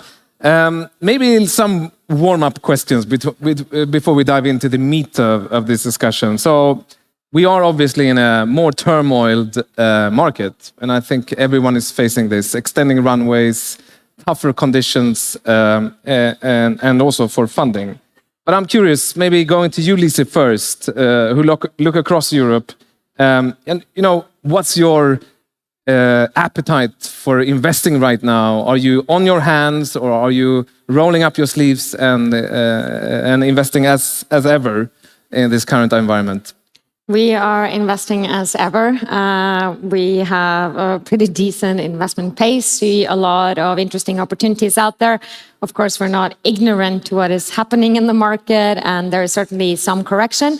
I do, however, think that deep tech is a bit more of a stable segment than many others. It's not as bound by customer sentiments, by market swings. It's really about getting back to the fundamentals and true industry innovation.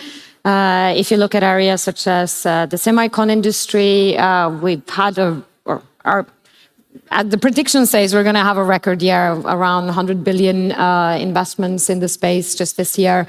Climate tech is the same. I think the first half year we're at 30 billion globally. So we're certainly seeing a lot of activity in that space, and yeah, we're keeping the pace up. Good to hear for all of you entrepreneurs out there. Jacob, you are a bit later stage perhaps than our fellow panelists here. From your perspective, are you on your hands, or are you actually looking for scale-up opportunities in this room? Yeah, so for us, we're in the fortunate position to have launched our 5th fund earlier in this year. So we're, definitely working to of course, invest the fund as normal. Of course, the market has shifted. There's no way going around that, and I think the US market and Israel were the markets that were maybe the fastest to actually react to the public markets, whereas then Europe is maybe lagging a bit behind. But certainly the slowdown is starting to show here now as well. But for us as a fund, we're certainly actively out investing and of course supporting our portfolio companies as well. Very good, very good. And Emily, I mean, I know that you're also active in the market, but you may comment on that as well, of course. But I'm curious, are there any particular areas that Speedinvest is now actively looking into that it's particularly exciting and maybe have relevance to a bit more troubled funding landscape? Yeah, of course. I mean, the areas that we look into are always evolving and dependent, of course, a little bit on the market, but also on technology maturity. So kind of evolving as research is also evolving out of the labs. And I guess in terms of the pace of investment, I can only echo what Lisa was saying. So I think deep tech is a little bit sheltered from some of the turbulence that we're seeing in the market because of its intrinsic nature and because of its research-driven kind of focus. And I think in deep tech, maybe it's a little bit easier to not get carried away with hype, because when you're doing due diligence and analyzing a company, you're always bringing it back to the very basic of what is at the core and what is the technology that's going to drive this vision.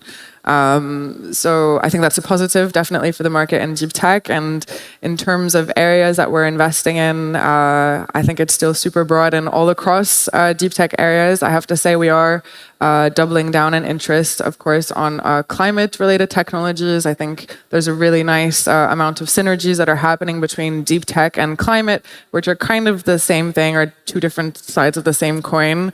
And I think kind of democratizing and increasing the access to challenging technologies via climate is a positive thing. So we've been looking a lot at the energy space, how to increase grid flexibility, long-term battery storage, anywhere down the value chain in energy, and the usual suspects, quantum, semiconductors, artificial intelligence, machine learning.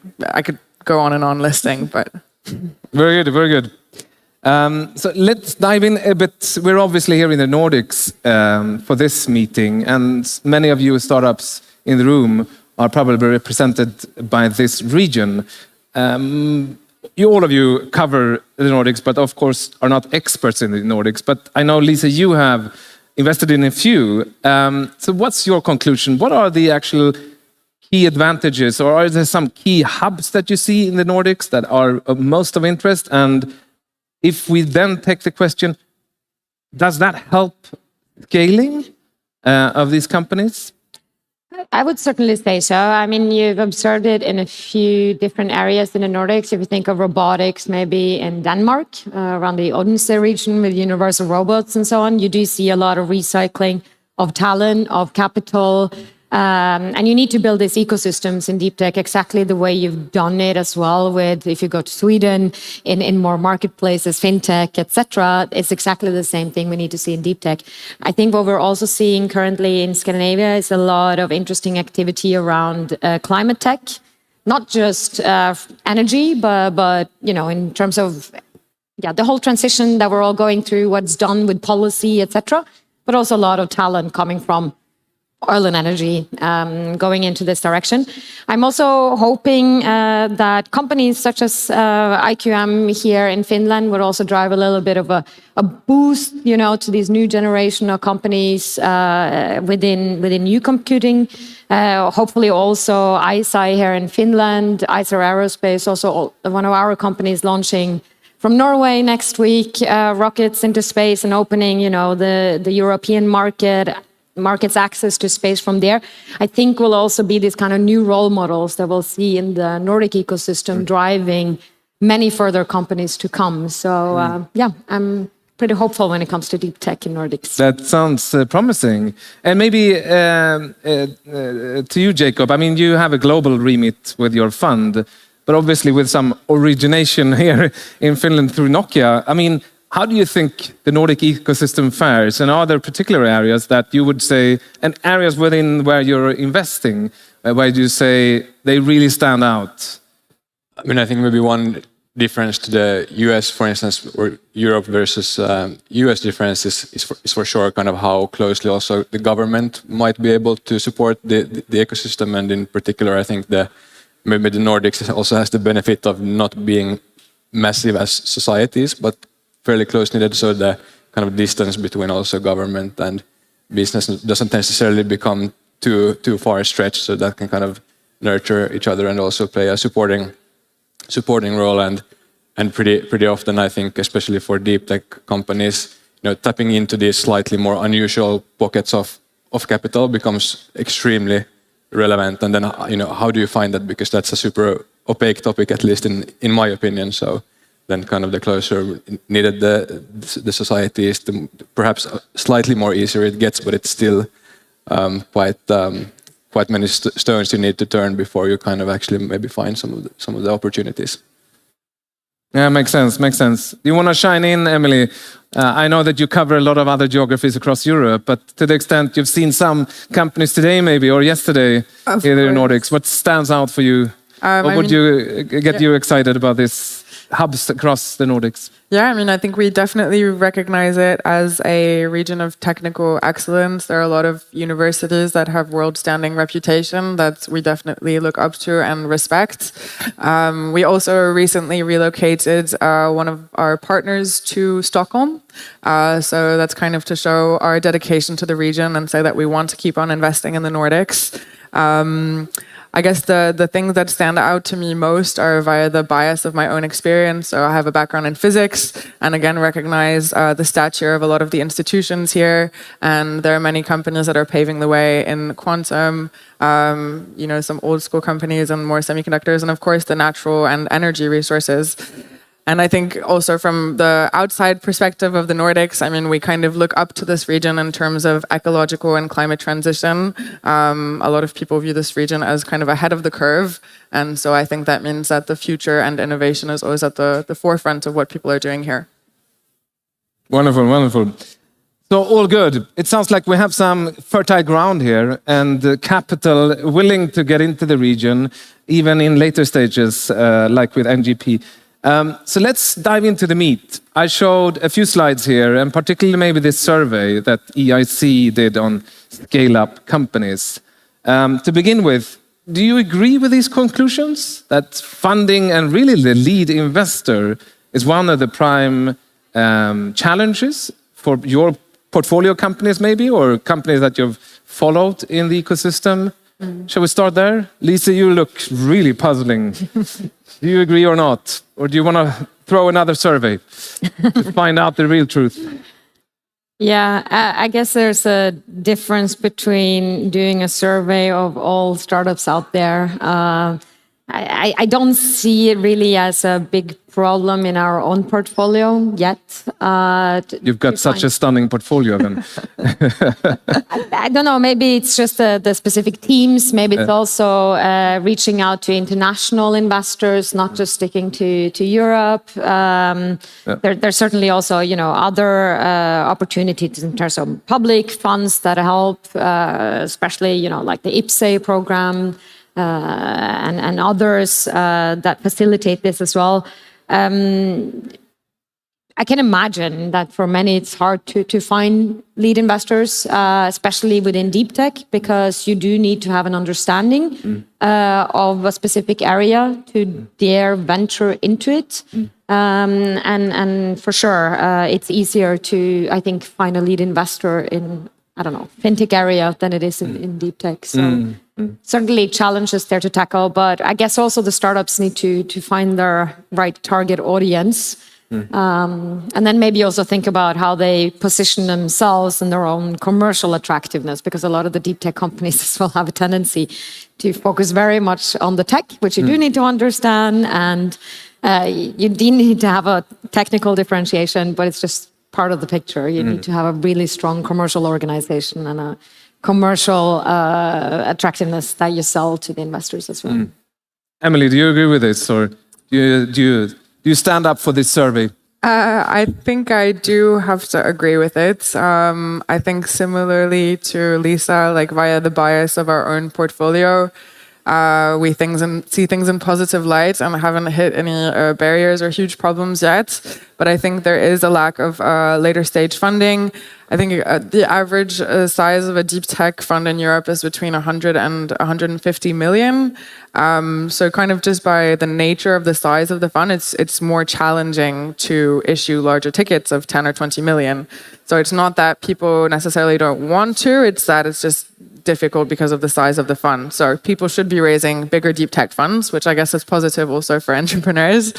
And I think there was a few things that were identified in that EIC report talking about scale-ups that are things that we can improve upon in the European ecosystem, actually, in kind of softer skills. So I think they mentioned even just crafting a narrative is still an issue for later stage deep tech startups. So that means that a lot of deep tech companies that are growing still have researchers basically leading the company, and those researchers need to become more and more entrepreneurs as they go up that journey. And by the time they're pitching to later stage investors, it should be, I'm an entrepreneur first and a researcher second. And maybe that's something that still needs to be iterated upon. I think a lot of work was mentioned also in improving kind of a board structure, making better use of non-executive directors to provide, exactly like Lisa was saying, like expertise in very specific areas. I mean, if Europe has one thing that's good is that it's a very solid and close-knit network. So we should be able to leverage a lot of the industrial advantages that we have there to help that growth. Yeah, makes sense. And maybe too, Jacob, I mean, you maybe represent an investor that could take that B round. Do you lead your usual investments? And how do you act in this? Yeah, I mean, we do like to lead, and there's been actually quite many cases during this year where we've been talking with entrepreneurs at the beginning of the year who've had very high ambitions with regards to their fundraise, and the ambition level just hasn't kind of matched where the company was from our point of view. So we kind of remained on the sidelines, and then 6 months later we get a call that, hey, we've actually slashed our target with 50%. So I definitely kind of agree with that survey that, and what they're often saying is that we have a lot of, corporates or potential follower investors who could participate in the round, but, we need a lead to step up to basically price the round. So, definitely playing kind of at this stage, but also recognizing that there is that gap, at least I think, and it is quite often quite high quality companies also. So it's not about that, but there, I think the market has been really tricky this year compared to last year. I think last year these companies would probably have been able to raise close to what their original ambition was, but then they just had to kind of rewrite their plan quite aggressively, and of course it's not helpful to run the business either when you have to basically plan with less than half the cash or something similar like that. Yeah, makes sense. Thanks. And maybe to address the other two buckets of challenges, I mean, any comments on the commercial scaling is obviously coming a bit later in a deep tech case, typically. Any practical examples from your portfolio of companies who have managed that well and how they did that? And maybe we can touch also on execution and team, obviously always a super important aspect of how to scale. Who wants to go first on the scaling commercially and how you've supported a practical example in your portfolio? I can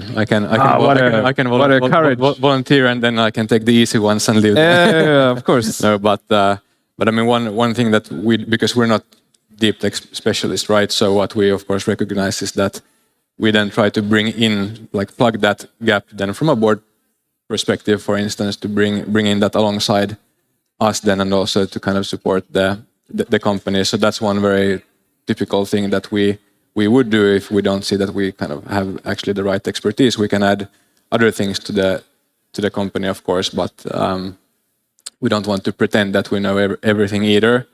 And I mean, I think the whole kind of go to market question is kind of the elephant in the room, of course, always. That how do you kind of get to a point where you can actually convince an investor that, you know, market timing is right. So either you can, of course, have the commercial proof points, but, you know, to Emily's point around the narrative, that if you're very good at creating a super solid narrative in terms of convincing people why actually right now is the time, then that can be super powerful. And I think that's what we're seeing maybe more in the US being done well compared to Europe. Do you agree with that? Lisa, you're furiously say something else here. No. I very much agree. And I do think there's a very common mistake or a very tricky situation to balance in deep tech startups. And that is actually scaling whatever you need to do in R&D at the same time as you build production, manufacturing, sometimes even a fab. And how to have a continuous feedback loop between these two. You can't start just with R&D and then hope that the manufacturing will just fit that naturally. It will need to go hand in hand. And how to handle that at the same time in parallel is extremely tricky. You also have to take into consideration the product market fit at the same time. You need to ensure that the quality in manufacturing is at the right time. You need to hire very different kind of people, blue and white collar people at the same time, different kind of organizations. So it is certainly a trickier organization to scale. I have seen some really good examples. I have a good one in the US, Sologen, that does enzymatic production, self-reproduction of chemicals. Yeah. So really building chemical plants. But the interesting thing is as well with these new kind of concepts is that if they take it to their advantage, this kind of scaling this parallel and using advantages from synergies that maybe incumbents are not using, physics, biology, computational approaches, chemistry, etc. You could rethink a few things, and they did. So they were able to, for example, reduce some of the steps, thus miniaturizing factories. But also a very interesting thing that they did at the beginning, just to prove product market fit, but actually to start a consumer brand. So first they sold cleaning wipes as a consumer brand to people, consumers out there. And that's normally what you expect from a chemicals, capex heavy business model. But they did that to show product market fit. They sold that off, of course, after some time and really focused on scaling up. But I do think, one can take a bit of this rethinking the dogmas that are out there into consideration and try to outsmart maybe some of these capex heavy models. Yeah. No, that's interesting. And I guess de-risking that commercial manufacturing scale-up is one aspect. I think many non-deep tech investors find deep tech scary because it's capex heavy. It mustn't be. So it's a good point. And sometimes non-deep tech is also CapEx heavy. It is, yeah. We know that. Emily, something to add on here? Maybe to add on a little bit about de-risking. I mean, I guess this is a controversial thing, whether it's always good or bad, but there is also a lot of public funding that's out there in Europe for deep tech companies. And it's kind of a double-edged sword because a lot of time applying for these grants takes a long time. And it takes a lot of founders' energy, and the success rate is very low. But I think it is a tool that has proved successful in de-risking later stage deep tech companies. And there are a few examples in quantum, for example, Pascal, 39 million, a Finnish company, Suudapak, that received quite a lot of funding from the EIC Scale-Up program as well. And I think this, first of all, lowers the size of the ticket that might be necessary from private investors. So helping those later stage deep tech funds that maybe can't put a lead ticket of 10 or 20 millions. And it also de-risks a lot the capital intensive nature of things. So it is a tricky one, but I think it is a positive and it's there. So it should be used, and we should see the benefits of it since it's there. Very good, thanks. And maybe, I mean, if you at least agree with the stats that there is a lot more deep tech capital deployed in the US, and part of the funding and scaling journey often lands in at least bridging from Europe to US investors, if not Asia and elsewhere, of course. But do you have any good examples of companies scaling that took capital from various parts of the world and how they managed to do that? What it took for them to actually get to the hundreds of millions of raising capital, including US-based capital. Anyone who wants to go? I mean, I can't quite speak for the hundreds of millions of stage round yet, the companies in our portfolio. So we're an early stage investor, kind of getting to the later stages of their fundraising. But it is true from Series A onwards. We often work with US-based investors. We can also work with Asia-based investors, and we end up with quite an international cap table, actually. So I think it's a positive thing so far. I mean, if the round comes together, you can get a lot of geographical advantages, right, from working with investors that know a specific region best and that have, their own set of network in that region and industrial partnerships in that region as well. And that's kind of how a few of the rounds that we're working with in our portfolio company at the moment are coming together. Very good. And maybe to finish off in the last minutes here, guys, what is your advice to some of the founders out here in the audience of the best tip to successfully fund your scale up?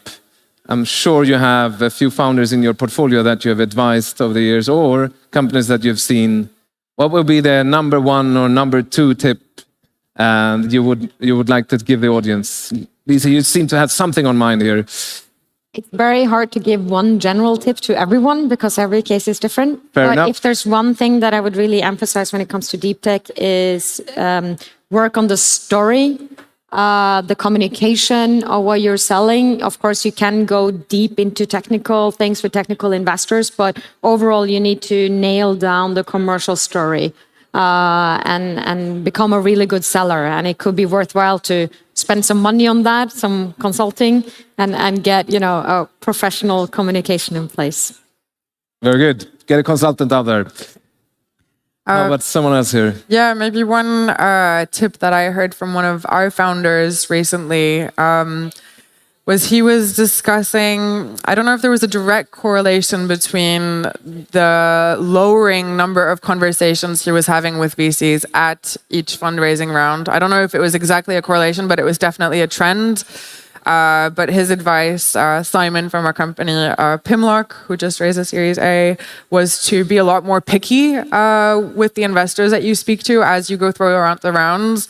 I think at the beginning, in the early stages, it's very easy to end up speaking to literally every investor out there. But I think as you go through the rounds, you kind of pick up that there's actually a pretty few select people that will really understand what you're doing. And when you speak to the investors that have captured the essence of your technology and understand what at its core, you'll have, first of all, a completely different conversation. You'll be able to be probed on things that are actually genuine challenges for your business and genuine opportunities for your business. And you end up wasting way less time fundraising. And you'll be able to gauge pretty quickly whether that investor has interest or not. And that can be seen via their background, via companies in their portfolio that are in a similar space. Like, that's a really good place to start. So kind of just filter down and be more and more picky as you're going through fundraising rounds further down the road. Very good. Maybe one tip just related to that is that, even if you are speaking with someone who might not be the perfect fit for you, ask that person who you should speak with. Yeah. Because it's very, again, opaque in terms of how you actually find your way to the right people. So just keep asking, keep pushing for introductions. So that's maybe one thing. And then in terms of like general things that we look for it's like, pick your customer. That would be maybe my a bit to Lisa's point. Also, like you can go after the biggest, the most difficult, the most complex customer, and that can consume you and your team for a good number of years, for instance. Or you can go to the maybe slightly less sexy, smaller, but more nimble, faster customer to get those early proof points faster. I think that would, at least from a scale-up investor point of view, be my advice, unless you have very high conviction that you will actually land some of those very large customers. So, for instance, we are very wary, for instance, of talking with companies who are only discussing with automotive OEMs, for instance, because the design cycles are extremely long. You have no visibility into their decision-making process and all of that. So that's just a couple of things from my... Very good. And maybe just to finish off, VCs at least should try and see what's coming in future, since we are investing in companies now that we really want to see grow. So in one word, what vertical do you think will really bloom and produce unicorns in 5 years' time in Europe, since we're mostly covering Europe with this session? Lisa, you go first. One word. One word, one vertical, one technology. One vertical. But more words. Maybe two. Okay. Whatever computational. Whatever computational. Very good. Jacob, how about you? Well, I'm of course biased, but I'd say industrial automation. Of course. And Lisa? Emily. Also quite biased, but I would say quantum computing. Wow. There is a lot of companies coming there. Very good. With that, thanks very much to all three of you. Hope you had some insights from this. And thank you. Have a good rest of the day. Thank you. Thank you.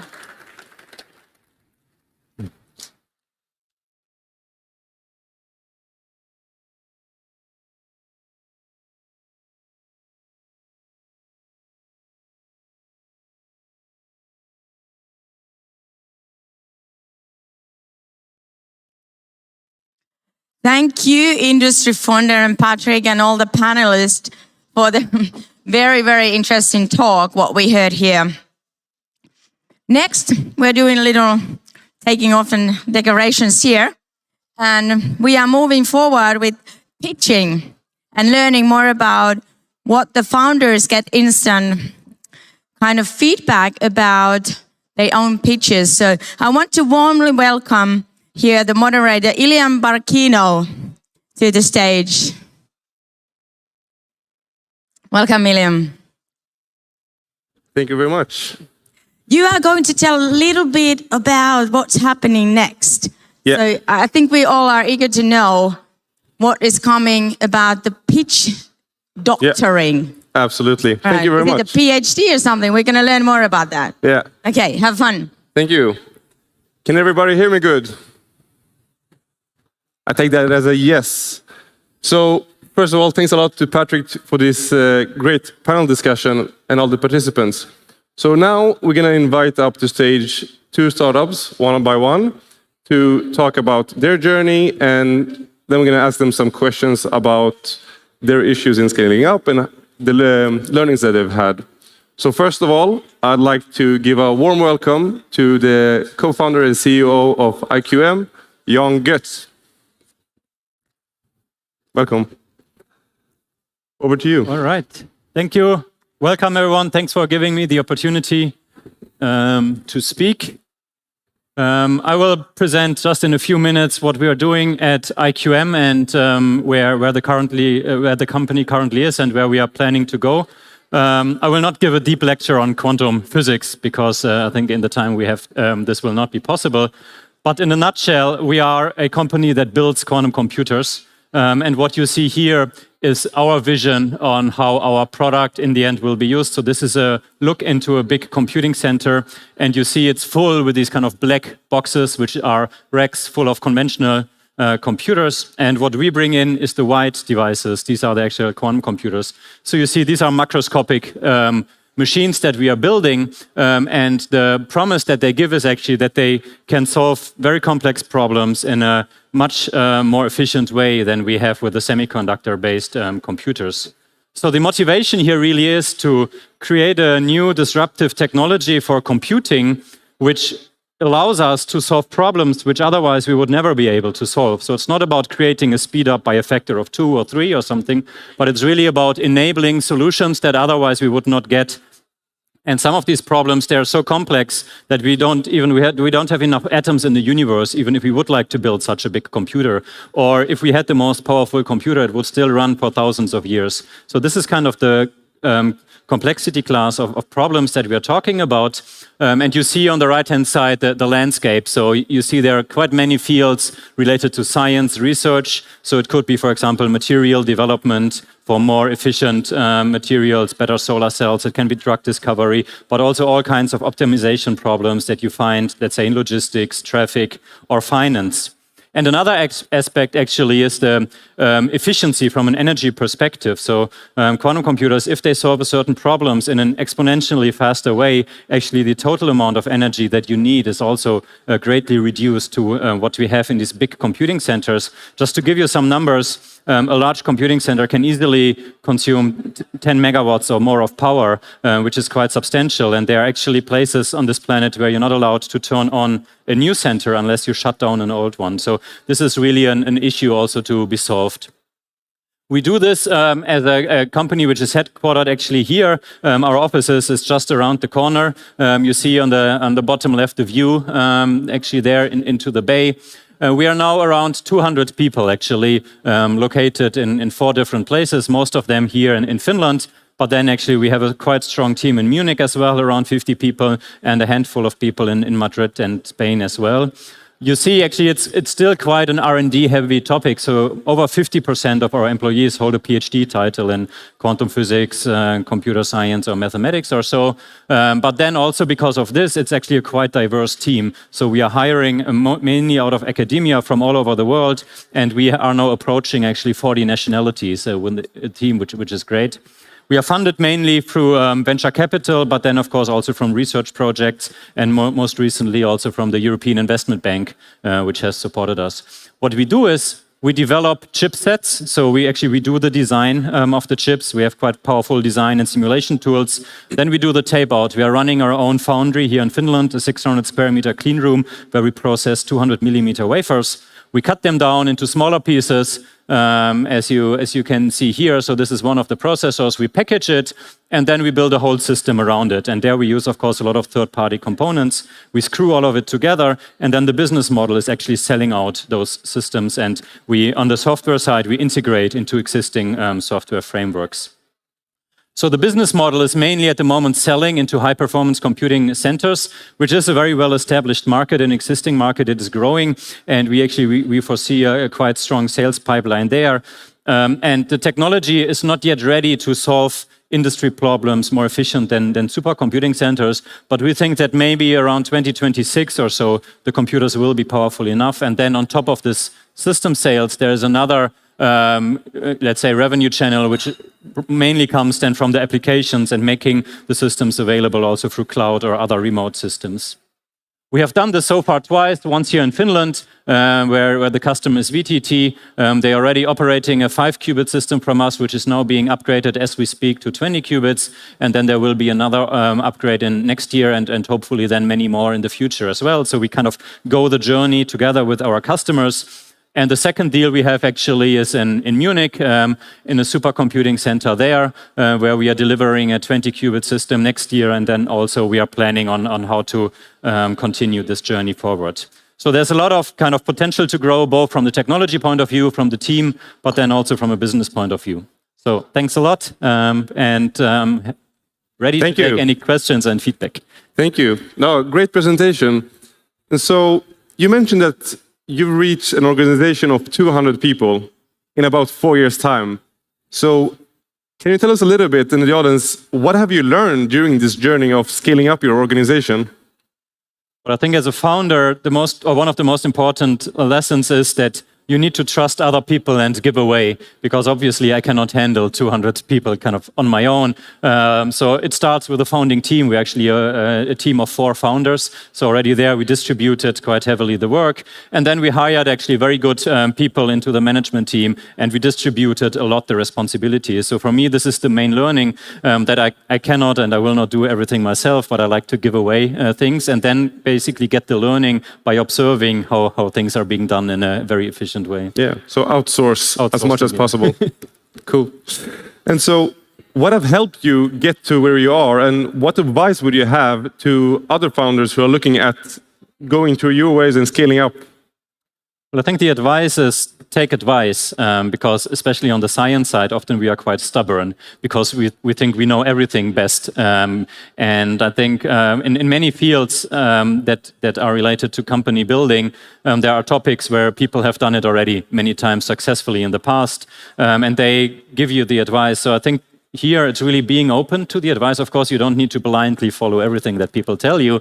Maybe sometimes it's good to get a second opinion, but really try to build a network of maybe mentors or coaches or people you trust, and then take their advice on how things can be done in an efficient way, instead of doing everything in your own stubborn way. Yeah, that's very good advice. So listen to advice or take advice.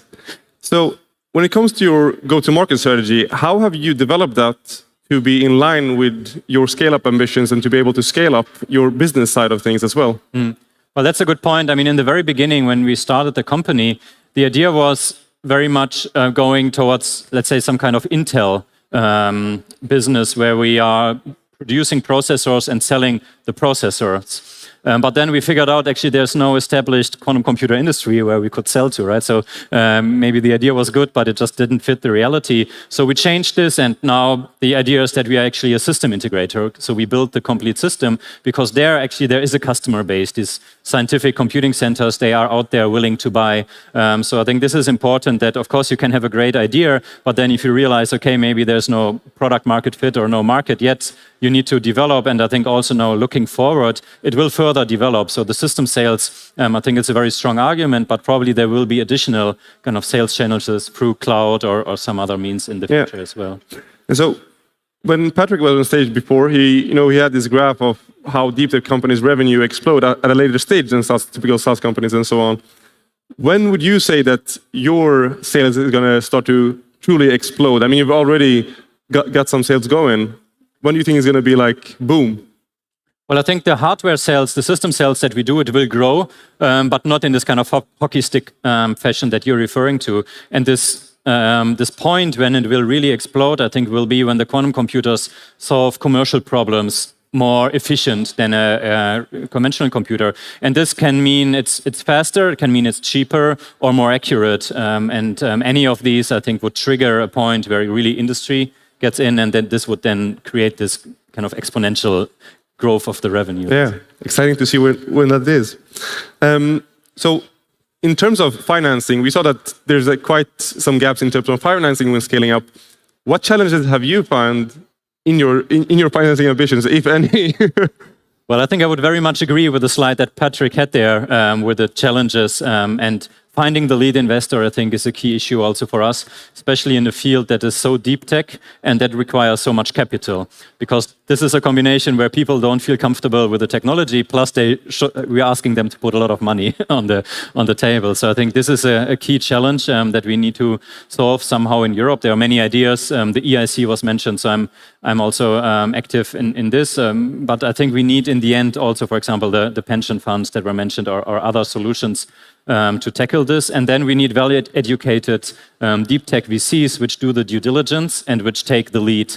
I think in this way, hopefully in the future, we can create a situation where it becomes easier for startup founders to get the financing. Yeah.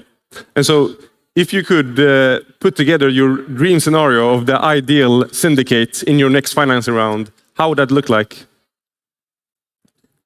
Well, I think what we need are investors which are sharing our kind of vision and mission going forward, who accept that it's not going to be a short-term play.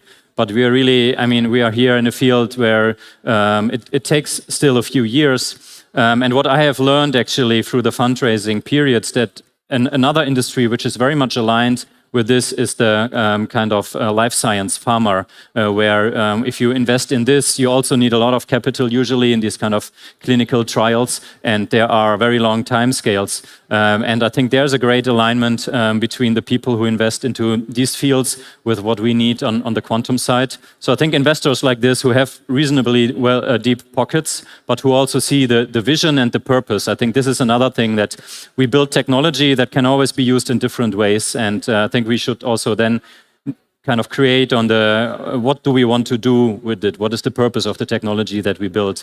I think this is more important than having some brand logos or something there. It's like someone who shares this vision and has the resources to carry the company along the way. Yeah. And you mentioned the pharma industry. Thinking about the bigger aspects of quantum technology, which other areas do you think this will excel? Well, I think it will start with those industries which are very R&D heavy, which put a lot of their own budgets into R&D. Because at the moment, what we can do with the computers is science. And it will transform from enabling science. Already now, hundreds of research papers are being published on the machines that the whole community builds. And this will transition into the R&D. So it will first be those industries which are very R&D heavy. And then maybe in a second step, it will be those industries which are more product focused. But the difficulty is to predict the timescales, like when will it hit the R&D industry, when will it hit the other one. But I gave you some idea with the 2026 of where we think how it is going. Interesting. What's next for you guys?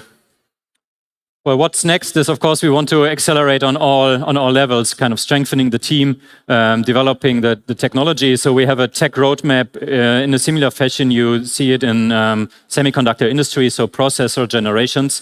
And of course, we need a lot of great development still to follow this technology roadmap. And then, of course, selling out the system. So we are expecting to sell a few more systems in the future. Very interesting. Best of luck. Thank you. Rounds of applause, everybody. Thanks very much. Thank you. Next on stage, we have quite an interesting company. So from quantum computers, we're going to shift focus to mosquitoes. I'm not going to try to pronounce his last name, but please welcome to stage Lech, CEO and co-founder of Molecular Attraction. Hi, everyone. Yeah, thanks for inviting me. I'm here to tell you that mosquitoes can be beautiful. There's 3,500 species of mosquitoes out there, and most of them are just pollinators. And it's only 2% of them which you know and which you hate. And also the freshly impregnated females, which are drinking blood. And this is what we're going to focus on today. We have a fantastic way of controlling mosquitoes. They're called sprayable pesticides. For the last 80 years, they're cheap, they're efficient, but they're extremely hazardous, and of course, they're not that great for the environment. So this we all know, and we're looking for alternatives. But on top of that, mosquitoes are evolving very quickly. Over the last 25 years, half of the African countries harbor populations of mosquitoes which are resistant to pesticides. And on the Indian subcontinent, DDT resistance is already rampant. So we need better solutions. And you need to bear with me for a second here. I mentioned the evolution. Malaria parasite, in its evolutionary process, needs to attract mosquitoes, which are one of the hosts, to people, so it gets transmitted. And we studied that, and thanks to this, we discovered and developed a molecule which is not only attracting mosquitoes to malaria-infected people, but also is forcing those mosquitoes to drink. What you're looking at are the female mosquitoes not drinking blood, but are drinking just salt solution with toxin and our molecule, which now we can mass produce, and we can turn that into small passive traps, which are attracting female mosquitoes, which instead of biting you, are going to be drinking the toxic solutions.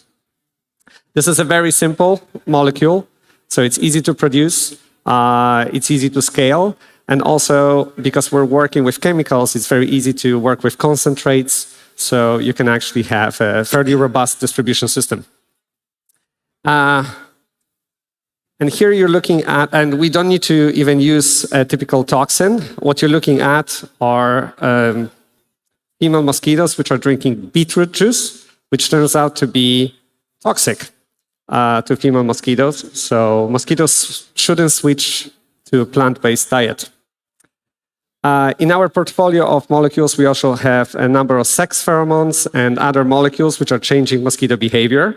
And all of this allows us to have solutions which do not require pesticides, but are chemical-based.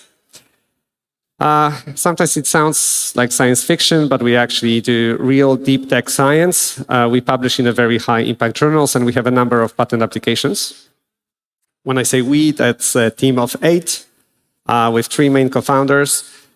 Johan, he's coming from the property services and management, which is the biggest sector paying for mosquito control at the moment.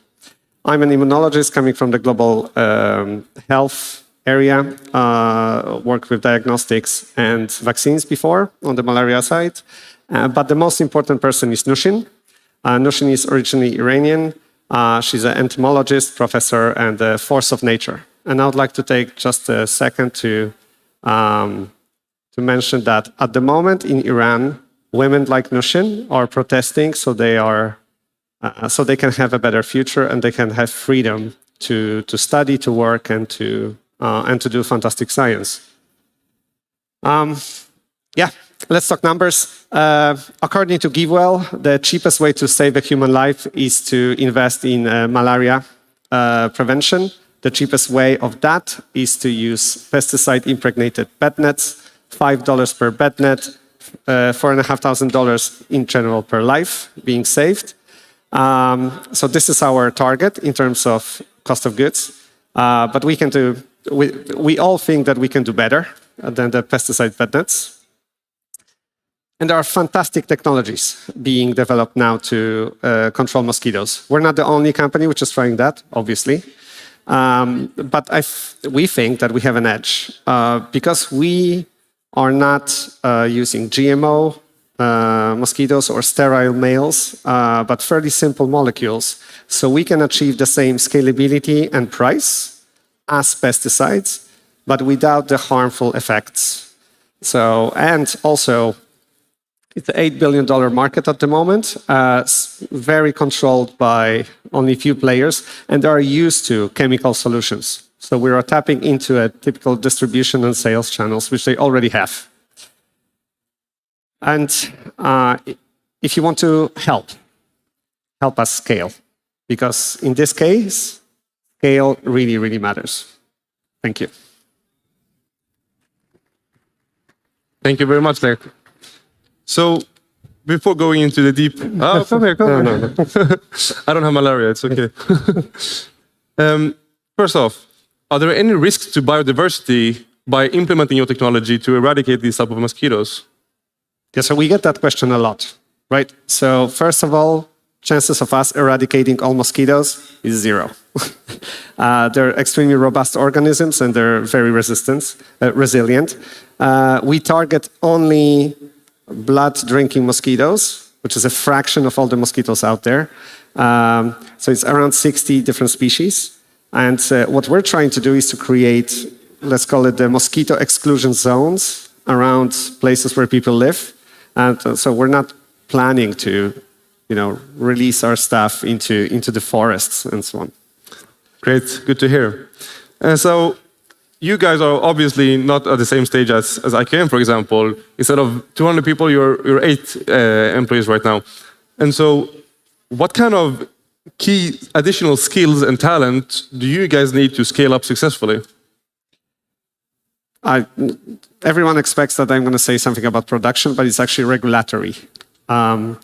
The molecules which we're using are simple enough that the synthesis and manufacturing, it's not an issue. The issue is to introduce a new environmental product on the market.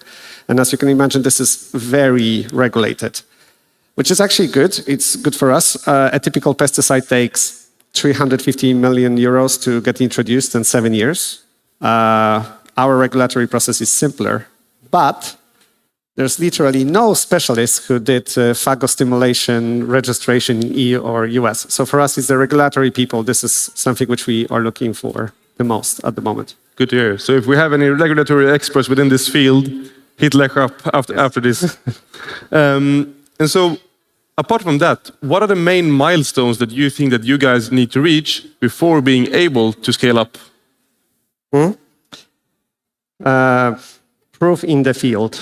So everything works in the lab. For every startup which presented here, everything worked in the lab, always. So we are now moving into the environmental open field trials. So you do not use any enclosures, you basically just test it in the environment. I think of it as clinical trials phase 2 equivalent. So once we demonstrate the efficiency in the field, that's the moment when everyone truly believes in what we're doing and our clients are willing to purchase the products. Great, interesting. And so looking at scaling up in general, we obviously saw that previously that the funding situation is different and we have different valleys of death, so to say, within deep tech compared to traditional SaaS companies. In what other way do you think that scaling up a deep tech company differs from scaling up a traditional tech or SaaS company? Perception. So, first, we cannot just throw 200 developers at this problem and just accelerate. Some biological processes just takes time, right? Second, in our case, there's another twist. Everyone thinks we should be a charity.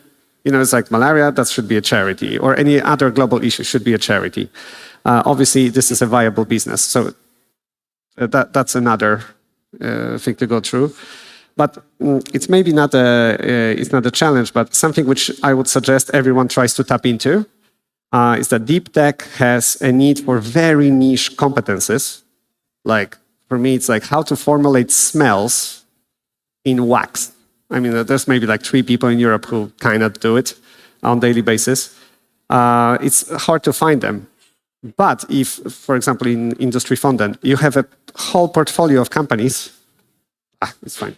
You have the whole portfolio of companies which probably have some very deep competences which could be useful for other portfolio companies. So this is what we try now with EQT, one of our investors, that their portfolio companies are being notified that, look, there's molecular attraction needing very narrow competence and there's someone in Munich who can do that. And like usually we need like few hours sometimes. And that's enough to get us over a very, very steep hill. Interesting. Noted also. Yeah. So looking at this from the bigger part of things, so what are the most critical changes you think we as an ecosystem need to do to boost the deep tech startup community? How to boost the deep tech startup community? I think, well, in Sweden we have a particular environment that we own all the research, right? So there's no issues with university transfer offices and so on. VTT works very well with the spinouts. But when you're going to look especially at both Europe and US, aside from few top institutions, this process do not work. One of the most scary things is to talk to your university who owns the IP and who's going to be donating it. So if we can fix that, I think that's going to actually generate a number of new companies. Good. Yeah, administration just needs to be. Yeah. So you mentioned this broad network of investors, portfolio companies, and expertise that you can leverage. What other parts do you wish that, or what other things do you wish that new investors could contribute with after investing in you? Aside from the network? Aside from the network. Well, piles of money for very low evaluations. Very high evaluations, sorry, very small stake. Yeah. Aside from this, maybe, for the last 8 years, both the evaluations, the speed at which companies were reaching the unicorn status was unsustainable. And this is not sustainable for deep tech. So I think I would love to see more investors like Industry Fund, for example, to accept the slow burn. So it doesn't need to be a rocket ship to the moon. It can be, the fleet of planes which are actually over the hill. And also those companies can generate revenue and profit before they're becoming $10 billion unicorns and so on, and crash. Yeah, exactly. Now, so how have you guys, you mentioned earlier that you have these, people having the perception that this should be something free because it's a noble cause to cure malaria. But how are you twisting and developing your go-to-market strategy to be able to become a true and successful startup? So there are two angles to this. So no one in Nigeria expects this to become a charity. They just want to buy the products. So the people who are actually affected by the vector-borne diseases, they're super fine with paying for it, unless it's completely unreasonable prices. And the second angle is that I'm happy to say that it works for all the blood-sucking mosquitoes. It's not only the malaria carriers. So we can target also north of Finland and north of Sweden and so on. And those are the countries where we're going to have very market level pricing. So yeah, one of our first potential clients is a luxury resort. Yeah. So yeah, we're going to charge arm and a leg from the people who can afford it. And we're going to have break-even prices for the places where we really want to implement it fast and at scale. But that's interesting. That becomes, in a formal way, some kind of charity, letting the people who use this for better quality of life pay for the ones who actually need it for saving their lives. Sounds like. Yes, and also it's not that I invented this. I would like to, but it also happens by itself. So the IP protection in Nigeria or Kenya is very weak. So you're going to get a lot of competition and copycats very quickly. So then you compete on price a lot. So we're going to be forced to do that, but we want to do it proactively. Yeah. The same question that I asked to Jan. What would an ideal syndicate look like for you in the next investment round? An ideal syndicate. So Melinda French, because her ex-husband is more into energy now, and I think she's still more into saving lives. Should I name names of the company? No, there's a number of pesticide manufacturers or big chemical companies which have venture arms. That would be also very good. And we're happy to have EQT on board, and they own a lot of pest control companies which are clients. So that should help. A little bit. Yes, just a little bit. That's great. What's next for you guys now? Flight to Germany, but no, we actually we're gonna launch a next field trial in South Africa. We're already having one in the Seychelles, which is ongoing. And we are going to launch, finally, after 3 years of preparation, a trial in Burkina Faso. So that's with all the political situation in Burkina Faso, if this is going to work within the next few days, yeah, that's going to be a moment to celebrate. Yes. Fantastic. Thank you a lot, Lech. Thank you so much. Warm round of applause, everybody. Thank you.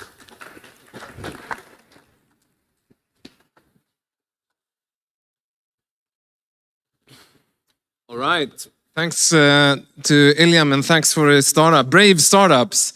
I just wanted to close the session. I hope you enjoyed the keynote and conversation around the funding gap. I think my ultimate conclusion is, yes, of course, we're hoping for startups to scale. But I think with this funding gap that we face, I think us venture firms, we also need to scale. So a lot of venture firms currently in the ecosystem are subscale. So we also need to take advice from you guys as entrepreneurs on how we can scale our venture funds. I think that's one key takeaway from my side, at least.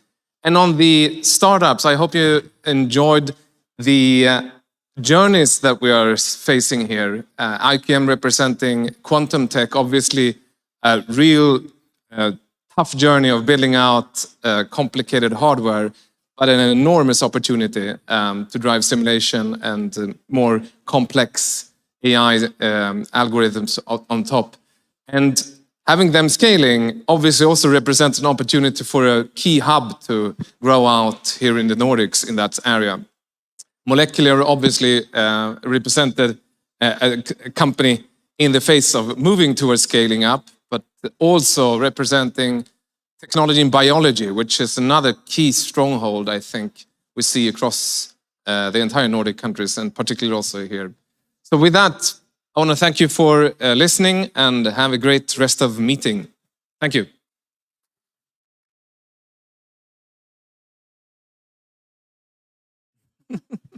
Yes. Thank you, Patrick and Industry Funding, for being in one of our event partners again. And we are truly, truly happy with the Arctic Startup and this whole NORDEEP event to have you here and building this track. Thank you so much. My pleasure. Thank you. Thank you. A big applause for the Industry Funding again and the beautiful Patrick. Ladies and gentlemen, the second day is moving forwards toward the end, but we have a couple of very interesting sessions still here.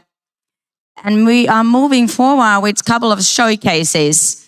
Light Code Photonics is the next one, and Jan Bogdanov is going to tell us more what they are doing over there. So Jan, you are warmly welcome to the stage. Let's give applause to him.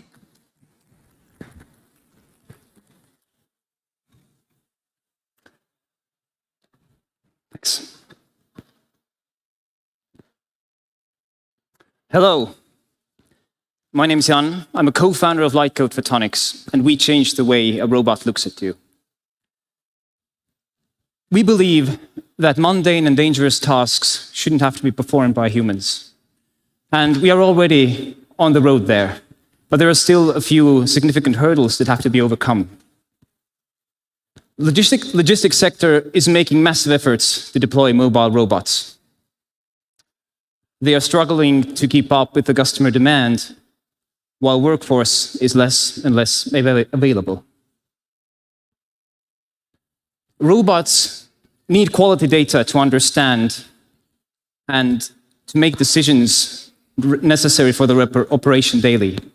They need to understand what's in front of them, what's around them, and they need to understand where they are. 2D cameras are not enough for that today. And LiDARs that could bridge the gap are expensive and often fragile. However, still 3D data is required. And Light Code Photonics is building a novel 3D camera that can provide a solution, that can provide the positioning information, that can provide the path planning to help them avoid the obstacles and understand where they are. This allows the robotic mobility robot manufacturers to increase the autonomy of the robots, which in turn helps to make their fleets pay off. Our secret lies in a novel imaging technique and state-of-the-art, high performance, but very affordable sensors. Here you can see how we take a 12-pixel sensor and increase its resolution up to 128 times just to get an image with a total of 1500 pixels. We can choose the resolution enhancement to be lower, to be higher, however is needed. And this is the solution that these mobile robots are looking for today. For the past 2 years, we've been doing heavy product development, and we've increased the performance of our device, and we've come down in specifications, in the form factor. The gray box you see under these prototypes is not a table. It's our first prototype. So the efforts have been good. And the advancements we have made, we are protecting with patents. 3D imaging and sensing market in general is growing rapidly. It is expected to be, it currently is around 7 billion across the wide variety of applications today, and it is expected to be about around 15 billion by 2027. Before the crisis, there were around 100 LiDAR companies worldwide, each of them trying to build the product and try to find the product market fit that is required by these robots that will make our lives better. However, this bridge has not been gapped. The bridge between very high performance but also expensive 3D imaging devices and lower performance but low cost devices.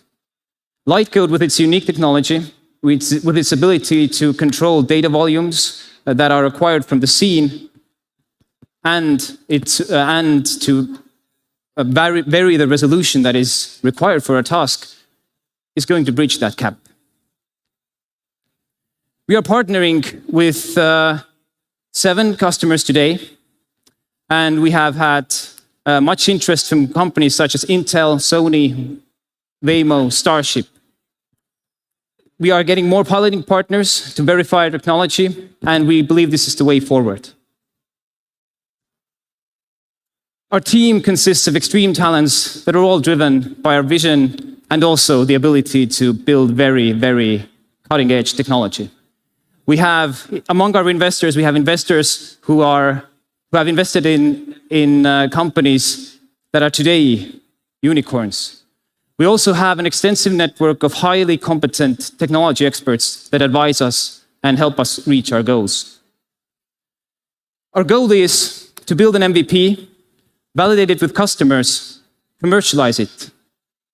And for that, we are raising a 3 million seed round. Join us as an investor and as a believer. Thank you. Thank you very much, Jan. It's very interesting. And now I would like to invite on stage our next showcase. And this, please welcome on stage Ture Parviainen from Volare. Welcome.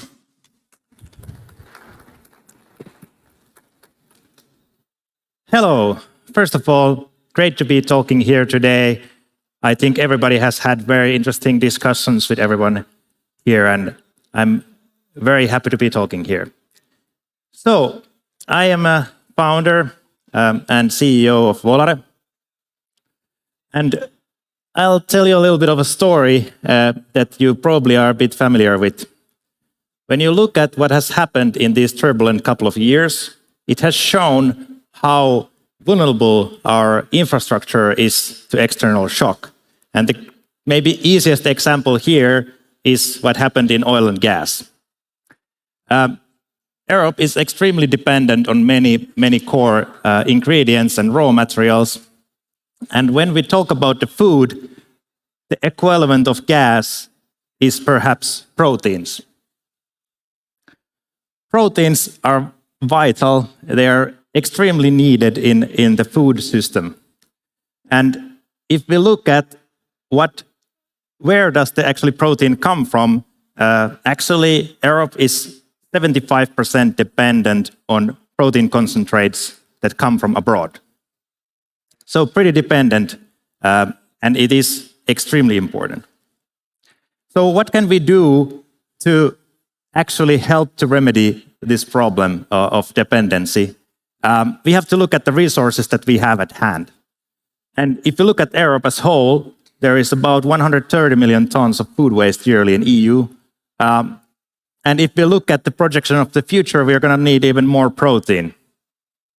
So what do we do?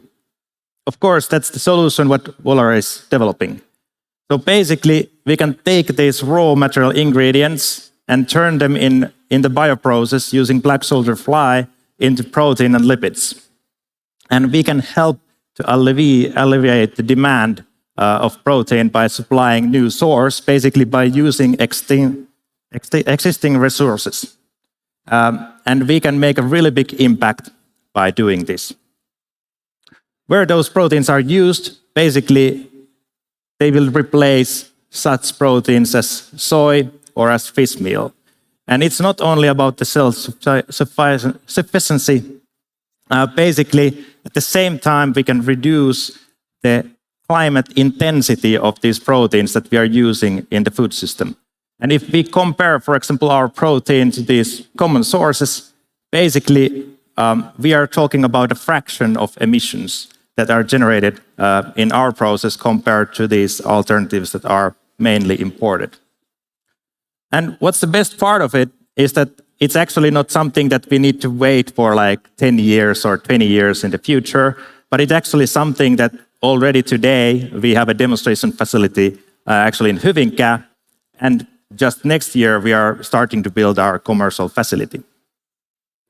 So there are solutions that we can take in play where we can make a big impact. And that is something that I have always been a firm believer on, that we have to be the ones who actually take those solutions forward. If you want to do something with us or collaborate with us or just interested in us, contact one of us and we'll tell you a bit more. Thank you.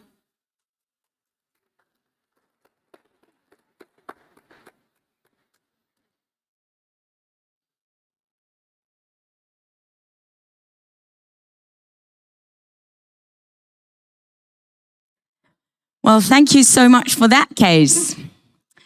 We are moving forward with our next one, and we have Kuvaspace, and Matti Ekdahl is coming to tell us more about what are they doing. So Matti, warmly welcome over here to tell us more. And warmly welcome.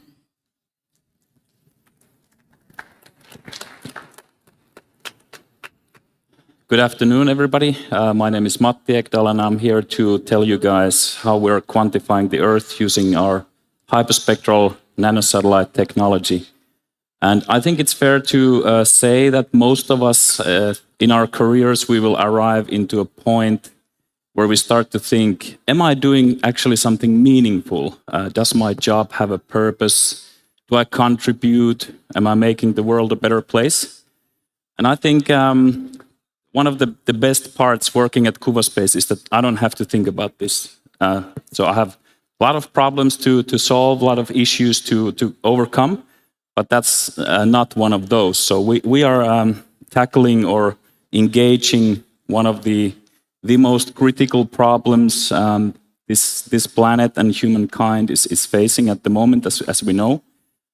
So, for example, climate change. We can help to make carbon credit markets actually work by providing a reliable verification tool that and kind of an analysis how much there is carbon, how the carbon sequestration mechanisms actually work from day to day, from year to year on this planet.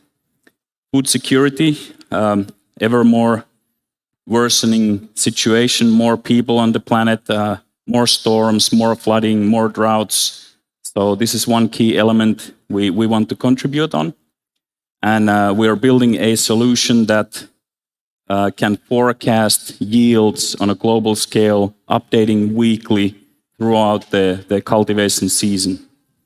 Safety and security, unfortunately, the environment here has changed a lot over the last 8 months, the past year.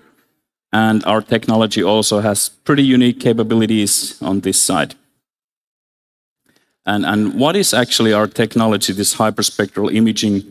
It's not like a common thing. Not very many people know what it's about. So I'm going to try to keep it on a high level and understandable.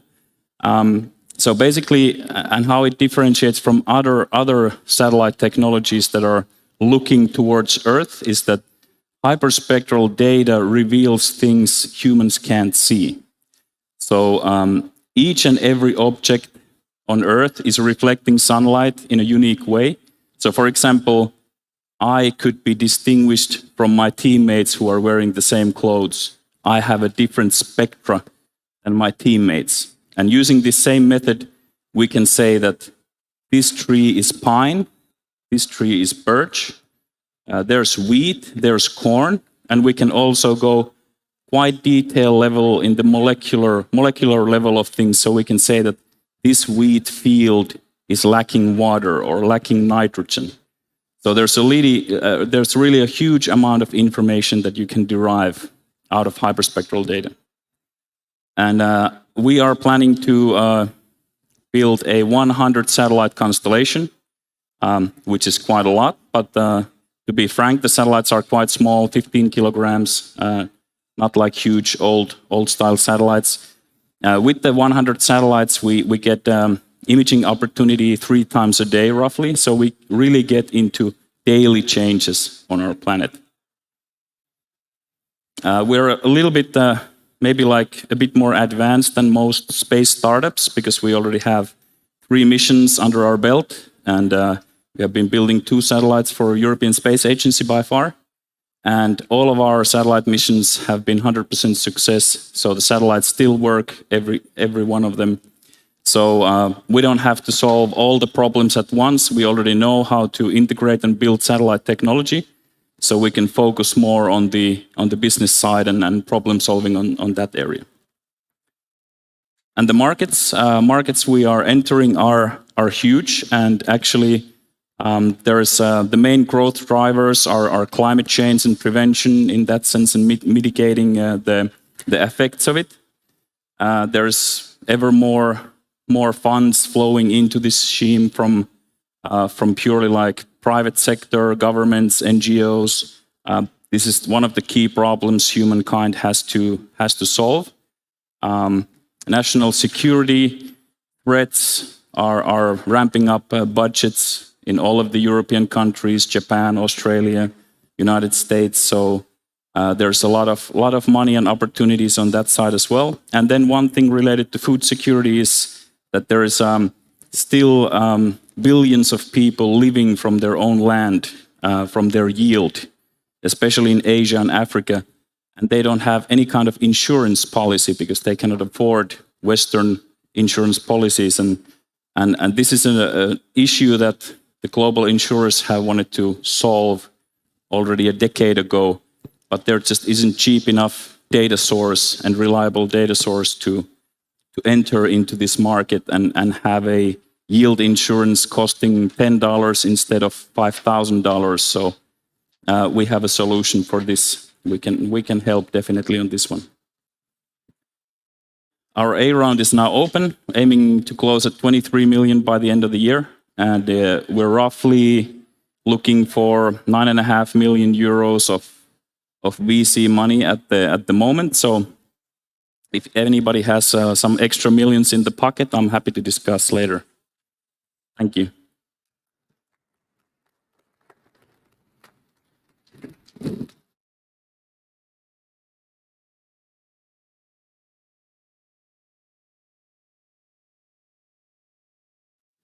Thank you, Matti, for that wonderful showcase. So now we're moving on to the final panel of the 2-day event. And it's about creating a better sustainable future. And the reason we wanted to put this one last is because it's tying together with how we began the whole event with why will Nordic deep tech save the world. And now I want to welcome to the stage for the first keynote, someone who is supporting deep techs, especially within climate for scaling up. The keynote is called Climate, Tech, and We. And I welcome Pia Erkinheimo, Director of Deal Flow from Finnish Climate Fund. Give her a hand. Woo! Thank you. All right, here. And there is the tough. So, good afternoon. It's an honor to be here, capturing everything that has happened during these exciting 2 days. I think we've had enough of deep tech, and I'd like to bring now the discussion to a kind of a human level. What can we do with the challenge of climate change? My first education is actually behavior scientists, so you will also notice that from my vocabulary. And that's why we're actually talking about the challenge of the humankind is facing and the goals. So as you can see, Finland has the bravest goal in this planet by aiming at to be carbon neutral by 2035. As we are here with the Nordic family, I took some statements from other 4 Nordic countries. Iceland 2040, Sweden, depending on their regime, it's either 2040 or 45. Denmark and Norway hasn't said anything more than the European Commission. So, nevertheless, but we are fighting against the clock to prevent the average global temperature from rising for 1.5 centigrade decrease from pre-industrial levels as early as to 2030s. Global climate emissions should be cut by 7% every year. The goal is huge, and hopefulness and hope alternate depending on the day and the tabloid. But why a person against his or her own better knowledge in the area of climate anxiety? Why do we behave against all the knowledge what we have? So let me quote on a theory by Kubler-Ross model of 5 stages of grief. The climate change is a scientific problem caused by human behavior. As you know, only in Finland, we reached our planetary boundaries this year on March 31st. I read that last time in Finland, one planet has been enough for people living in the area of Finland, has been in early 70s. I'm too young to know how depressing the time living was at that time. So, but I do know that people survived, and there are at least very funny memories of the fashion of those days. So, according to Elisabeth Kubler-Ross, 5 stages of grief. First is a denial. It doesn't apply to us. It isn't true. As I'm writing for a local technology-oriented paper, Tekniikka and Talous, Technology and Economy, every now and then as a guest columnist, I noticed that one of my columns, it was agreed with the editor that it was opened to not only for under subscription, but to everybody. And I noticed living in a bubble where I had totally forgotten that there are still, this will happen like 3-4 weeks ago, that there's still a lot of people who are denying climate change. So it was, and then I showed it to my teenagers, twins, and they were like that, "Mommy, you've been mobbed.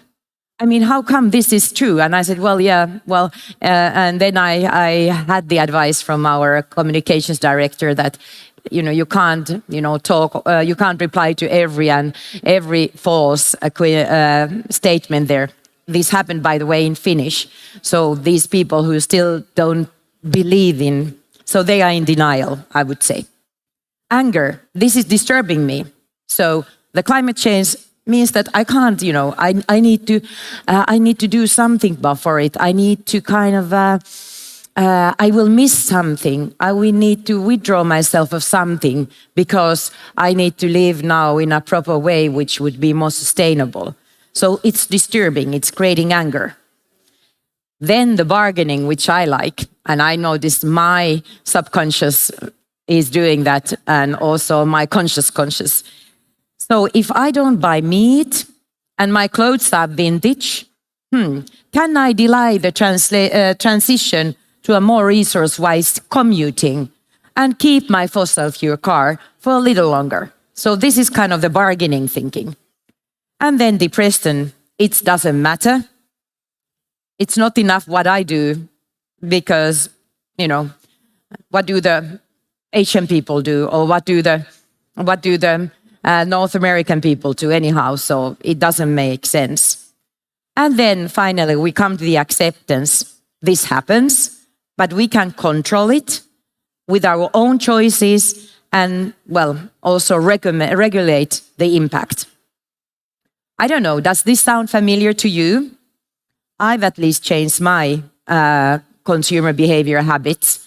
And in some other Nordic countries, they call it hygge, but I think we've got more hygge, at least in my life, just, you know, realizing these matters. And the transition has been quite profound, I hope at least. Of course, it's social sciences, so there has been also critics regarding this theory and also that these things aren't going in order. So, I am working for the Climate Fund, which kicked off its financial activities 18 months ago, and we've done 11 investments. I'm happy to talk about that and talk some more about what kind of money we can offer and what's the stage, where are we relevant of. But I'd like to give you an overall understanding now that the Finnish Climate Fund is a state-owned special assignment company. It operates, focus is on combating climate change, boosting low-carbon industry, and promoting digitalization for accelerating these goals. And the mission is to reduce carbon footprint and strengthen the carbon handprint by innovative climate, so I call it climate tech or digital climate tech solutions. And without jeopardy, we reduce the gas house emissions and increase resource efficiency and promote biodiversity. I have been also talking about that, how the CO2 equivalent ton is actually the new currency. So this is one of the quantitative indicators that we are looking for each and every invest we are making. And this is the great deal flow picture of what we've got so far. So we are interested, as I said to my digital friends in digital, that the climate change is not happening in metaverse. It's actually happening in physical world. And you can see here now how I've been with my team analyzing the deal flow, both inbound, referral, and outbound deal flow. So we are looking everything underground, replacing rare earth metals, for example, with biomaterials, up to nanosatellites, something like that, as we saw, Kuva space, or data coming from plenty of sources, which is put to learning algorithms and edge computing that will then nudge, as you know, the nudging theory, nudge our behaviors as citizens, consumers, B2B business makers towards resource-friendly living. So you can see there hydrogen, there is upscaling plastics, there are digital solutions. For sure, the indirect impact of digital solutions to our behavior can be vast. So this is what we are doing. So let me take now 3 things that are close to consumer clean tech, that is often defined that it consists consumer-oriented, resource-saving solutions that are intersected in digitalization and the circular economy. There is no climate change without digitalization, I would say. So these are our need to communicate, and this time digital communication is the thing I'm looking for. Warmth, so clothing, fashion, and nutrition, i.e. food. So, as I mentioned, there is no solution to climate change without digitalization and open interfaces. But we have to understand that the digital solutions can play an important role in indirect emission reduction potential, and often in solutions that increase the carbon handprint. So, but we have to also remember that the carbon footprint of our devices, the internet and systems to support them, is accounted 3.7% of the emissions, and that is to be doubled by 2025. So this was the result in 2019. So digitalization per se is not the solution. And according to the SHIFT project, a French think tank focusing on carbon leakage and energy consumption in digital technologies, have risen 37% since 2010, despite the fact that resource scarcity has developed enormously. So then, it's really about the software, and of course, the program is done in the cloud, and then we need to think also the data centers, which I think this audience knows well. But then, what is also same with all things, like a large multinational company says that anything that can be electrified will be electrified, as you've been hearing, I'm sure of that. So we have a challenge with rare earth metals. So that's the digitalization. But on the other hand, that's the mean that could nudge us to more resource-wise behavior as individuals. The second thing is fashion. Fashion is actually biology. And it's a cruel machinery, but a very important social network, especially for pairing. And it seduces us to consume even more than the carrying capacity of the earth. So textile industry has a significant carbon footprint, and clothing makes the most out of it. More than half of our clothing is made synthetic materials, so fossils, plastics. And replacing them with plant-based solutions is challenging unless there is a drastic reduction in consumption. So, but of course there are alternatives, and circular economy is such, and looking other sources like weeds, needle, straw, mushrooms, pulp, modified fibers. So, I mean, there is always some, silver lining, but fashion is really a tricky one. So then we have food. Everybody loves good food, but it's so intertwined in our each and everyone's cultures and reads that, what is good food and for whom?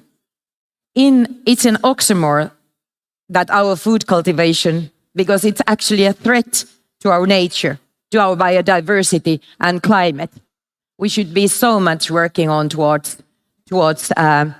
regenerative food production. So the system is broken, and a huge systemic change requires change in operating systems.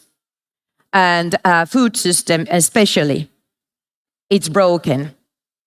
And how can we do that transition in a way that the consumers would understand sufficiently and would like to be nudged towards the new? So cultural barriers, for example, cell agriculture is not perceived as organic, legislative restrictions, high investment costs, and lack of information, shortage of experts, and so on. So we need to create a new culture, as we actually have created with communication and digital communications, I would say. Think how much we've learned over the last 20, 30 years because of being able to communicate digitally. And I think something that drastic change we need also for our nutrition in our food system. So the climate crisis needs more than technology. A bold statement in a deep tech conference. But we need more also other people and competency than engineers and business people. We need philosophers, we need social scientists, we need designers, we need artists. And then, especially now, this is a Finnish problem. In Finland, we need also women more because Finland is unfortunately still at the forefront of generated working practices. There are women's jobs and there are men's jobs. So when advocating women in tech, we don't notice that when technology is perceived in the domains of climate and then education and health. So that's also the domains where technology does interest women as well. And then when coming deeper in the discussion of the competencies, I'd like to quote a friend of mine or his tweet. Johannes Gullischen tweeted last month about the next leap of competence. Sustainable solutions for agriculture, forestry and mining are at the heart of our culture, of our future. And studying biology now is comparable to studying information technologies in the 80s. What do you think? Could it be like that? So last, it's about gospel of hope. Communication about climate change is depressing. After all, climate change is a consequence and caused by human beings, whom, by the way, are parasites on this planet currently. But especially among young people, women 18 to 21, anxiety is spreading like wildfire. They have other things to be depressed, like Black Lives Matter movement, the pandemic, the European war. So their future, and that's the future which we will be building together. But if they are depressed, they don't have the energy of challenging my generation. So I need to be worried.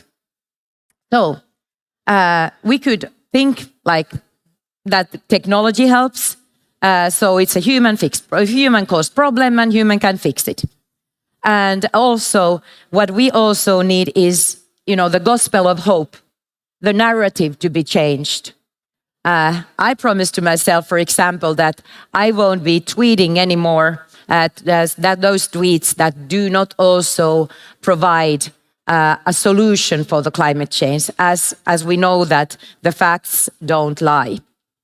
So I'm inviting you all, dear deep tech, top-notch professionals, to write the gospel of hope and talk about that, how we can solve, because we're in a hurry, how we can solve the climate change. And personal note, my favorite philosopher, Antoine de Saint-Exupéry, said that as for the future, it is not your task to foresee, but to enable it. So thank you for listening to me at this very last hour of this great conference. Thank you.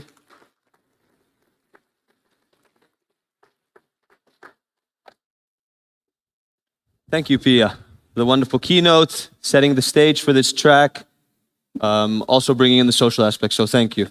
Yeah. So now we're going to the final panel, and this is called Next Steps for Startups and Sustainability. And we have two awesome panelists who I'd like to welcome to the stage now, Julio and Mari. You're good. You're good. Yeah. Thank you. Please. Yes, thank you. I think. Perfect. And I'll be moderating this one. Yeah, I'll go beside you. So, I'll introduce the panelists. Well, Pia, mulla ei ollut Okay. Selvä. Joo, kiitos. Okay, I was dismissed from the panel. Thank you very much. This is She was promoted to Keynote, anyway. So, yeah, so I'll introduce our panelists, lay a little bit of context, and then get into the questions right away. So, first, Mari. Mari is founder and CEO of Origin by Ocean. She has a PhD in organic chemistry. She loves complex natural systems and tries to mimic them on a molecular level. Prior to founding Origin by Ocean in 2019, she was working in big industry at Stora Enso, BASF, and Kappa Biotech, and very passionate about environmentalism and ecosystems. And you're also a yoga teacher. Yes. And you have a dream to learn Sanskrit, is that Yes, right? the holy language. Yeah. But now we will speak English today, so don't worry. So are you doing yoga regularly? Is that your entrepreneurial health toolkit? Oh yeah, definitely. Everyone should do yoga every day, at least for 5 minutes. Awesome, awesome. And then, of course, we have Julio. Julio is the head of carbon business and corporate venture capital at Suzano, located in Brazil. And Julio is an economist. And before joining Suzano in 2019, he was working in corporate finance at the BNDES,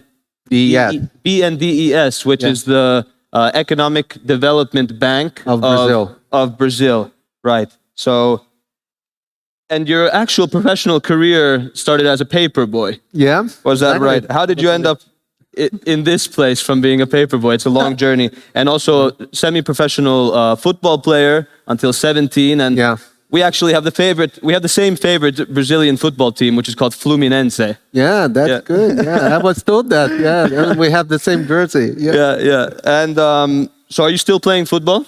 No, unfortunately, I had a very serious injury back 20 years ago. I had an injury in my anterior cruciate ligament, and I had to retire from the fields. And I started running. So now I run marathons and half marathons, which is good as well. Okay. Good for thinking. You run and you think at the same time. Okay. So both of our panelists have ways to release themselves from some of the everyday stresses that life brings these days. And I can relate with that part as well because I had an ACL surgery as well, really? and I played professional football. We had the same. And yeah, exactly. It didn't end there, but anyway. So now I'm going to lay a little bit of context for the panel, and it seems like we are in a bit of a pickle, right, with climate change and biodiversity loss and all these other issues. In the industrial economy is based on was built on fossil fuels, heavy industries like chemicals, where Mari is working, and forestry, where Suzano is focused, are extracting natural resources and high-emitting industries. And it doesn't look to be growing when you look at it on a global scale, because obviously we have Eastern and Asian economies growing, and these people also deserve the right to have a good life. And it looks like this may continue for a little bit of time. So we have to be realistic as well with some of the goals that we're setting. So we not only need to decarbonize industries, but come up with creative solutions. How could we turn something, an extractive economy, into potentially regenerative one in the idealist view? And many of the startups here today are also thinking about these issues, and it becomes relevant within deep tech because a lot of these technologies can be enabling this type of transformation that we need. But at the end of the day, these solutions need to be scaled, and it's really difficult. And some of them take some capex, and they can really high capital expenditure in the early stages for financing. And startups are really kind of reliant in some cases on corporations to build these things. And it's easy to be idealistic, and a lot of early stage founders are. I'm sure Mari has been, and maybe to some extent still is. But we do need to be, how it can exist in reality is a little bit of a different question. So we're going to talk about all these things. But first, I want to understand, why, Julio, are you in Finland right now? It's the Nordic Deep Tech Business Conference. We have mostly people from Europe attending. So why did you come here all the way from Brazil? I'm actually chasing startups.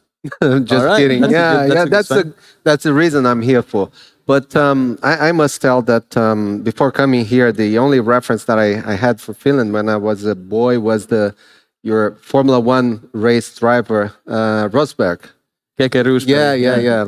But speaking seriously now, Brazil and Finland, they have a very long tradition of cooperation. Actually, the pulp and paper sector in Brazil was very much based on Finnish technology. All the important Finnish equipment providers helped to build the pulp and paper sector in Brazil. So this is a long-term collaboration that we have.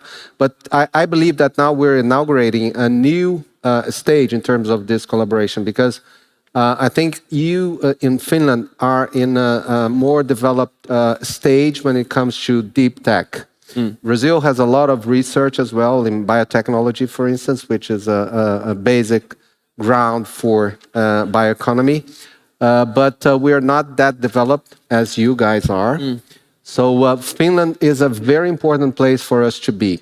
In the case of Suzano Ventures, which is our corporate venture capital arm, we want to build up our positioning in some important geographies, and Finland is one of our top priorities. So that's the reason why I'm here. And the reason for us to start from Finland is that we made a very successful investment here. So Spinnova, as many of you know, is a very successful case of investment for Suzano. And Suzano Ventures was actually inspired by the case of Spinnova. Okay, yeah, and Spinnova was actually speaking in the first panel today as an enabling technology, and obviously super good connection there. And what about, just quickly, what is the sustainability agenda of Suzano? Yeah, sustainability in Suzano is something that is very pervasive in the company. Just to give you a very tangible example, before joining new business in Suzano, I've been with the company for 4 years. During 3 years, my first 3 years in Suzano, I was in the finance department. And there I was the one leading the second worldwide sustainability-linked bond for a corporation. So sustainability in Suzano is something that it's very, very pervasive. So even when we're issuing a bond, we're attaching some sustainability aspects. And we believe that in order to build the new Suzano, the future of Suzano, we should leverage from our very competitive positioning in forestry and the way we transform the biomass into products. Nowadays, pulp is the most important product, but we believe that we can develop a lot of new products out of the forestry base that we have. And we have more than 300 people in research and development trying to develop these new products. And we want to partner with the ecosystem to do more open innovation. And venture capital is one of the most important ways for doing this. Okay, yeah, and that's a good sign for the Nordics if you have you have your eyes here, because obviously you have a really big organization. And now, and Mari actually has some connection now, obviously with Stora Enso collaborating at some point, but we won't go to that. We'll skip straight to Mari, and could you share a bit about Origin by Ocean, amazing circular economy company? How are you transforming chemical industry and actually improving and regenerating ocean? It's very easy with algae. So that's the answer for everything. But seriously speaking, it's very difficult to transform any existing technology with very conservative mind. And I'm not saying conservative mind in a bad sense, but in order to build something big, you need to normally have a very long history. And the chemical industry has a very long history, and it has a very important history for us, for our modern society and the way we live. So I'm not being naive to say that we will change the whole chemical industry, but Origin by Ocean, what we are doing, we are seeing a great potential to change some of that chemical industry to be more sustainable and maybe increase the offering of sustainable products. And we use invasive seaweed species, and that means that they are there because of our actions on land. So when we have excess of nutrients in the oceans, we actually start to see these invasive seaweed species to bloom. So that was the idea, that how to utilize this biomass, which is there because of our actions on land, and turn the waste into functional products, into business. And that was basically how we see the regeneration taking place in the oceans, in environment, but also in the final product, so in the consumer product. So when you have sustainable alternatives for oil-based ones, you actually decarbonize the consumer products. Because people don't normally think, that's kind of why everyone who knows me, I'm always talking about this thing, so sorry about that, but it's very important to understand how much we have accumulated naphtha-based carbon in our everyday lives. Like when you wake up in the morning, you brush your teeth, you shower, you clean your home. We are using the products which actually originate from the chemical industry. And it's a lot of carbon. So everyone is doing a carbon footprint, and you're talking about food and electricity and stuff like that, and emissions, but you don't calculate these chemicals in your everyday lives. And this is where we want to come in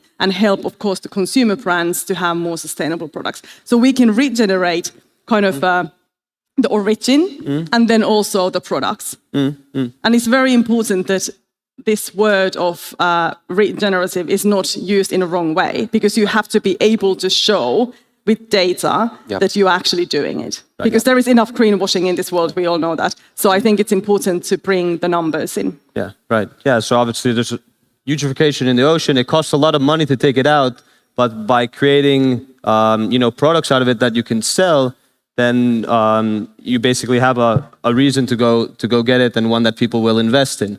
And obviously it's amazing. It's highly capex intensive, most likely. You have raised a €2 million pre-seed. Yeah, was it seed round 2 million? Yeah. In which year? 2020. 2020. 2020, exactly. Yep. So how has it been now trying to raise capital for your startup? Wonderful. No, it's been really, really tricky. And I think the situation is that it's not about this round we are raising now, but it's about the whole timeline and the development of the technology. So we actually want to build a commercial production plant, and that means that we want to own that. And VCs normally think that, oh my God, like, do we have to pay for this thing? Yeah. So you also have to educate the VCs that the money for these type of investments come elsewhere. But I think that the world is in a situation that everyone is saying there is a lot of money there, which is true. We can see it as well. But we want to have a certain type of investors, and I'm not saying that we are being picky or anything like that. But just looking at the whole development chain is very important to have professional investors in at this stage to really help us to go through the next round and then the round after, and have patience and of course expertise to really help us. But of course, it's always tricky to. I think there are no such a thing as easy, rounds to raise. Yeah. There are always difficulties. Could I build up on that? Yeah, I think the case of Spinova is very educational in this respect, because Suzano, for instance, invested in the first round 5 million euros. Was not that little money in the very first round in 2017, and we had another 2 rounds to prove the technology. So there were a lot of milestones, and now after 5-6 years, we're now scaling up the technology, and it's another millions and millions, 30 millions actually, in a joint venture with Spinova, between Spinova and Suzano. So it's exactly this point.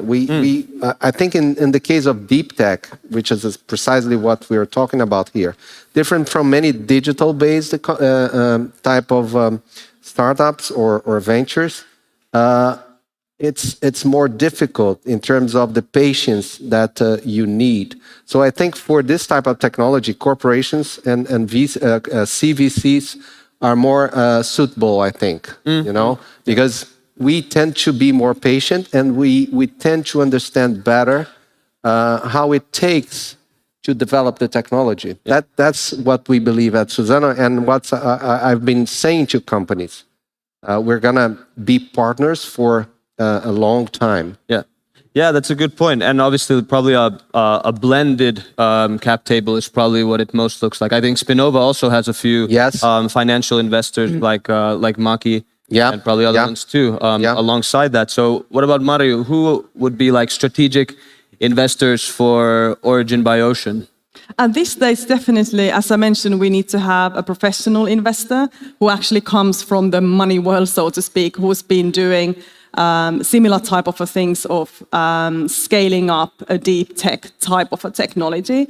And then also strategic investors from the consumer area where we want to sell. Right. But that's always a bit tricky because then some other investors or partners can get a bit scared if you have let's say, industrial VC who could be potentially your customer in your cap table, because they might think that, okay, you have some exclusive rights or some sort of a contract with them, which we don't do. But it can give a wrong message as well. So it's a bit of a balancing act, I have to say. Yeah. And in addition to the capital, there's also this infrastructure that the corporate VC can provide as well. You're right, definitely right. And that's the point that we normally raise when we're speaking or talking with startups, because it was said in the previous panel, I think from the Shell representative, that it's not only the check what we bring, because money is just part of the equation, I think. In the case of Suzano, we want to open up the company and to offer collaboration from the nursery that we have for forestry, passing by the plantations that we have, the manufacturing facilities, the logistics, monitoring, the shipping, the port activity, and the client relationship. So it's a whole bunch of activities and assets, if I can put this way, that we want to put in place to help and to collaborate with the startups. We want to be agile, and we want to be very open to collaborating. Yeah, absolutely. And I mean, you have the ability to write tickets and scale up companies, as you just mentioned. And looking at your focus areas, like sustainability is your focus. Yeah. And that's what you want to transition to. So how does the process go for you for selecting sustainable startups? In the case of Suzano, we have a very close relationship with our R&D staff. So we need to have some green light from them. This is a very basic thing. And when it comes to pre-seed, our fund is focused from pre-seed to Series A. But when it comes to pre-seed, those guys are the one really taking the decision, right? Because the companies tend to be so immature that the business part of it plays a role, but the most important aspect is to understand and to dialogue in terms of the technology that we have. Right. Is that a promising technology? Does it fit into the verticals that we have? Yeah. Do they fit into the investment thesis that we have? So these guys from the R&D are the most important ones. And we don't write a check or we don't engage if they don't give us a green light. So this is deep tech. So we need these guys that can dialogue with the startups in terms of the technology that we have. A second aspect is the ability when to see that that technology can have an impact. In the case of Suzano, we're a very large company, and we want to have a huge impact in the things that we do. So having an idea of the addressable market or the impact of that technology can have in a specific situations is something that it's really crucial for us as well. And when a startup comes to you, and you've invested in some successfully, so what have you noticed any key characteristics of the companies that it goes well for and the ones that don't? I think the technological aspect is very important because, again, it's deep tech and the team that is taking that journey. Okay, so myself, when I interview with a startup or a potential investment, I pay very much attention on the team itself. Is this team capable of taking this idea or this project ahead through the milestones that we're going to have over time? Okay. Do they have an idea on what is needed to implement that plan? So I think it's not only the technology itself, but the quality of the team. And this is the very basic recipe, I think, for investing in venture capital. That's not a big difference from the digital economy. Yeah. So the quality of the team is very, very important. Yeah, absolutely. And so, Mari, you were working in the science side, the research side of some big industrial companies, where I'm sure you were trying to suggest some sustainability changes. So, how was your experience trying to do sustainability inside of a corporate? From like, yeah. So I was always hired as an expert to do completely new things. With sustainability angle always. Looking at especially biorefineries processes, the whole value chain from biomass to biochemicals or biomaterials. I think there are a lot of different ways of viewing the sustainability depending on the company. So there are a lot of, let's say, inside ways of talking about sustainability and measuring it or calculating it.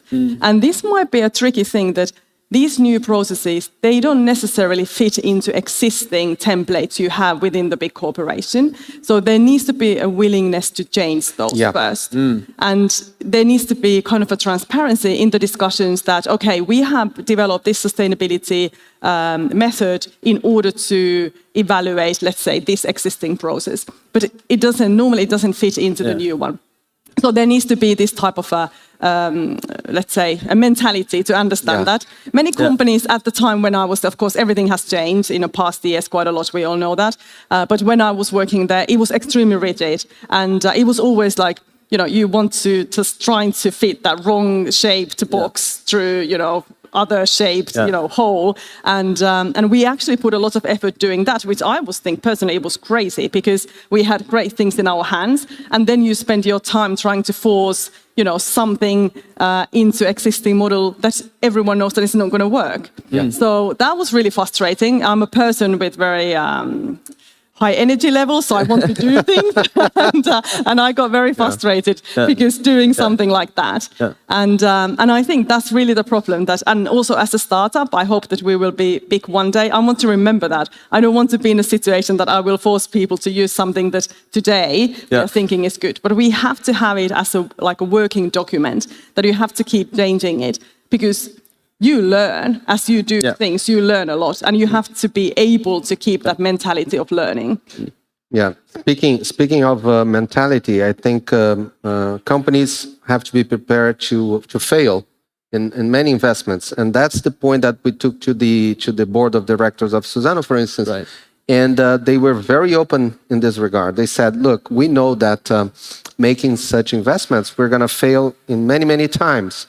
So the mentality is a very important aspect. I think you raised a very important point as well, which is like we cannot fit this type of decision into the typical corporate way of thinking or way of decision making. So we need to build something different, and that's exactly what we try to do in the case of Suzano Ventures. We have a particular decision making process, which has nothing to do with the typical decision-making process that we have for the corporation as a whole. So we build up a much lighter type of decision-making process. And finally, I think it's important to note, and that reminds me my statistic classes, which is we can have two types of errors, like investing in something that is going to fail, or not investing in something that is going to flourish. And the second type of error, I think it's much worse. Yeah, there's a lot more loose there. What I mean by that is that we should take risks, Of course, you have to measure the size of the risk, but speaking of big corporations, I think this is something that I believe changed in the recent years. Corporations are more willing to invest in this type of technologies. That's the image that I have, especially for Brazil. Until 5 years ago, we have 1 or 2 corporate venture capitals in Brazil. Now we have almost 100. Yeah. But doing pre-seed investments as a corporate is actually quite rare. Like there's a lot more uncertainty at that stage than later on. And that's usually when these scale-ups are getting kind of incorporated into the mix and such. But Mario, for you, like that must have been a huge advantage. Going to found your company, to have that those lessons from inside the corporate. So are there any lessons that you want to share that you learned that you took into your founder journey? Yeah, you have to be realistic. There is no cream premium. You have to be realistic. And I think it's one of these things that we always fall in love with the things that you have developed and you have discovered, and then you start to get a bit blind maybe, during this process. Yeah. But you really have to be realistic. You have to have the numbers ready. Of course, you have to dream big. I'm not saying that, but at the same time, you have to be very concrete with your plans. Yeah. And also be able to change them. But I think, being realistic is something to start with. Be careful with the wishful thinking. Yeah, exactly. But you just mentioned it. So green premiums, like this is something really common that startups are like, oh, we're just going to mark it up 20% and try to sell it. Like, does this work? No. Does it work? No, I don't think it, I don't think it works either. I think for this kind of products or new technologies to flourish, we have to be competitive in the end. You can start with a kind of a niche position, but for us, and let us be in the same boat here. I think for us to change the way things are being done or to come up with new products, we'll have to displace part of the products that we have, and we'll have to compete. So pricing is something very important. You mentioned like China and Africa countries, and even Brazil. In the case of Brazil, Brazil has a very big poor population, and we need to offer products that they can afford. So people will not buy the products that be fair here and honest here. People will not buy the products just for the sake of being sustainable, I think. Otherwise, it's going to be a niche market. And that's not the point. Yeah, exactly. And obviously, some startups have sustainability at the core of their business model, and that might be something that, if they fulfill their business model, then they're also going to be more economically successful as well. So Mari, you have sustainability at the core of your business, and some people have even, I don't know what type of profiles these people are, but they've called it this Jesus project potentially. How does that feel for you, hearing that from whoever you've heard it from? I think it's, in a way, it's a bit of a sad message, because it shows that we are still in a society where things and business cannot be that good. Yeah. So there is always this feeling of, okay, behind the curtain, there needs to be like some sort of a skeleton somewhere. So I think that's where we got this Jesus project name, because everyone's like, oh my God, everything is so good. And, you are using the waste and you're turning that, and you have LCAs and you are very transparent and stuff like that. But I think that's the only way. If you find a company today, you have to be very transparent, and you have to be able to do that. And it doesn't make any sense to have a startup and just be like, because you can't be 50% pregnant. Either you are there or you are not, type of thing. So that's how I view these type of businesses. And I think it's a great opportunity. And this will be the new trend. In the future, this will be the trend. Yeah. Absolutely. And I mean, investors are asking for companies to be so ambitious. So this is being very ambitious. You're doing really good business, but also really good on the sustainability side. But from, having those conversations, have you become more focused in, let's say, your product portfolio or how you enter the market and such? Yeah, definitely. I think when you're working with problems of today, they are very complex, and the solutions are very complex for that.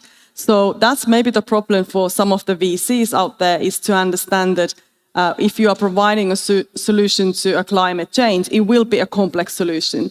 But and everyone has been telling here about crystallize your message and stuff like that, which is very important, especially when you're talking about the complex structures. And we have learned a lot from VCs, and I'm really grateful for everyone who has talked to us and helped us how to tell our story, and basically how to crystallize and prioritize the things we want to do.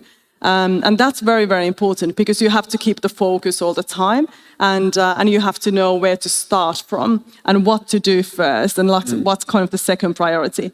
However, that does not change the big picture. The big picture stays the same. It's just how you basically function within the frame where you are. Okay. And Julio, from you have the point of view of customer and investor, I guess, in these startups. So is it better for you if startups are really focused on one specific product, or if there's like more developing a platform that can impact different verticals? I think it could be both ways. When it's a kind of a platform, the prospects can be huge, right? But speaking of the startup itself, it's so difficult to develop the business plan, to develop the technology, that I think most of the times it's much easier if they have a specific focus, if they know very well what they're doing, the market that they're going to be involved in the future. So we could do both, right? But I think it's much easier, especially for immature or very, very early stage startups, to have a more specific type of business plan. I think that's my experience. Yeah, absolutely. And tying back to how we began yesterday, the whole NORDEEP Summit, Risto Siilasmaa's keynote, he was talking about thinking clearly about the future. And I think about that as scientists and investors and corporates, how by thinking clearly about the future, we can be more successful in what we want to do. And one parallel that can be drawn is obviously digitalization, which is horizontal across all industries and enabling really good stuff. Sustainability is similar, but obviously it's driven by some different mechanics. It's driven by a necessity that we have to transform actually at this point with climate change and all the problems. So it's a massive opportunity for startups that want to change the world and also be successful in creating successful businesses and doing industrialization or creating a more sustainable industrial economy. So my final question for you both, from the sustainability point of view, if we really think about the future clearly and about the world we want to build and the industry we want to build, what are the next steps for startups and sustainability? Details. So it's all about details. I think it's very important to look at the details when you are developing a new technology. You start to learn a lot how to be even more sustainable and how to improve processes. And by processes, I mean the whole value chain, what you want to create. But devil is in the details, and I think it's actually a good time for us to really look. You have a big picture, big vision, that's all good, but the details are very, very important. So I hope that the discussions will go from big pictures quickly to the details, because then you see the juicy stuff. So like macro level to micro problems and solving those. Okay. Yeah. I would call it realism. I think we have to be realistic and know the details, as Mary has put it. And also, I think we have to be transparent, because there is a lot of greenwashing nowadays. So people tell that they're doing this and that, but at the end of the day, they're doing the same thing in a different way, and it's not sustainability in the end, And in the case of Suzano, we take it very seriously from the forestry that we keep. And by the way, we're committed to zero deforestation. We plant every single tree that we use to produce our pulp. Actually, when we grow our forestry base, we're capturing more carbon from the atmosphere. So we tend to be very scientific in this regard, and we try to be very transparent. So we have long-term targets when it comes to sustainability. We publicize every single step that we make. So we try to be very realistic and transparent, to build trust and to build confidence in the things that we do. And I think this is very important when it comes to the sustainability agenda. Yeah, absolutely. I got nothing to add to those. Thank you. Thank you. And obviously, I would add actually that we add a sprinkle of hope in there. Maybe especially for younger generations. I always bring up this fact, like 57% of young people think humanity is doomed because of climate change. So that's where, entrepreneurs like Mari and so many other ones here at NORDEEP Summit are so important. So we sprinkle some hope within the realism and the details, of course. All right. Thank you. So that's the whole panel. Thanks very Mari much. and Julia. Thank you. Thanks very much for the opportunity. Thank you.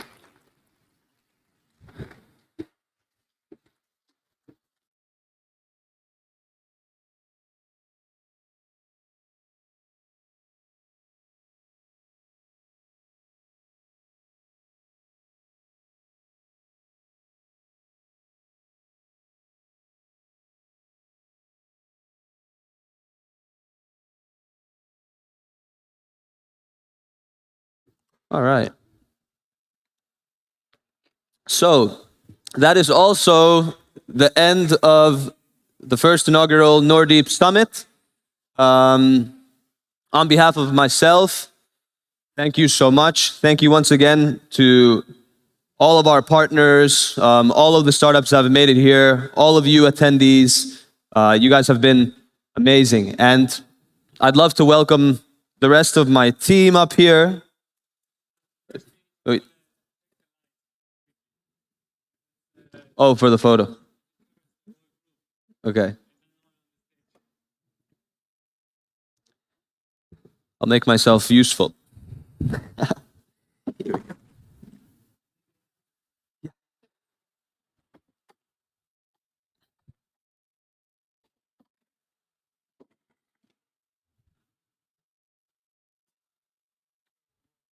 Do you want to have a word?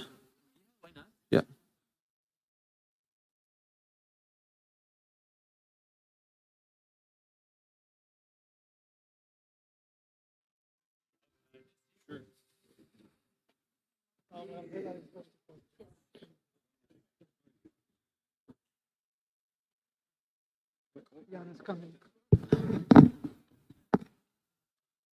Jan, you want to have some words?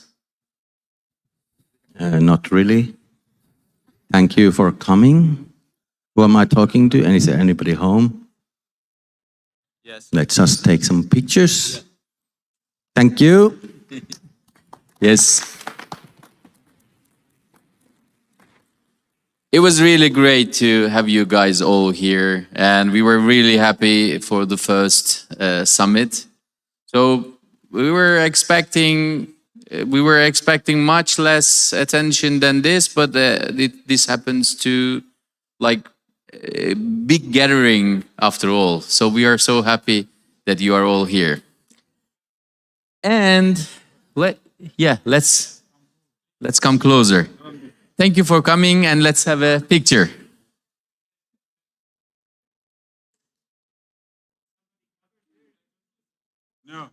No, okay.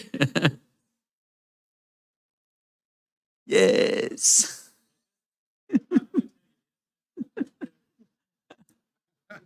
Exciting.